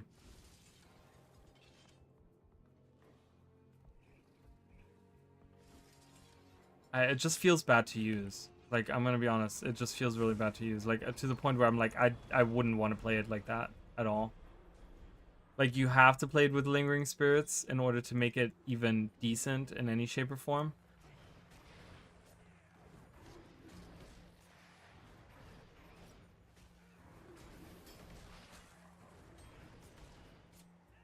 And having them attack faster based on using the Grandmaster and being out of Shroud almost feels like you want to leave Shroud. You don't want to be in Shroud because they attack faster. Get out of here. Yeah. Yep. I think that's for Ritualist. I agree. I think those things need to change. Change the F abilities for sure. I mean, the main attack attacks really quickly. I do like that. Damage increase per... So this does a ton of damage per spirits that you have. Which is fine. The Shroud interacting with the spirits is a good idea. But having the spirits be dependent on that? I also like the spirits the way that they look. I think they look a lot cooler than I thought they looked in the in the trailer.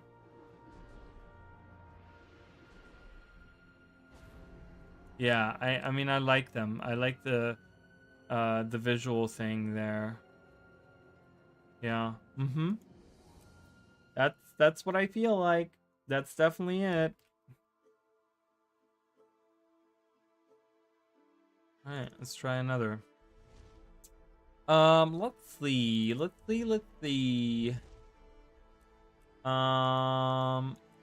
have 2 left. Let's do Amalgam. Let's leave Antiquary for last. Amalgam. It's like Amalgam. Oh, wow.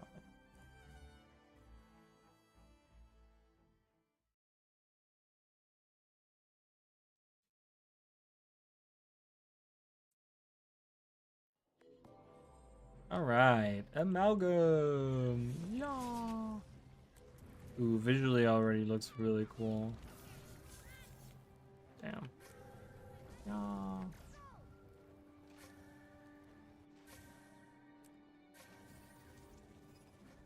Storm bleeding 12 for 7 seconds. Jesus. Talk about Condi. Okay, so through a certain ingenuity, you're a host of Mercurial Mold. You're able to command it using selectable morph skills that replace your tool belt skills. Or even fully merge with it to evolve into a superior being. Morph skills selected will alter the composition of the Mercurial Mold, changing the bonuses it grants when you evolve.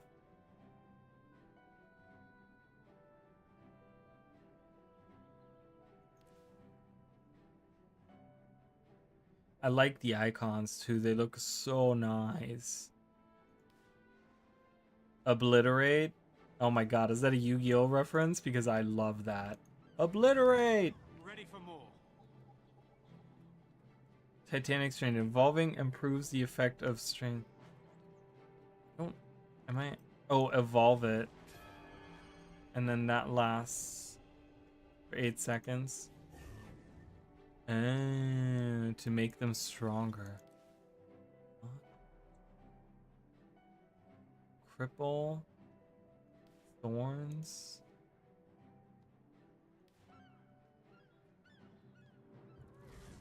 I deserve an award.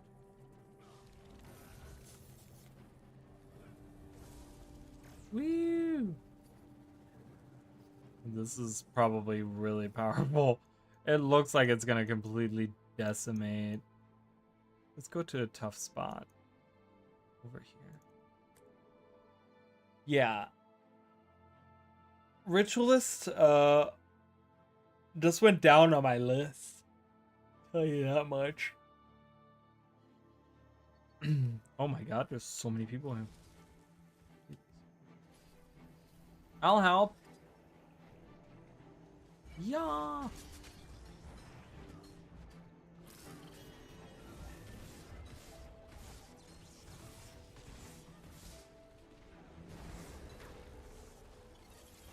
My pain is easy.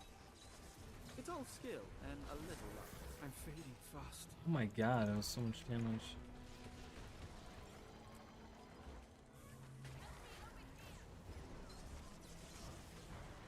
Safe from harm. Okay, I need to go somewhere else. Like, I can't even... I don't even know what I'm doing. Okay, first of all, I need a different weapon. Why is this...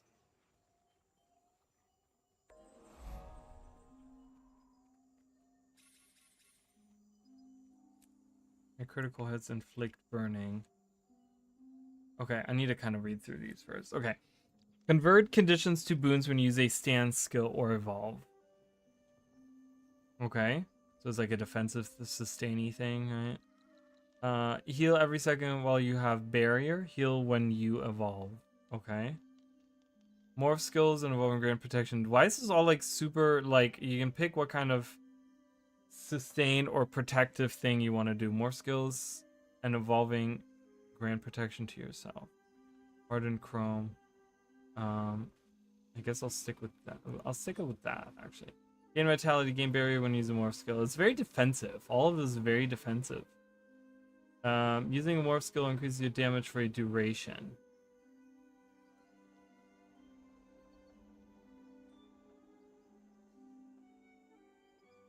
Okay. Amalgam skills inflict poison on hit. Poison you inflict lasts longer. Okay, so there's a poison thing there. We kind of want to do like...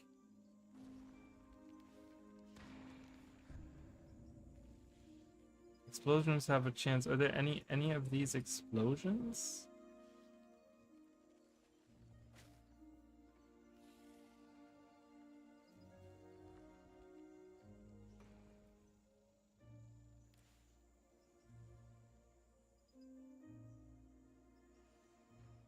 Break barrier.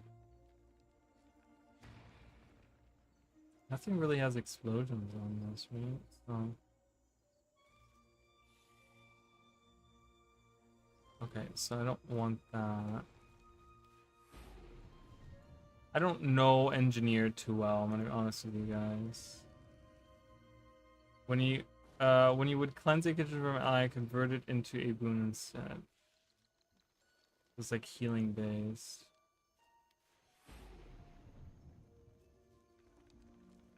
Ensures gain a burst of speed. Gadget skills are more powerful. Equipping engineering kit, striking a stealth spell, while you have endurance not full.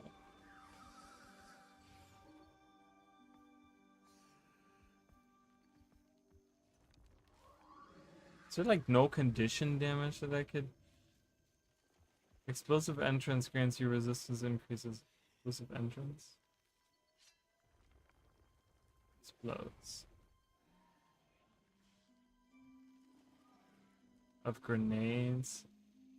Gain fury. Strike damage increases when above health.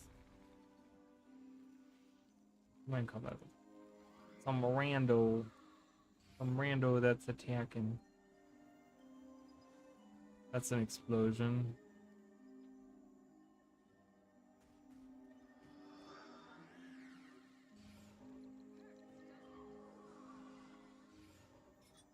Burning you inflict lasts longer. Do I inflict burning through any of this? I do, right here. So I do want to put that.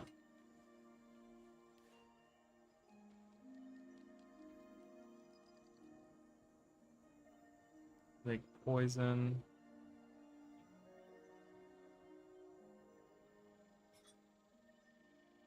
I'm doing like a condition damage. Condition damage build.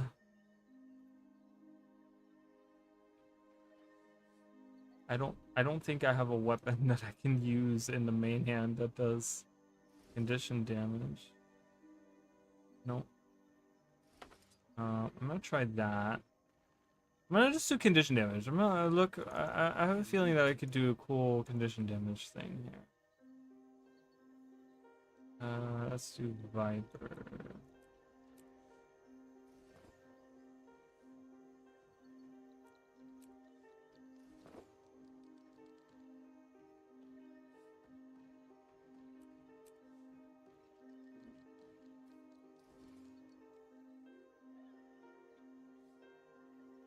Viper, Viper, Viper. I'm making a song. You all love it. You will love it. Customize. I'm missing the shoulders. I want to do Condi build with this for sure. For sure, for sure, for sure. So you want Viper on here? I'm gonna do Viper on here because there's some explosions. There's explosion right there. There's some bleeding there. So I like that. That's yeah.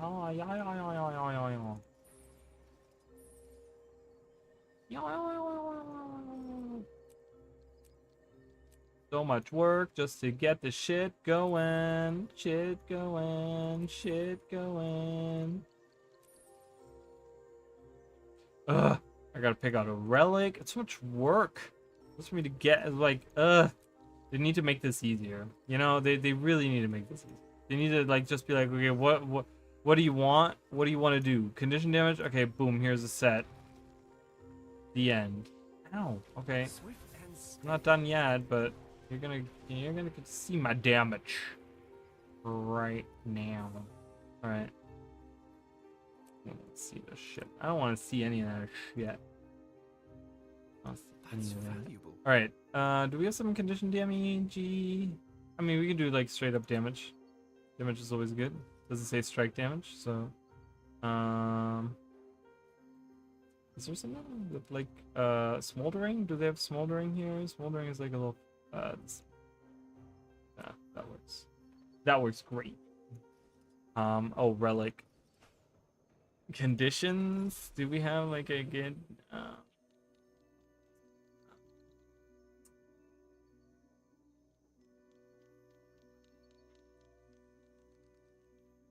there's vulnerability there.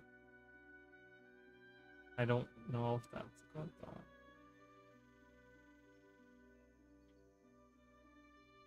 I'm gonna do that. I mean, there probably is like a better one. I'm sure there's a better one. Crate. I'm just gonna use crate. So it's fine. For the purposes of trying the shit out, I'm just gonna do that. Alright. Oh, I need runes, yo. I need some condition trapper right there. Boom. Trapper runes with that big old mouth on it. A big old mouth with the conditions on it. Give it to me. Give it to me, but why does it completely change everything? I don't understand.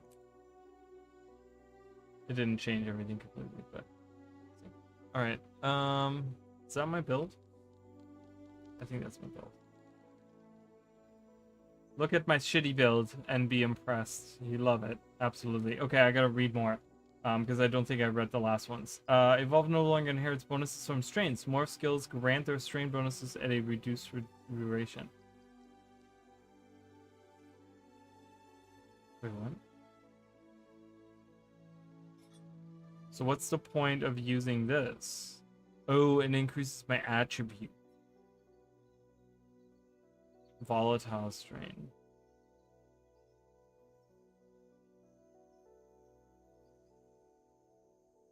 This, I don't know, that seems like a weird...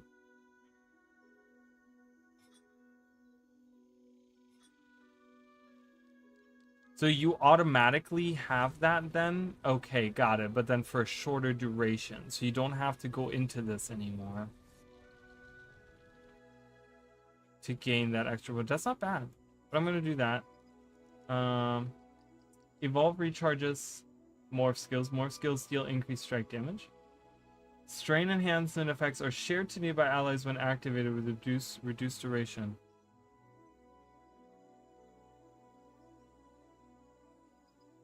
Okay, might grants increased power and condition damage.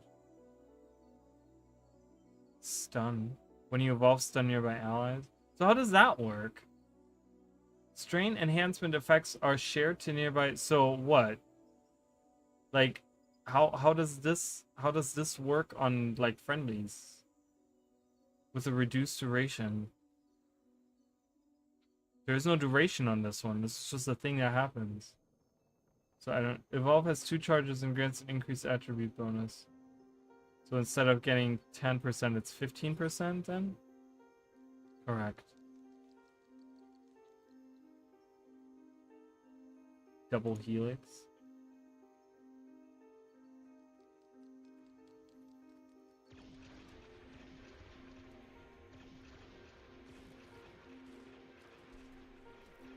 I mean, it's already like really strong anyways.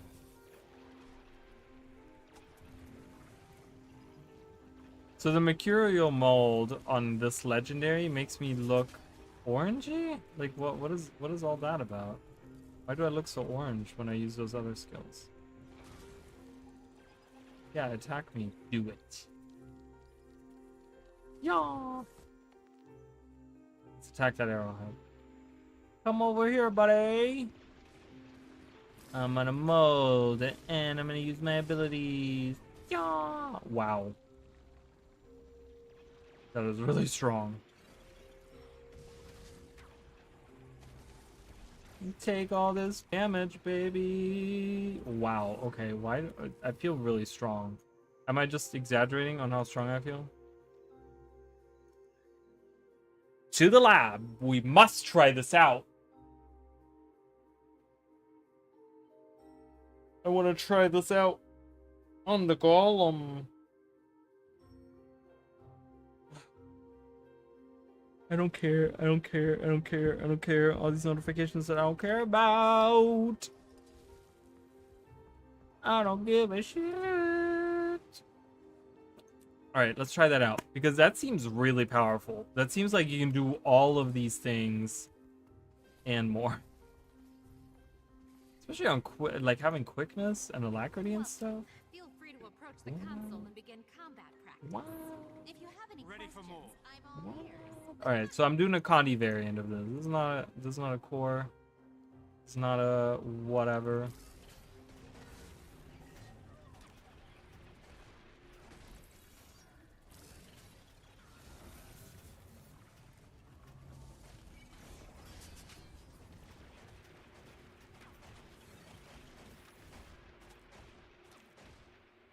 Yeah, this seems really strong. Like, I'm just pressing buttons and I'm doing like 18,000 damage right now. Yeah.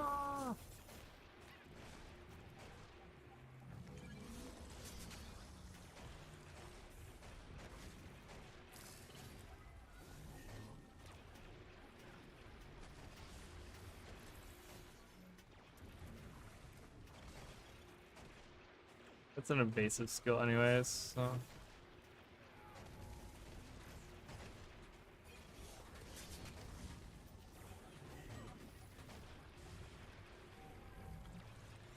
Yeah, I get like about 17,000 or so. I went up to like 18,000, went down to like 16,000 and a half. So on like not even fully legendary and not even doing a proper like rotation. So it seems really strong. It does seem very strong. I was just like, I need to try this out. I need to make sure that it is as strong as it looks. But I like it. It's good. These abilities are pretty good. Maybe I want to change some of these abilities out. I mean, obviously you can mix and match with like core stuff, but I like to just kind of focus on the new stuff that we're getting. So, you know, I want to use the new abilities and whatever. So, there's visual indicator as well, which is fine. So this is the okay. Do we have something else? Gash movement. Incoming fumble unrestricted %. Sublimate breaking stun from yourself. Remove movement impairing conditions and prevent their reapplication. Incoming fumble unrestricted %. I think they need to reword that. That seems incredibly wordy for one thing that it does. Great's glory Kind of goes weird. to Here is where we make He's every ready, and Dominion so are snake we. regret betraying the Jar. We've come this far, against all odds. Now take every battle won, every obstacle you've overcome, and use it. Diary. Today Rise I up. took down a few imperators and ate some Oh my god. Can we... Why is there so much talking happening? Holy Jesus Christ. It's like all of their voice lines were activated all at the same time. Gave it my all. Surrender the bridge and live. Get off the You're bridge. nothing. They're not worth the breath and barely worth the fire. Oh my god, I'm going to a different map. The cross-map voice lines should not be a thing, ArenaNet. I don't know why you do that. You have the technology to not have that happen, so please do that. Like, I can't concentrate with that going on. Yeah. Yeah, attack me, do it. Ugh, so good. I missed retaliation so much. I loved retaliation. Poison, you're a poison buddy. One thing that's weird is right here it says amalgam skills inflict. Oh wait, all skills? All amalgam skills? Wait, does everything? Wait. So if I use this inflicts poison. Oh, it does. Okay, never mind. I was like, there's not a lot of access to poison. Like, what am I supposed to do with that? But yeah, never mind. There is access to poison because they give it to you in the trait itself. So never mind. I need cover. Yeah, this is like I feel fury. pretty strong. Not gonna lie. This feels great to use, to be honest. I like it. I like it a lot. I don't know if I have any notes on this. Like, this is just being able to customize the skills that you use and stuff is just like so good.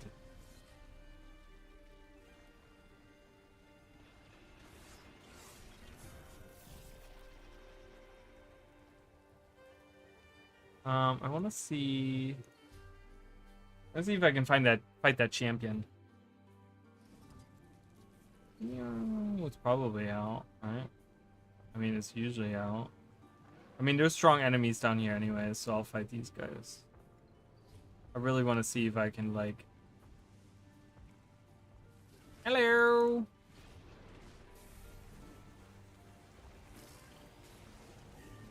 Oh, no, I got interrupted. Well...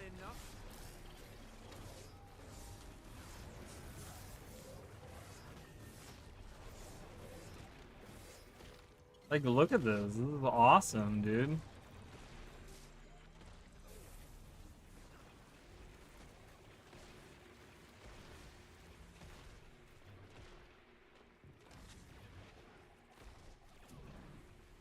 Yeah, you hurt yourself, didn't you, buddy?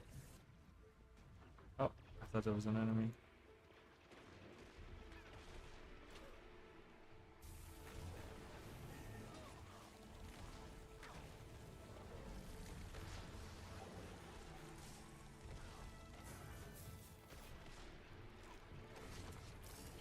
Might and glory. Look at the amount of poison we can do there. Yeah. Oh my god, it's so good. I deserve an award. I deserve an award. True words never been spoken. I want to see if one of these other ones. So I like that.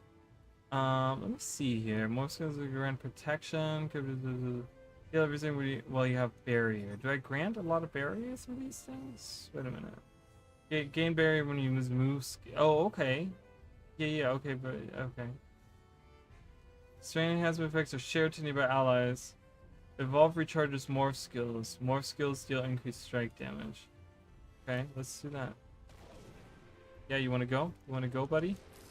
Let's freaking go! Bam! Dude, what? It's so good having that extra like poison. I love that poison. Oh yeah, there we go. Big group with a bunch of veterans in it. Oh yeah. So use my ultimate skill and my defensive skill. Had enough? No. Oh my god. Oh my god. Jesus. Couldn't even get up. I was like stun locked. I was like completely stun locked. That was annoying as hell. Annoying, I say.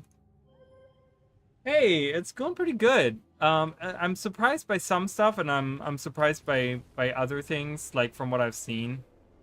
You know, like there's like certain things where I thought I was gonna like them and I didn't, and there were certain things where I thought I wasn't gonna like them, but I actually do like them. So it's going pretty good. All right, I'm gonna try fighting. All right.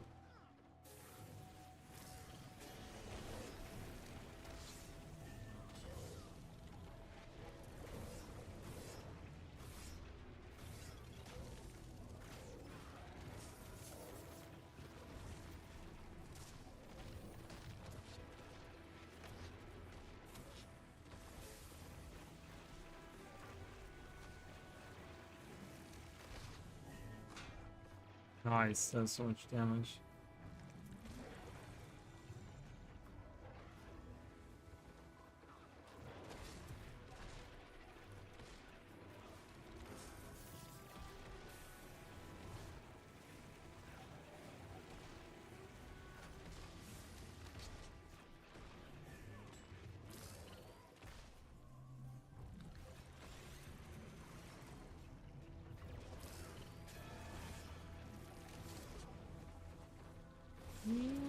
Ah, alright, cool.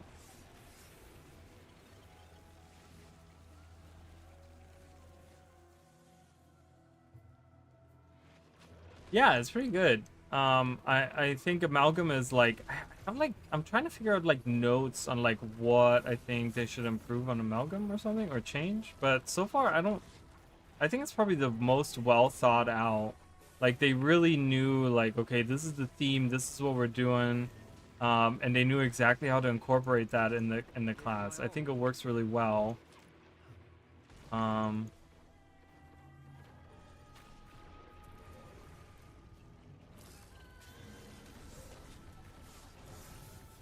just having the ability to customize what your elite spec does, like the skills and stuff, is huge. And I kind of find like that the Amalgam has like such a advantage over other classes just to have that. Just by having that, I mean.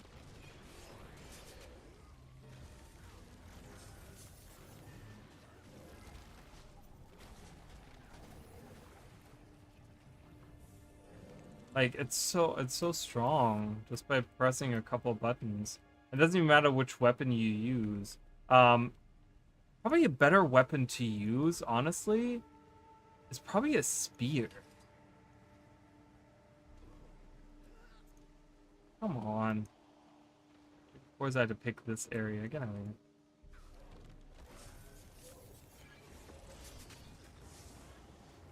Because there's so much burning here as well that like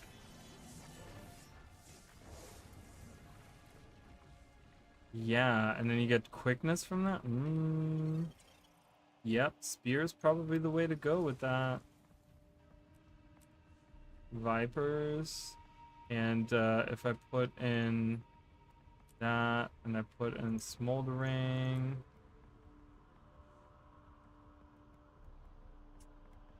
Yeah, Malcolm is probably the top performing right now for me. Oh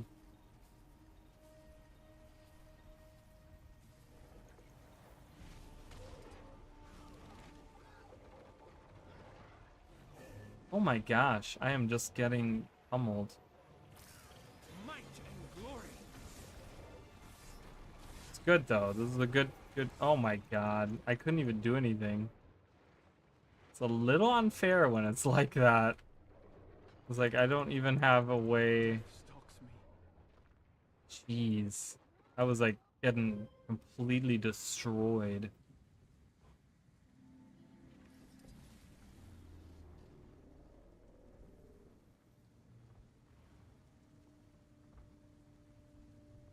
I'm in the trees. I'm hanging out in the trees. Oh, someone is fighting over there? What's going on? Where are they fighting? Oh, someone is here fighting. I'll help out. I feel furious.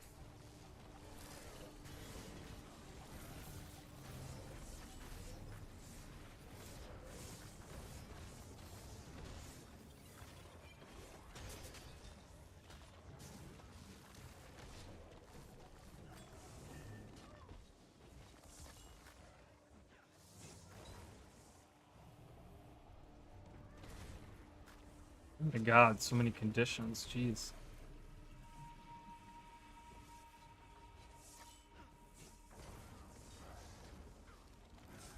Yeah, having all that poison though is great for like a Condi.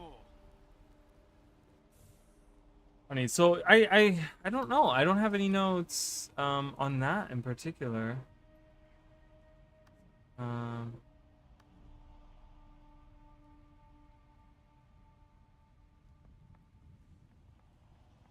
Wanted that a little bit higher. Felt so low to the ground. Okay. But yeah, I don't really have any notes on it. I gotta say, I don't know, because visually it's really appealing. I like the idea, like it's a little bit of a defense, but it's the thing. The thing is that I like the traits because the early ones are like a weird like sustain and defensive. Like, okay, how do you choose to like get some sustain or some survivability or whatever, right? And then the third deals with like evolving. It has the evolve thing, right? Your F5. And the second is kind of like just the masters are. I mean, this is also evolve or whatever, right? But I don't know. All the traits feel really good. I like the ideas behind all of it. Obviously, it feels probably a little overtuned right now. It's pretty powerful, but I like it. It's super fun. Like the Condi variant of it is super fun. Like I can just like spit out so many Condis. It's crazy.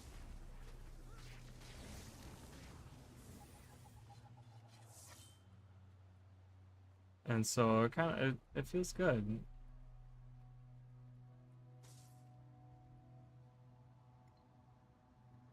Yeah, so I like that. I don't know if I have any notes really.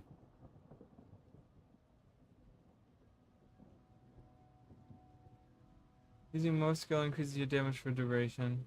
Yeah. Okay. Last one.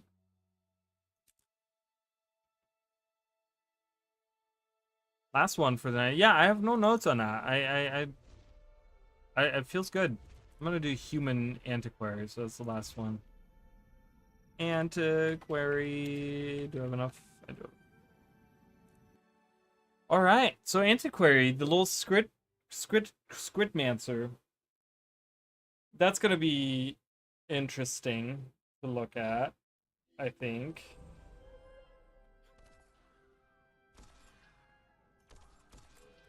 Okay, so Squid Swipe. Summon a Squid to pilfer artifacts from the targeted enemy. Let's read the traits first. So, seals replaced with Squid Swipe, allowing you to pilfer from enemies. Successfully pilfering grants 2 random artifacts. Only 1 artifact may be used each time you pilfer. And pilfering overwrites any of our artifacts you already have. Okay. So, card swap. Gain access to reshuffle. Remove conditions from yourself whenever you shuffle your artifacts. Okay. Whenever you pilfer, you are guaranteed to get 1 offensive artifact, 1 defensive. In additional artifact slot, you can use 1. Okay.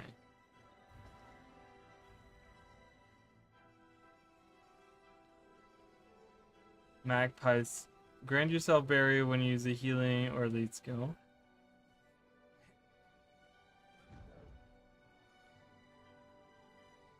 The cooldowns for this trait are separate from healing and elite skills. Okay.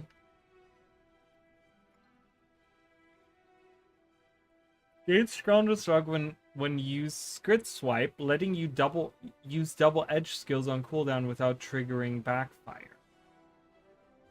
Your next double edge skill used on cooldown will always be successful regardless of the remaining cooldown. If used on Scrit Scuffle, it instead reduces the chances of obtaining an unstable Scrit Bomb. Okay. And they use like the symbol for clubs on that. So there's a card influence here. Feels like they're arbitrarily adding that in. Your artifacts have increased effectiveness. Or gain increased damage for a period of time after using an artifact. Okay. Use an artifact skill. Pilfer after you pilfer after using a certain amount of initiative. This trait will override any existing. Oh, that seems okay. When this reaches maximum, overrides existing artifacts. So when you spend 15 initiative, which is whoa, there's something on my computer happen. What do we have? We have 12 right now. When you spend 15 initiative, you pilfer automatically. Okay. Artifacts grant barrier and boons when used. Offensive grant resistance, defensive grant stability. Gain combat high when you use Crit Swipe, increasing your outgoing strike and condition damage. Lose stacks of combat high every interval. This is so, like, everything seems so arbitrary, like so overly complicated for no reason. You can really feel that they tried to make this work somehow. That's what I'd like. The immediate impression that I get is they wanted to make this somehow work. So they gave like these really weird, like some of the traits are like really straightforward. And then these are like, when you do this and then this happens and then that and then this and then this, it's like just the description of these on some of these. It's like all that, right? You have to read through 8 different things here. I don't know. It just seems a little on the crazy side in my opinion.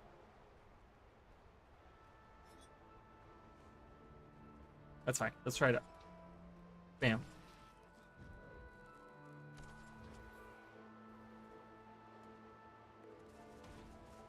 Whee! My turret. And the bubble. Alright. I'm gonna use to get 1 offensive, 1 defensive.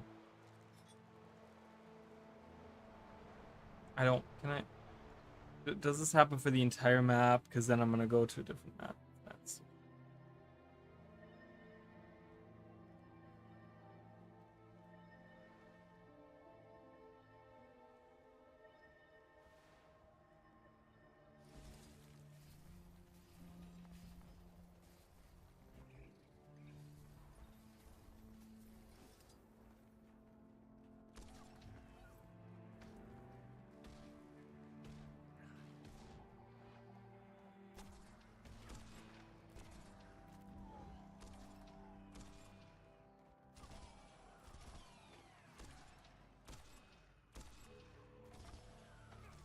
I guess that's what. That feels good.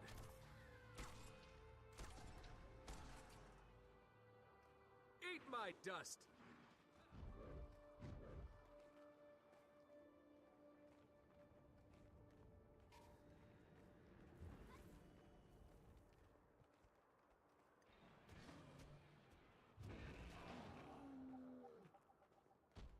Okay. I guess. I just...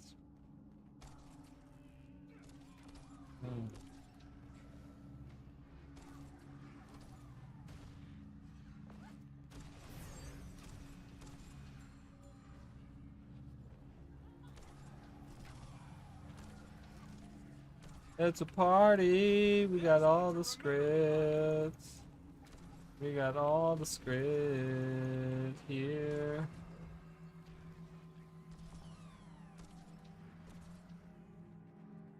I don't know if I like it. I can't tell.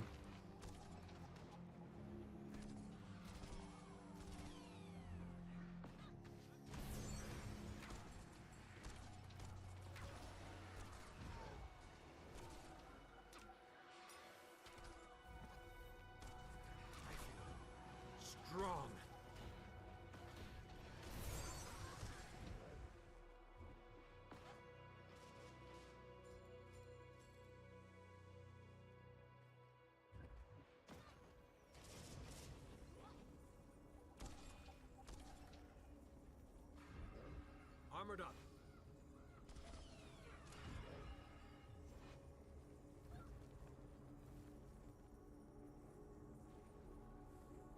The bomb explodes in your hand. Secret scuffle. Summon a secret assistant at your location. So, I feel like I definitely have to use. Wait a minute. Refuse that overuse an artifact. Artifacts have been increased.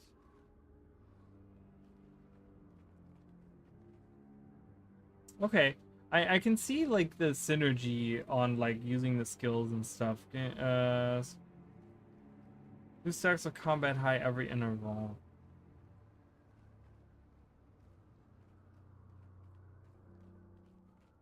So it takes 20 seconds to, and the recharge there is that. Exalted Healer. Armored up. My thing is, I don't know if it's that bad. I just don't know if I really like the concept of the artifacts. Refreshing.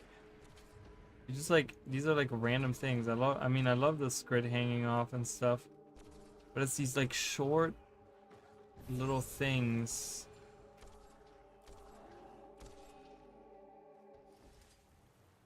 I don't know if I dislike it. I don't know how I feel about it. I want to like it.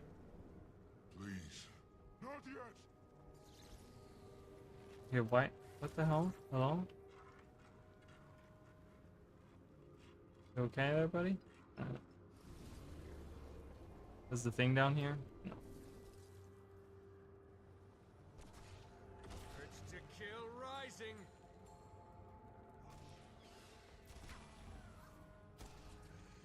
Woo!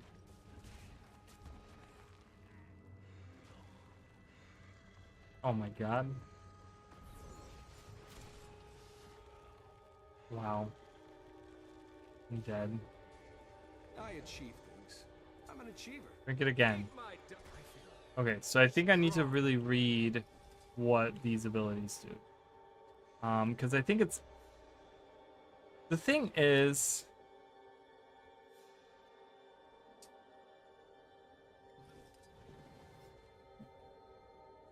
This by itself isn't that strong. And the artifacts, you kind of have to like blow through the artifacts. Right? So this one, backfire. So, such a long description. Drink an anti-venom potion to heal yourself and remove conditions. You may activate the skill while it is recharging with a chance for the skill to backfire. The chance of the skill backfiring lowers as the skill recharges, and the skill cannot backfire when the skill is completely recharged. And all of them say the same thing on there. Yeah, okay. So you heal and remove one condition. You drop the potion on yourself, healing for more. The cooldown of the skills increase, and you cannot reactivate the skill until it's fully recharged. So... Oh, okay, so it goes up to 2. Okay, so that's not really a backfire. Like, it heals for a ton more. So if you're really desperate, you could just go for the gamble and say, I'm gonna try it out. Okay. Summon a squid to fight a dwarven cannon at the targeted area, damaging and inflicting conditions on foes. You may activate... okay, so it does a ton of damage and burning. After a short period of time, the cannon misfires, damaging and inflicting conditions on you and nearby enemies within range of the summoned squid. Base health damage. So it does 3,000 damage to myself, but it still does a ton of burning. Okay. Shadow step to the target location, damaging and inflicting conditions on enemies at the target's location. You may activate the skill while it is recharging, with a chance for the skill to backfire.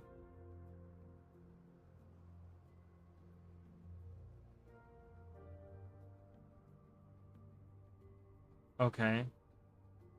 After shadow stepping, you're knocked down. You cannot reactivate the skill until it is fully recharged. Okay, again, none of these seem like big drawbacks. Getting knocked down for 2 seconds is not a big deal. Oh god, like, look at this description. What is this? Flip a number of enchanted Canuck coins. Gain effects depending on whether they land on heads or tails. You may activate the skill while it's recharging. Okay. Heads, gain initiative and convert conditions on yourself to boons. Tails, gain initiative and remove conditions on yourself. Okay, so both heads and tails do pretty much the same thing, like slightly different things, right? You gain more initiative on heads. Heads is better because you gain more initiative and you convert the convert conditions to boons. On tails, you just remove the conditions and you gain just one initiative. Backfire. Flip a number of cursed Kana coins. So these are not enchanted, they're cursed.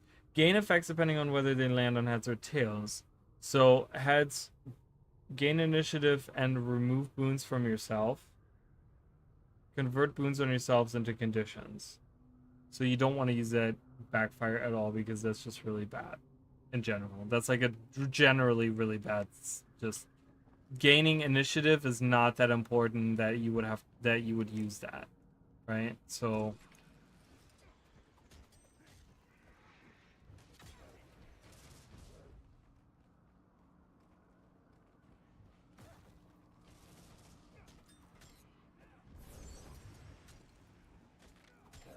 it explodes! Boom! But you can get out of the way, right? Like, that's the cool part about that. I don't hate it. I don't... It seems... Well, I think the word that I'm looking for specifically on this is it feels random. It feels so random.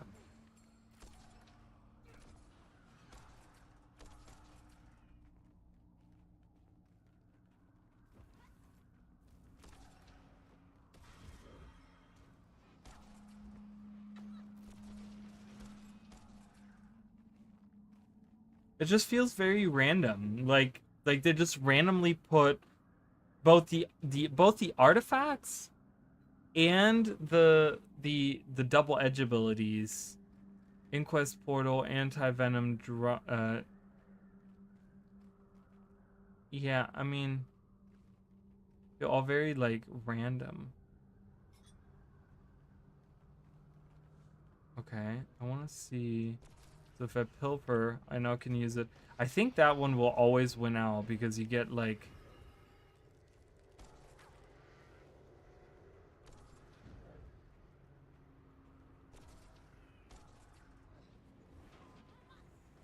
I don't dislike it. I'm gonna be honest. I don't dislike it at all. The bomb explodes. Can't breathe.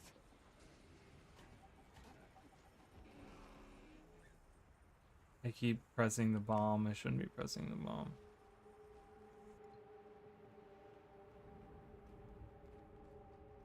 There's a huge luck factor, right? Like luck and like...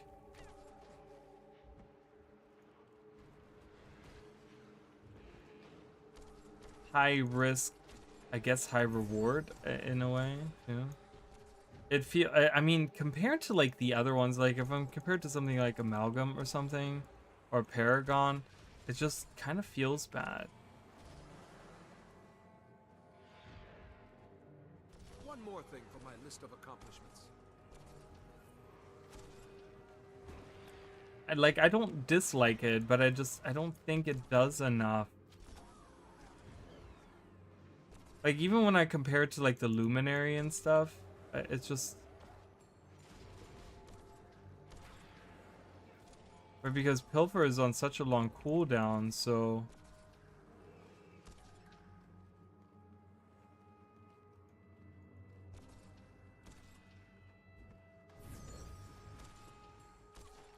I guess the idea is that, yes, Pilfer is on cooldown, but...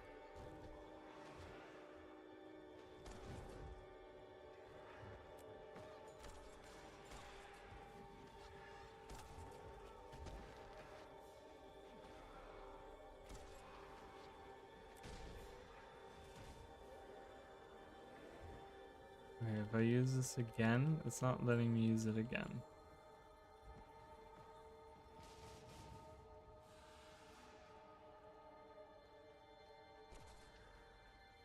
Hey, I don't know what I would even change about this.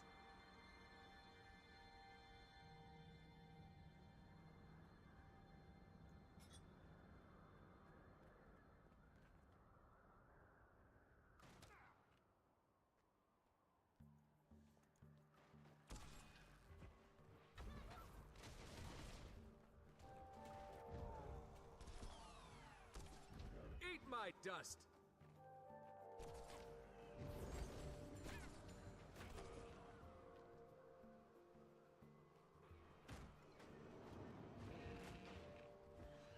Did Cloudseeker send you? I don't hear joy. That feels in good. your breath. The waters here are long frozen, and my people can't join Coda when we're summoned. So, we built these shrines, but Jormag seeks them out. They become tainted by his voice, and are lost, rise against us. Unless I purge the shrines of Jormag's presence. Eat my dust! Our dead cannot join with Yeah, I don't like that one. I feel like I'm not really getting anything out of it.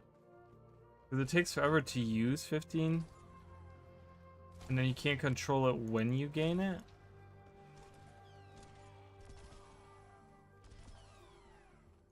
This seems like a good spot.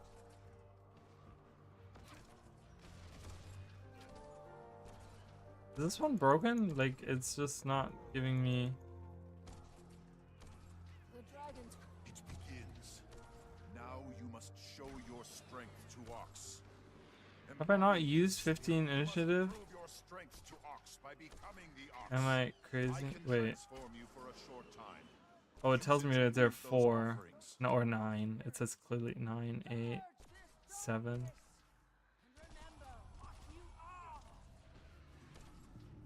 Do I have to do it in a set amount of time? That's really stupid. I hate that. And I'm not gaining more right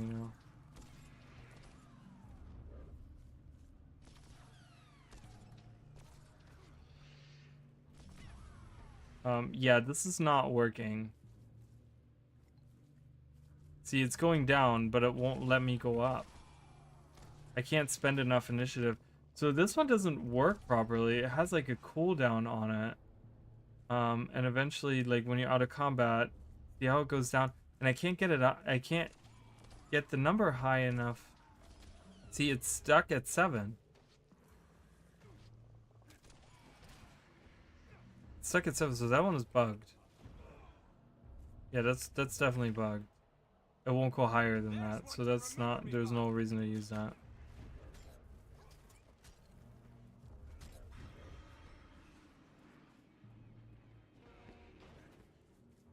Yeah, I don't know. I don't dislike it. But I also really don't like it. Like, I kind of feel like indifferent about it, where I'm like, I would never use that, just because I don't know. I don't know. It's just, and I don't know what I would want to change on it. I just, the whole concept of it, the whole concept of like using the script for you to like get the artifacts, and then everything is like script, like it's bound to script and everything. I mean, I'm like not super against it, but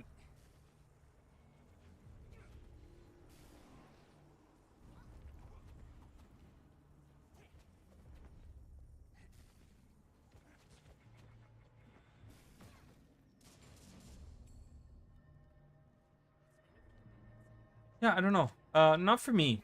I gotta say, I don't know. I don't really have any notes on it. Like, I feel like on the other ones, I was like kind of clear, where I was just like, okay, well, I would like it to do this, or have this interact with that, or, you know, like we talked about Luminary, where I was like, yeah, I like the idea of like doing more light aura stuff and kind of leaving the virtues alone with what they do. Like, we already have so many traits that deal with the virtues and stuff, and we have elite specializations that deal with the virtues. So just kind of leave those alone and really focus on like the shrouded stuff. But like here, I don't even know what I would want to change.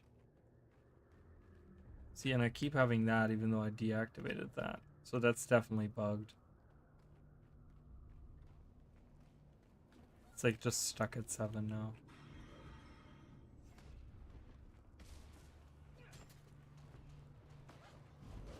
So yeah, that's pretty much it. I don't really have anything to say. I'm not a fan of this one. I don't think I like the other Thief things. This is not really. It feels so removed from like what the Elite specs have been all about, and it's just like now we're focusing on the. And I don't get me wrong. I like the script as a race and stuff, and you know the comedic relief. Like I get all that, you know.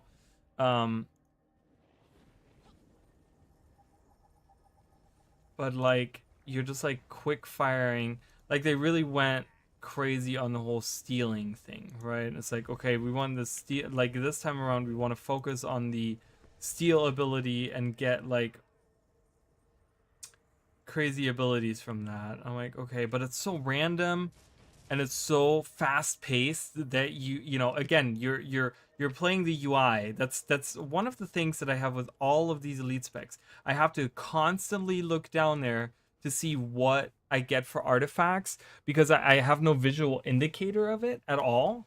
And I just kind of I'm constantly looking, okay, what's my F ability, what's my F3, because they can all be random, right? They can all be random. I mean, I could say like, yeah, I'm gonna go with this where I am guaranteed one offensive, one defensive, right? And I can kind of play the UI less there, right? That's my defensive, and then that's my offensive, right? And I do that.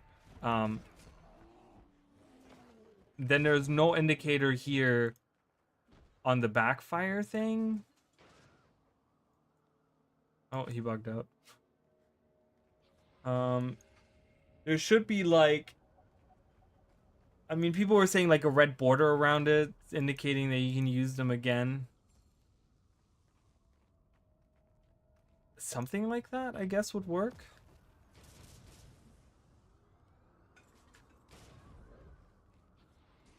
He blew himself up.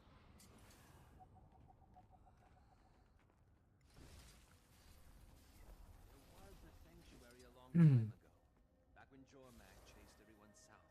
Right. And? They fled, got stranded here.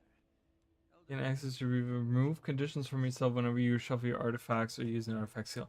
But again, like card swap, for example, that really, like when you have that, then you get to like shuffle through. Okay, well, I don't want to use that, so I shuffle through. It's nice to see Coden actually return from the lake with their voices intact. What does that mean? Their voices intact. Voice comes from thought. The Elder Dragon speaks through its champion. Whispers on the wind. Listen to the whispers, and you begin to think how the Elder Dragon. And you can hold them. That, I guess that's kind of nice. You can like use that when you want it to, but reshuffle is a little. It costs initiative to use even.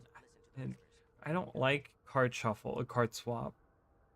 Reshuffle. Like reshuffle is weird because then you're playing the UI even more, right? You're kind of like, then you're really looking for that one item that one artifact that you're really looking for.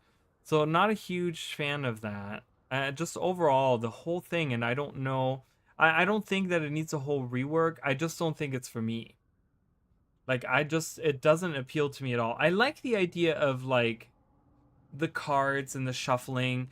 You know, that would have been really cool. I would have really liked to have seen a spec that deals with, like, card dealing and stuff like that. But this one doesn't really, it doesn't impress me, and it's not for me at all. I don't know if other people feel really good about it. But I just, yeah, I don't like it. I'm not a fan of it. I wouldn't use it. Like, honestly. So the top one was Amalgam for sure. Let me see how let's look at, so Amalgam was definitely top for me. so Conduit was fine.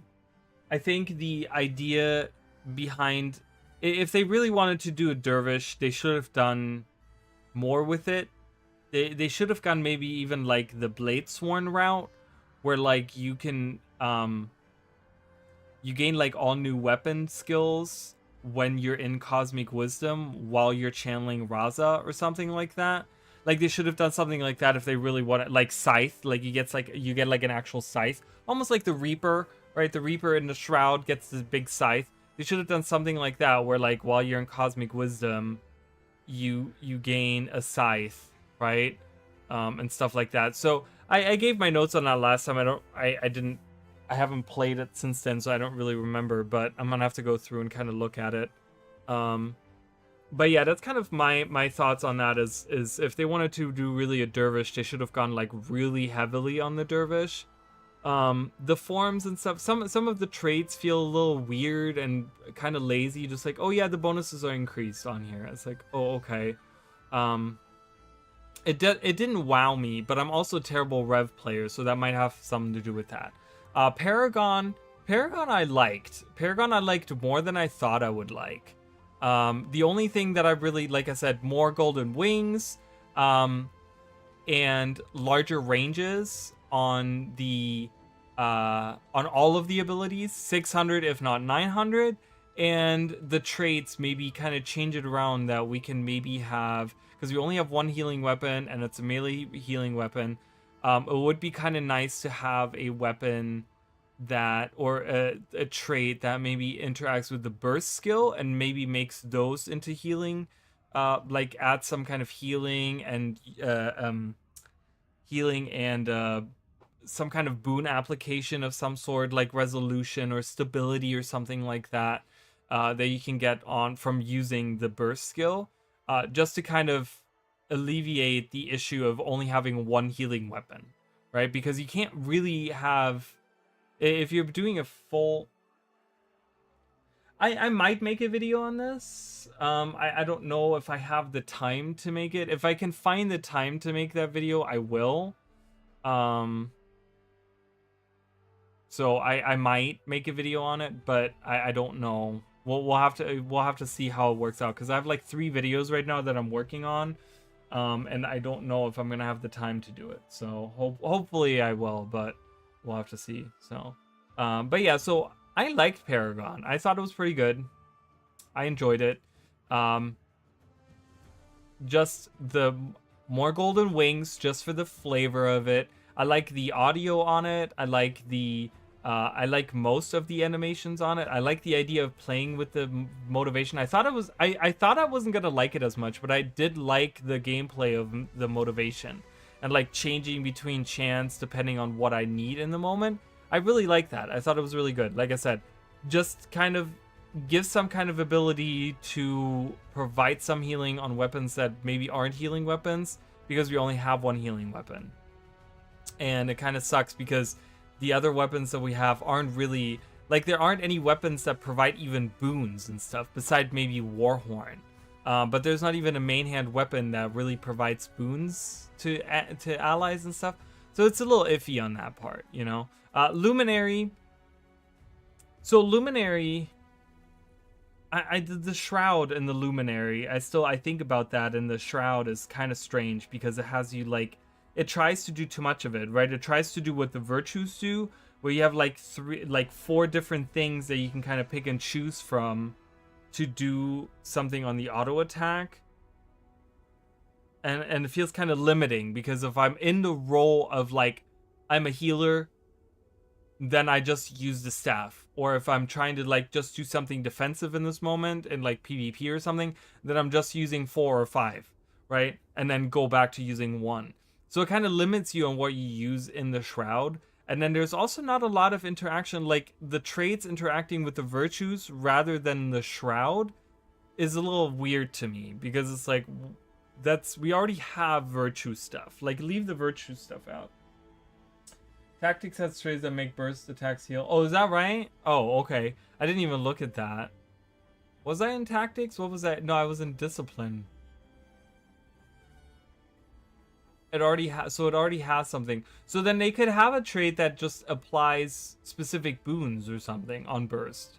So if there already is a burst healing skill or a healing trait, which might have to be moved to a different... Again, one of the things that I said before is that I think one thing that holds the warrior back as a healing spec is that a lot of the healing traits are like all over the place and they're not aligned. Like I was picking all the healing stuff when I was going through all the stuff, but apparently there was like healing things on like others maybe that I didn't see. It would be kind of nice to have all the healing things concentrated into one trade line instead of having it like across different things where it's just kind of weird. I don't know. That's what it kind of feels like to me. So, but yeah, Luminary, the stance skills are great. I like those. I think those were pretty good. Oh, and the delay on the warrior, like everything after 3 seconds. Make it like 1 second or something. I don't know why. I don't know why they arbitrarily did everything 3 seconds on all of these elite specs. It seems like, yeah, we're doing 3 seconds. I was like, why? 3 seconds is so weird, right? It's the ritualist, the spirits attacking. It's the echoes on the commands. It's the like what else? There's so many random things that are like the troubadour. There was like stuff after 3 seconds. I was like, why is this all after 3 seconds? So weird. So yeah, I don't think it's as bad. I just think the traits, if they can change the traits specifically to maybe interact more with the actual shroud, it would feel better. Because I feel like there's not enough traits that interact with it, right? Like I said, I think the light aura gameplay, you can really do something with it and stuff. Maybe have like a trait where like anytime you use a shroud skill, you cause in a light aura. That might already be a thing. I'm not sure. I wasn't paying that much attention to it, honestly. But if that's already a thing, that's really cool. Because then if we do change the Grandmasters around a little bit and we have it where we caused, you know, detonating your light aura and causing different things would be really cool, right? Like having one Condi one, having one that's healing and boony and stuff, you know. Make it 0 seconds actually. I mean, I guess, right? Like I guess what they were trying to do, they were trying to make the echoes happen, right? Like they were like, oh, we want echoes in the game. So I kind of get that. I mean, maybe they could make it to the point where the echoes, like anything the echoes do right now is baseline. Okay, so add everything the echoes do to baseline, and then maybe have it like if you use, like maybe have some kind of interaction where you have echoes where like if you use a command 3 seconds after using the first command, you get the first command's abilities but at like 50% as well, or something like added to what you're using on that command or something like that. Have that maybe happen as an echo or something like that. I don't know. I get what they were going for. They wanted to have like echo and like ooh, you know. I just think like if they lower it to 1 second, I think that'll feel just fine. I don't know, 0 seconds, having everything pop at the same time, then it doesn't. The thing is, when you do that, it doesn't differentiate from being a shout at that point, right? Because then what makes it a command over a shout? Because it does the exact same thing, right? So it's kind of like it doesn't do anything special, you know? So, but having a 1 second delay on that, I don't think is that bad. I think 1 second would be fine. I think 3 seconds is where it's egregious. Like 3 seconds is like, oh my god, are you serious right now? Like that to me feels bad. So Gale Shot was really good. I really liked Gale Shot. There was a lot of synergy with all the different skills, you know, speed, super speed, swiftness, like all that stuff, right? Like helping you with like increased damage and stuff. I really liked it. I thought it worked really well. I did have some notes that I now forgot. There were like minor things where I'm like, you know, I wish like that one trade that changed the 4 ability on the Cyclone Bow, like that kind of felt weird to me. Then also like I said, I wish there needs to be a visual. Oh, the other thing, visual indicator, right? We talked about like golden wings and stuff like that. Visual indicator on the luminary, like actually have the duration of my shroud on the lantern, right? Like I think I want to see the lantern like go dimmer and dimmer and dimmer and like go empty as I am in there. Having the lantern just disappear, like why is it there in the first place? You know, if you're gonna use it as the source of fuel for your shroud, it's fine, but then have like a visual indicator, like have it go empty as you run out of shroud. And then it's like empty as you're out of shroud, and then it slowly recharges as the cooldown goes down. You know, like I feel like that should work. So on the Ranger visually, I would have the feather, the arrows, the not the arrows, but the feathers of Wind Force or whatever that was, Gale Force or whatever that was called.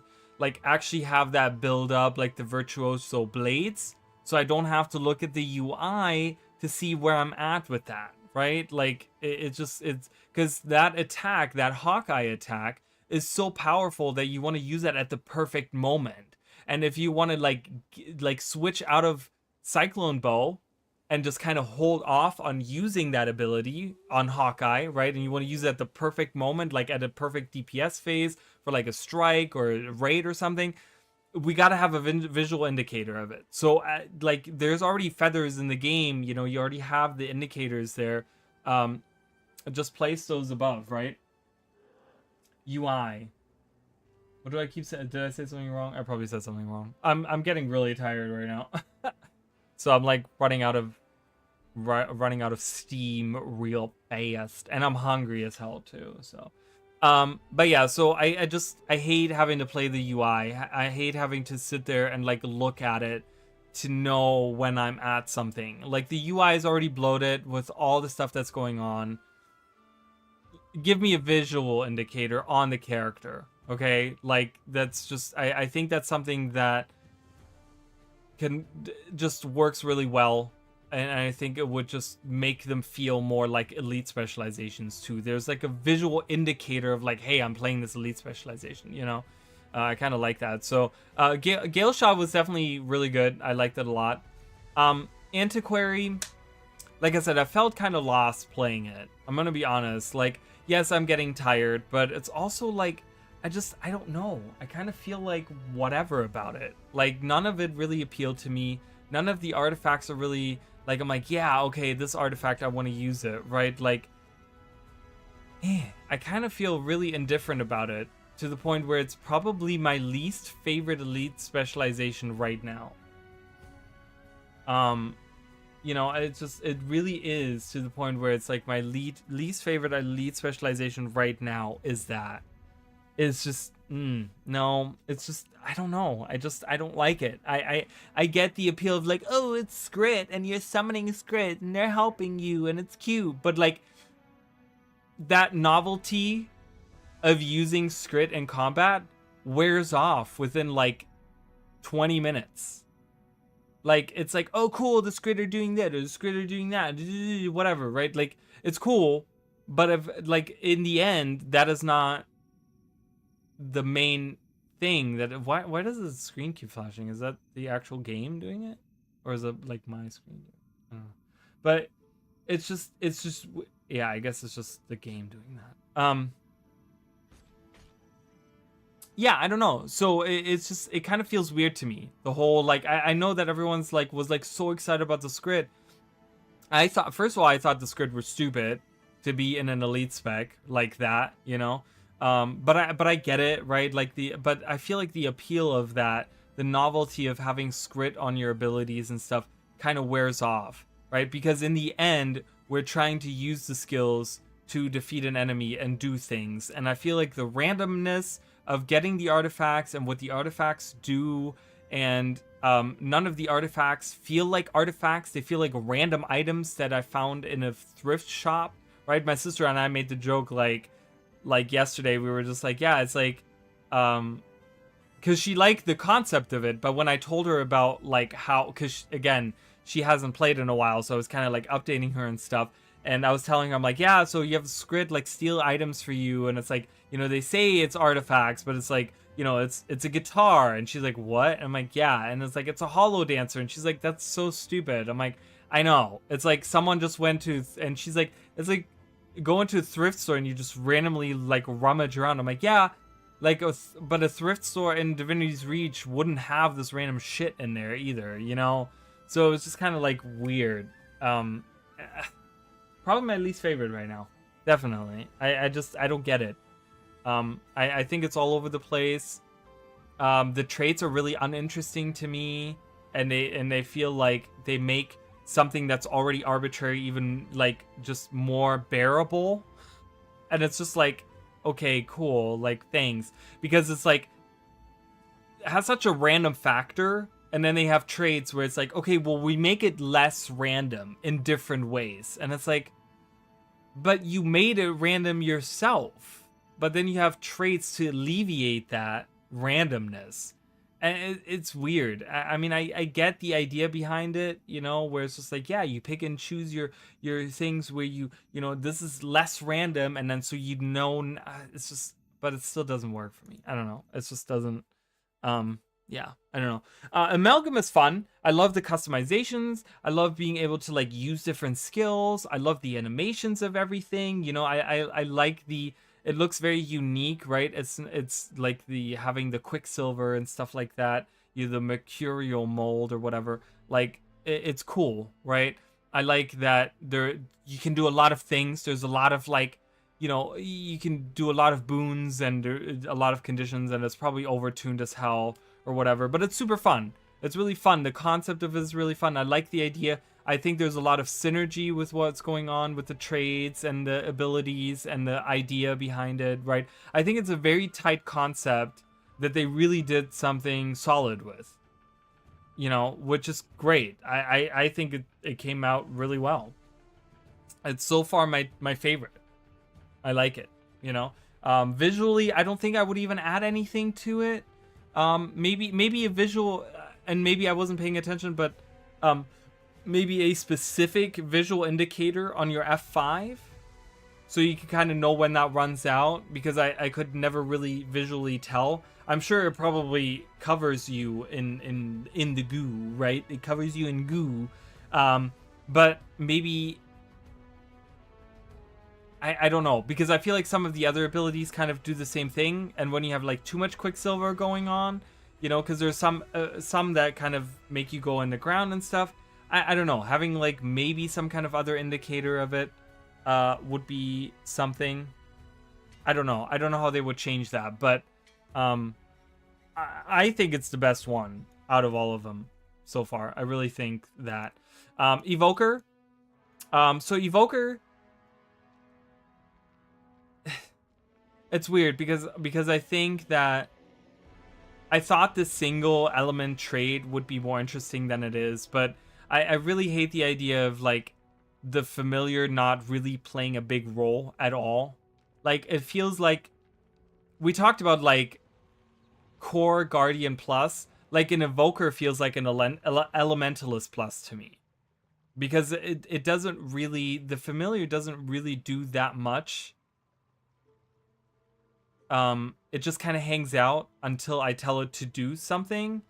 And it's just kind of weird to me. I'm like, if we're going to have some kind of familiar around, then like have it do something actively. I mean, maybe even if it just like, you know, if it only attacks if I press the button, but then like it passively like passes out like boons or something like that, like kind of have like interactions with combat. But like half the time it was hanging behind me, and I in combat it didn't do anything unless I pressed the button. It just feels weird. Like there's a concept there, but then the execution, it feels lukewarm in a sense. The traits were fine. I think the traits interacted fine with it. I think they were like, okay, there's like different things to choose from, and I think they interacted with there was some synergy in the things. I think the healing wasn't really there. We talked about that. You know, the healing doesn't There's no way to really provide necessary boons that you need for really to make it a healer. So Otter feels a little unnecessary. Like, I feel like no one is going to specialize in Otter, because when you specialize in Otter, you specialize in becoming a healer, right? Automatically you kind of do that because that's what Otter does, right? Like, even if you're on a damage, like, as a damage dealer, you wouldn't pick Otter, right? So the only time you would pick Otter is when you are a healer. But it doesn't provide anything that, like, Tempest, for example, can't provide. Like, Tempest is way better in that sense, right? Like, the healing on Tempest is way better. Like, I would never pick Evoker as a healer over that. So there's no point to Otter.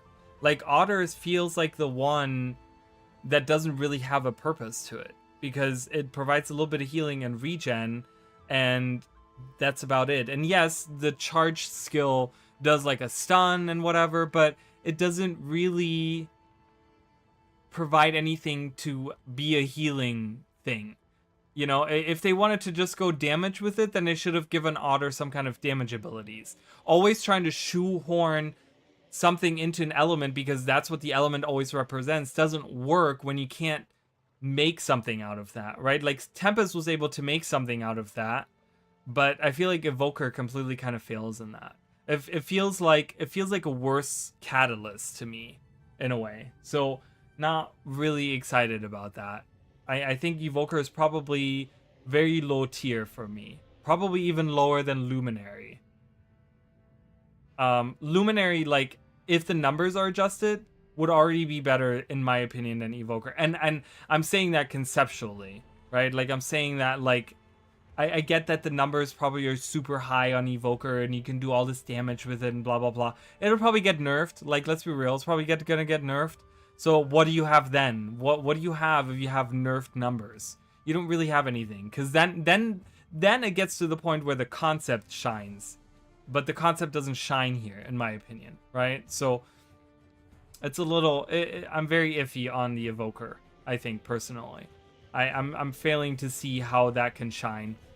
Ritualist, I think, needs... beside the Evoker... So I think if I had to make a tier list right now, I would have, like, Thief and F, and then Ritualist and Evoker in D. Maybe Luminary in D. C, like, lower C, higher D, something like that for Luminary.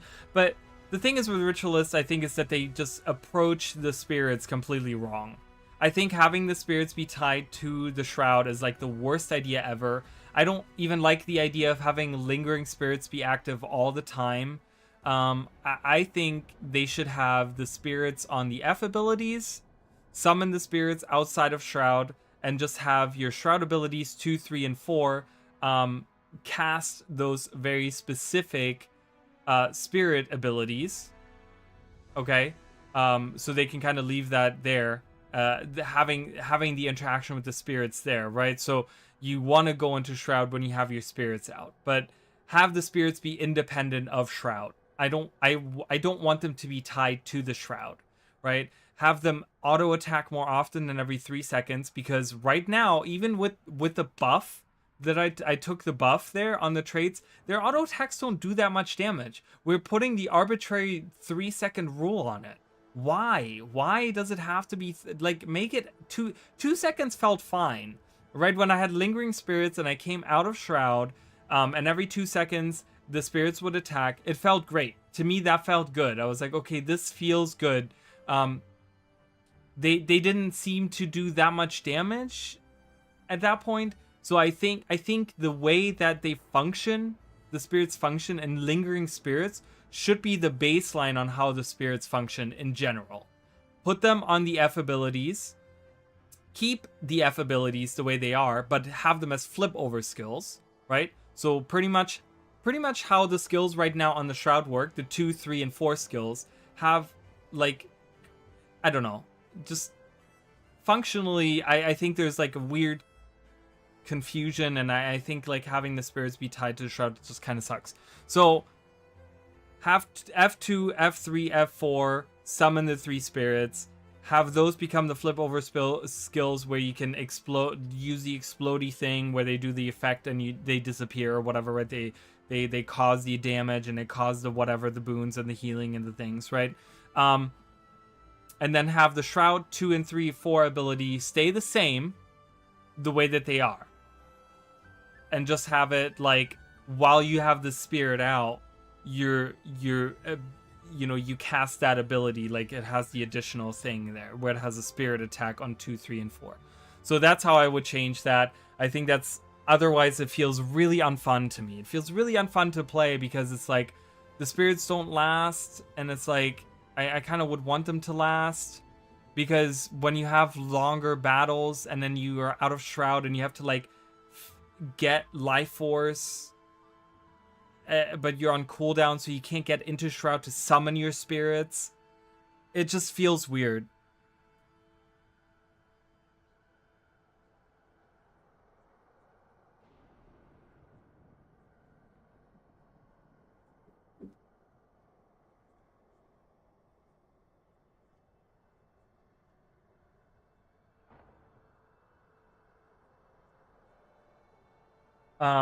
Sorry, I had to answer the text message. So, yeah, so I would definitely change that. That is my opinion. I think the weapon spells are fine.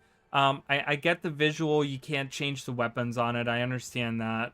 So that's fine. You know, I think that's okay. But yeah, I think I'm just really disappointed with the way that the spirits work. It doesn't feel like a spirit spammer. It feels like you just get like a little bit of support for a few seconds, and it's just kind of like, you know. The traits were fine. I think the traits interact fine with it. Leave it that, and I think it would feel even better with the traits if they change the way that they functionally the spirits are. But that would be kind of my feedback on that. So, and then we have Troubadour. Troubadour I liked. I think I think it's like at a B tier right now for me, like in my head. I like the idea. I need more of the music. I wish the musical instruments actually played like a loud tune when they play, and like, you know, they're maybe again visual indicators of the notes above the character. Overall, I don't think it's bad. I think it's fine the way that it does. It doesn't feel too indifferent of a core mesmer. So I think leaning even heavier, even more heavy on the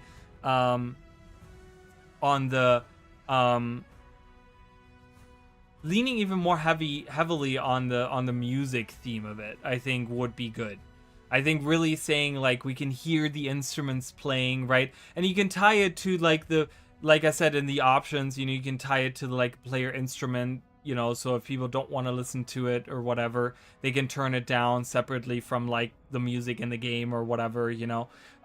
But I think really like leaning on the musical aspect of it a little bit more, and like actually having the musical notes come out, you know, and like be visually on the thing. But other than that, I thought it was fine. You know, it's like a mid tier. I don't think I'm like hyped, like super impressed by what it does. The tails feel a little boring to me. I'm gonna be honest. Like, I feel like the tails don't really do anything. Like, yeah, we get like a voice line from our character, kind of like something that has to do, you know, we're like a scald in that way. We're kind of like retelling this, right? We're like, oh my goodness, like this is what happened then, and right? And you know, it's cute and all, but they feel kind of boring. There's nothing really where I'm just like, okay, cool, this feels kind of nice, like I like that, you know. So it's feels a little boring. I don't know how you would spruce that up. You know, I like visually, you get the little emblem above you and stuff, so that's fine. It kind of feels a little boring. I don't know how I would really change that, or if I would change that. I mean, if I were to change that, I would kind of go the route of how they did the Antiquary, okay? So I would completely get rid of Tails completely. I think that is a different spec anyways, a little bit. Like, I feel like Tails, like that as a concept, I feel like would be something else. But what I would do is I would have other instruments, right? So you could have a guitar, or you could have like what are some, do we have other instruments in game right now that we're not using for that spec? We have guitar that we don't use. We have drums, flute, lute. Yeah, I don't know. I would add like other instruments as like your utility skills, honestly. Like maybe keep the effects the same way, but like have like you're playing a little song with like something and you know, if you're really going with the musical, like I would have liked to have seen more musical things on the utilities, because that's kind of the one thing that kind of feels disconnected, because the tails don't really have anything to do with the music. Like, I guess you're kind of singing about the tail, about, you know, but I don't know. If we're going music, I would go really heavy on the music to make it feel very different from the core Mesmer. Because mechanically, it doesn't feel different from the core Mesmer all that much, but you can make it visually feel very different from it, right? Having musical notes above you, have like the utility skills be different, you know, so that's kind of the stuff that I would change there. So but yeah, that's pretty much about it. So that's pretty much what I would change. I might make a video on this, you know, if I can get it out in time. I might just do what I just did right now and just kind of sit down and just explain some stuff with like footage in the background or something. I'm not sure, but yeah, I mean that's pretty much just my thoughts on that. Again, I'm not good with like the different like boon applications and what different roles to fill and like what every spec needs and what every profession can provide and like all these different things. I go by like, you know, the theme and the animations and does it feel good, because I'm gonna be coming up with like a random build anyways, or I'm like, oh yeah, I'm gonna just mix some random stuff together, because I just play open world and it doesn't really matter what you play in open world. So but yeah, that's kind of my thoughts. If you guys want to leave your thoughts down below in the comments, you can do that. You can join our Discord. We can kind of discuss stuff there. So, you know, you guys have those options. If, you know, thank you for everyone who's watching, first of all. And yeah, if you guys want to support the channel, there are referral links sponsored by ArenaNet in the description or in the About section on Twitch. Description on YouTube, About section on Twitch. There are memberships and subscriptions available for either platform. So if you guys want to support, and I just updated the merch store a little bit. I'm kind of working on a little bit more that I want to do. There's a couple other things that I want to add to the merch store, but I have like, you know, today is the day of the day, which was like a recent thing that we talked about. I added a bunch of those. There's like hats and mugs and shirts and whatever, and they're actually like really good quality. Like everything that I've bought from that merch store, because I've always like, I'm like, is it good? It's actually been really good quality, and it's been like, I still have like all of that stuff. So I'm just like, yeah, I don't wear a lot of it weirdly, but I do have a lot of it. I'm looking to get like a bottle soon, and like I want to get a mug soon. And maybe a hat too or something at some point in time. But yeah, so if you guys want to support the channel, you can. There's you know, ways to do it. I'll be back tomorrow. I don't know. So we did Elite Specs. I might not want to do Guild Wars 2 tomorrow. Maybe I'll do more Guild Wars, maybe more Guild Wars 1. We haven't done that in a while. I think that'd be kind of nice to go in and do Guild Wars 1. Maybe some Digimon. I know like no one's gonna watch that anyways. Like no one has been watching those. No one really cares to watch those, which is fine. I get it. I just kind of play it for my own fun. You know, I have a good time playing that. So, but I don't want to play it like off screen, because I kind of like, I'm committed. I started with it. And I also, at some point, I don't know if I'm going to be streaming this Thursday or not. I might. But the thing is that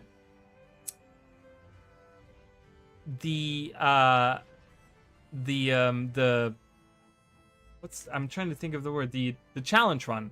I want to continue that at some point as well. So I don't know if I'm going to do that this week or next week, but I do want to continue that. But we haven't done Guild Wars 1 in a while, so I'm going to pick one of those to kind of continue. But yeah, like I said, thank you guys for watching.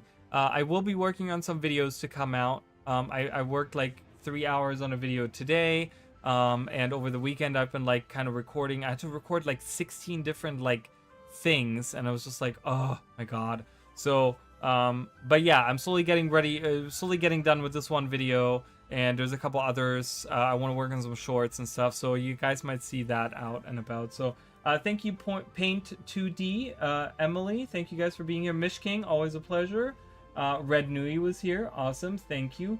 We had a raid earlier by Krista's Chaos, so thank you for that, and the follow as well. Go check them out. They were playing Guild Wars 2, which is amazing. Yeah, and I'll see you guys probably tomorrow. So I'll see you guys then. All right, bye guys.